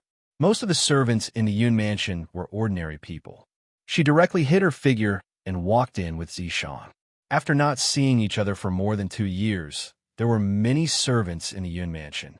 It was crowded, but Yin Jioga didn't recognize many of them. The strangest thing was that the few large courtyards in the backyard all had masters. They were all beautiful women. They considered themselves to be half the owners of the Yun mansion. If she hadn't confirmed that Yi Yuxuan was dead, she would have thought that he had taken in a few more concubines. Her purple forest park was still empty. It was just that the servants inside had been changed. At this time, There were only two little servant girls and a skinny mother sitting in the courtyard. They all looked lazy. The corners of the courtyard were covered in dust, and no one cleaned them. Yun Joga walked into the remote Mother Ching's room. The bed and quilt inside were all ready. It was just that there was a lot of dust. It seemed that no one had lived here for a long time. What happened in the Yun mansion when she wasn't here?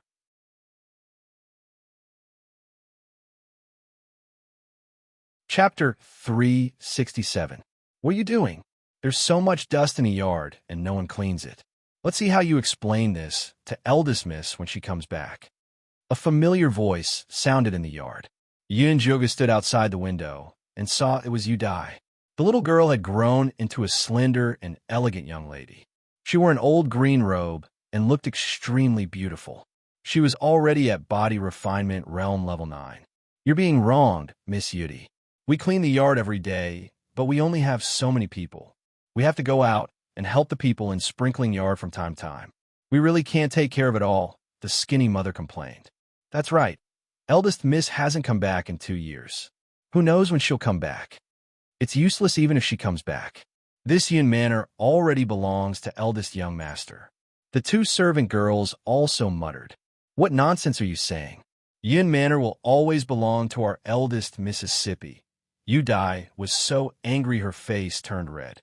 The two servant girls immediately didn't dare to say anything. Miss Udai, why are you showing off in front of us? If you have the ability, go talk to eldest young master. The skinny woman wasn't afraid of Udai. She took out a handkerchief and fanned her face while saying coldly, "But I don't think you dare go. Eldest young master has already given you to the Hu clan. You can only stay here for 2 more days. I advise you to mind your own business. Think about how to get a foothold in the Hu clan. That family isn't easy to get along with." Udai's face turned green and white, but she didn't say anything. Instead, she picked up a broom and started cleaning. The skinny woman grabbed a handful of melon seeds and started munching on them. The shell of the melon seeds fell to the ground.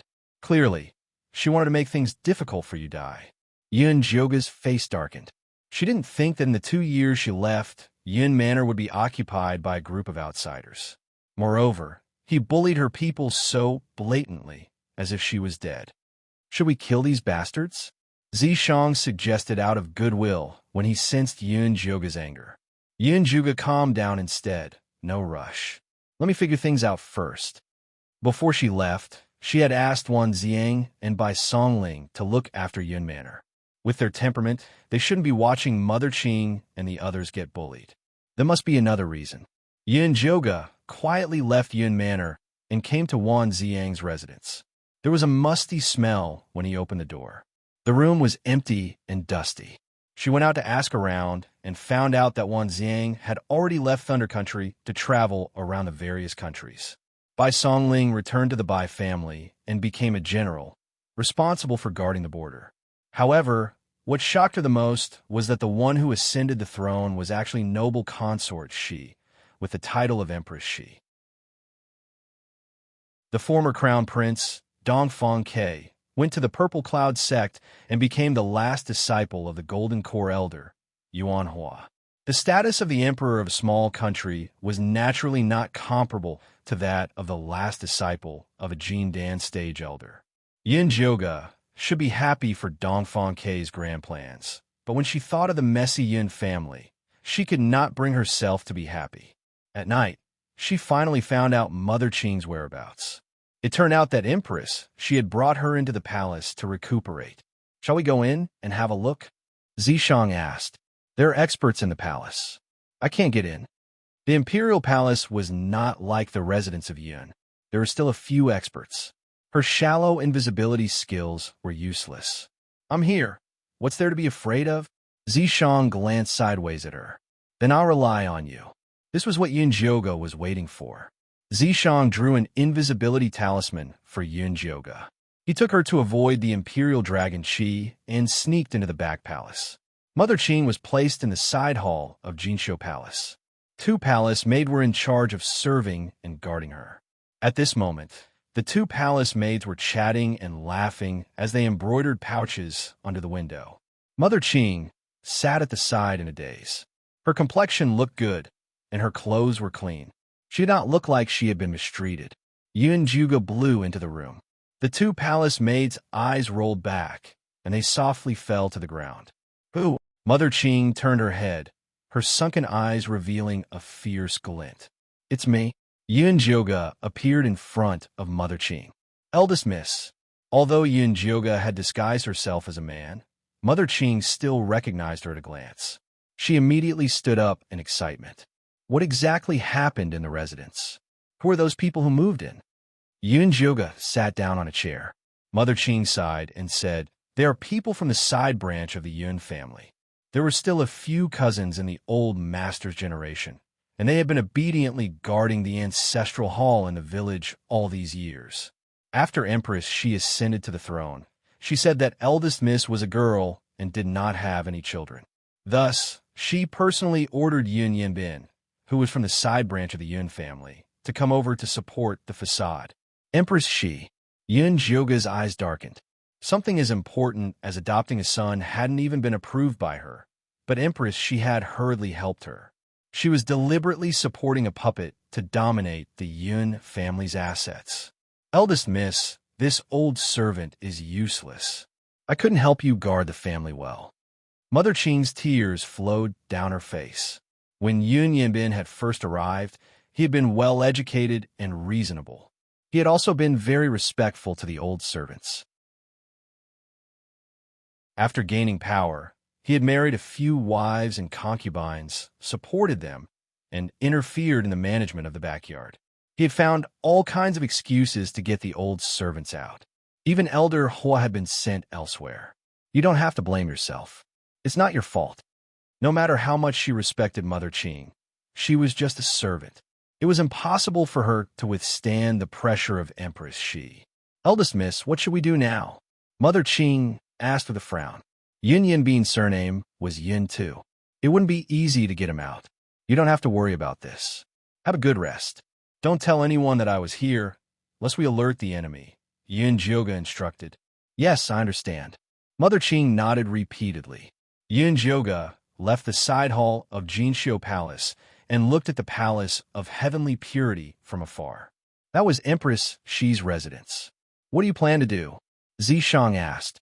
When Yun Jyoga was treating Empress Shi and expelling the poison, he didn't have enough demonic power to transform.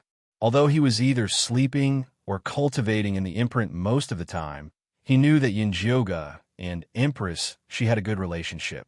"Since she's heartless, don't blame me for being unjust," Yun Jyoga said coldly. In the imperial study of the Palace of Heavenly Purity, the palace lanterns were hung high. Empress She was wearing a dragon crown with 9 pearls and a bright yellow dragon robe. She was examining the memorials. Nanny Zhou was no longer beside her. There was only An Hongxiu. "Your Majesty, it's late. Please take a rest," An Hongxiu said carefully. "Okay, rest." Empress She put down the memorials in her hands, pinched her brows, and walked toward her bedroom. Yun Jyoga stood in the shadows and looked at the sharp and domineering Empress Shi. She had the elegance of a great empress, and she felt extremely unfamiliar. The woman who held her hand and called her Jyoga in the courtyard of the Prince of Dongling Palace would never return.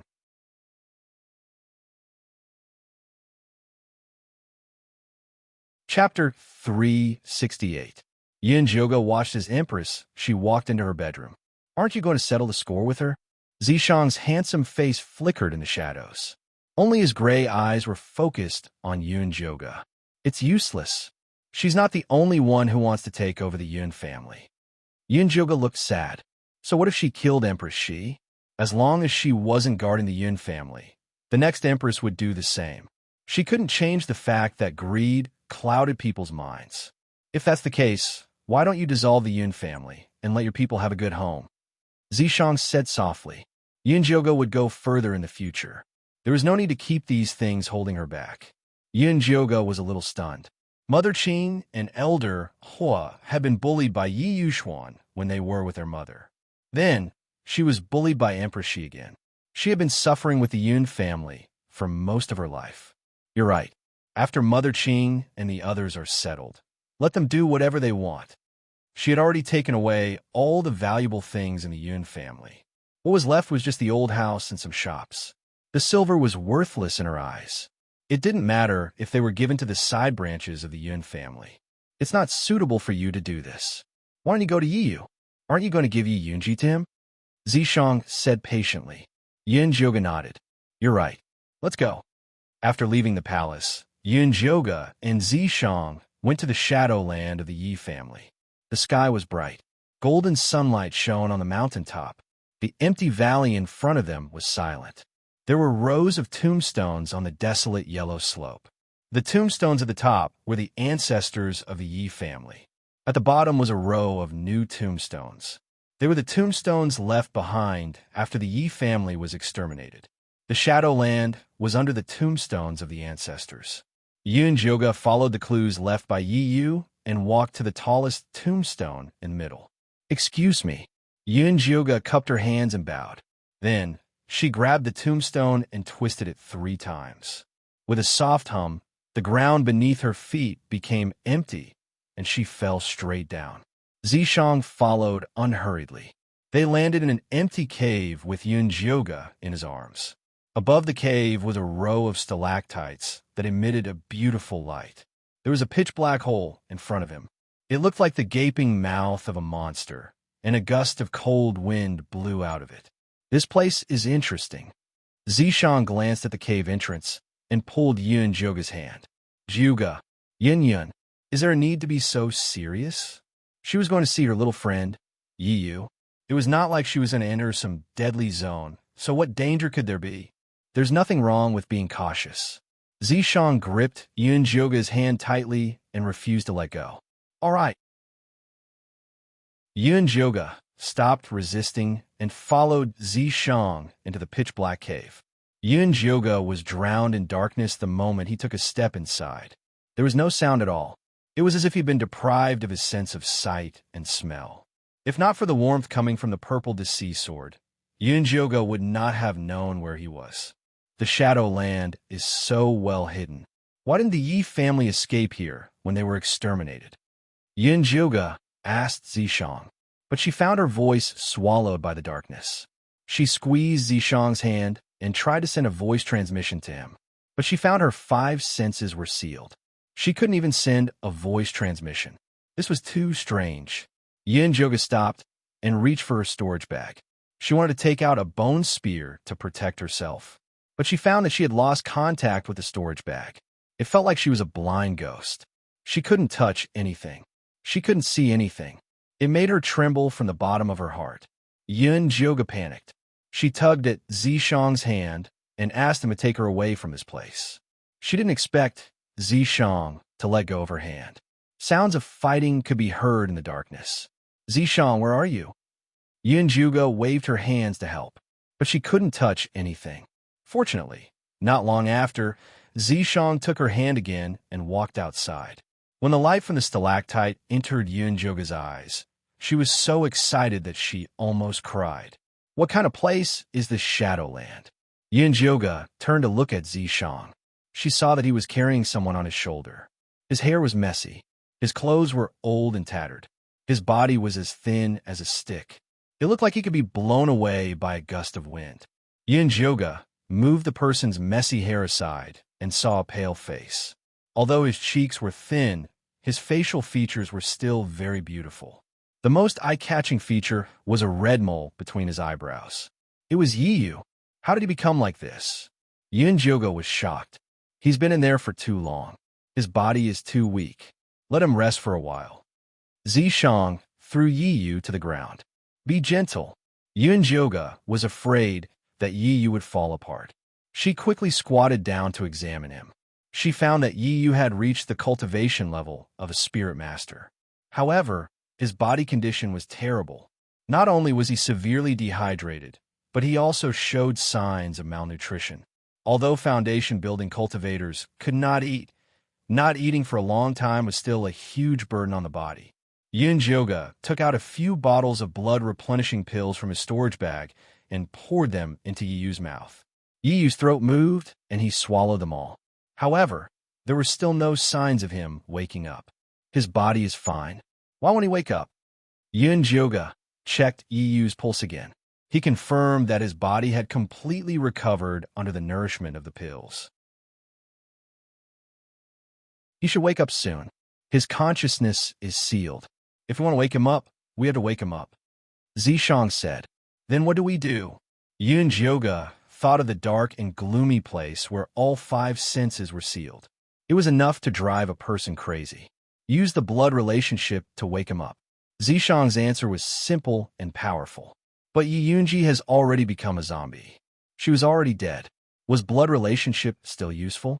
Yes. Yi Yunji's biggest obsession is to protect her brother. If you take her out, she will naturally know what to do. Zishang said with certainty. All right. Now that things had come to this, they could only try. Yunjioga released Yi Yunji from the corpse refinement bag.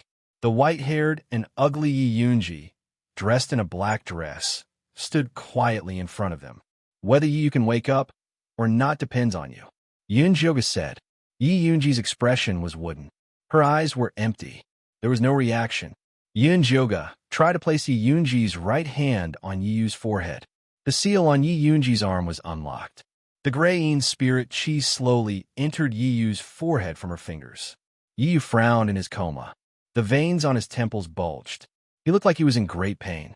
Yunjioga was extremely nervous. He asked Zishang, will something happen? What's the rush? Zishang's calm demeanor finally calmed Yunjioga down. A moment later, a light lullaby suddenly came from Yi Yunji's stomach. The song was melodious, like a mother's soft murmur. You're tuning in to the Romance Rendezvous YouTube channel. We're so grateful for your support, and don't forget to subscribe to join us on this incredible journey through captivating stories. Your generosity through donations truly makes a world of difference, as it's the primary source of revenue that allows me to expand and enhance this channel for you. Thank you from the bottom of my heart for being a part of this adventure.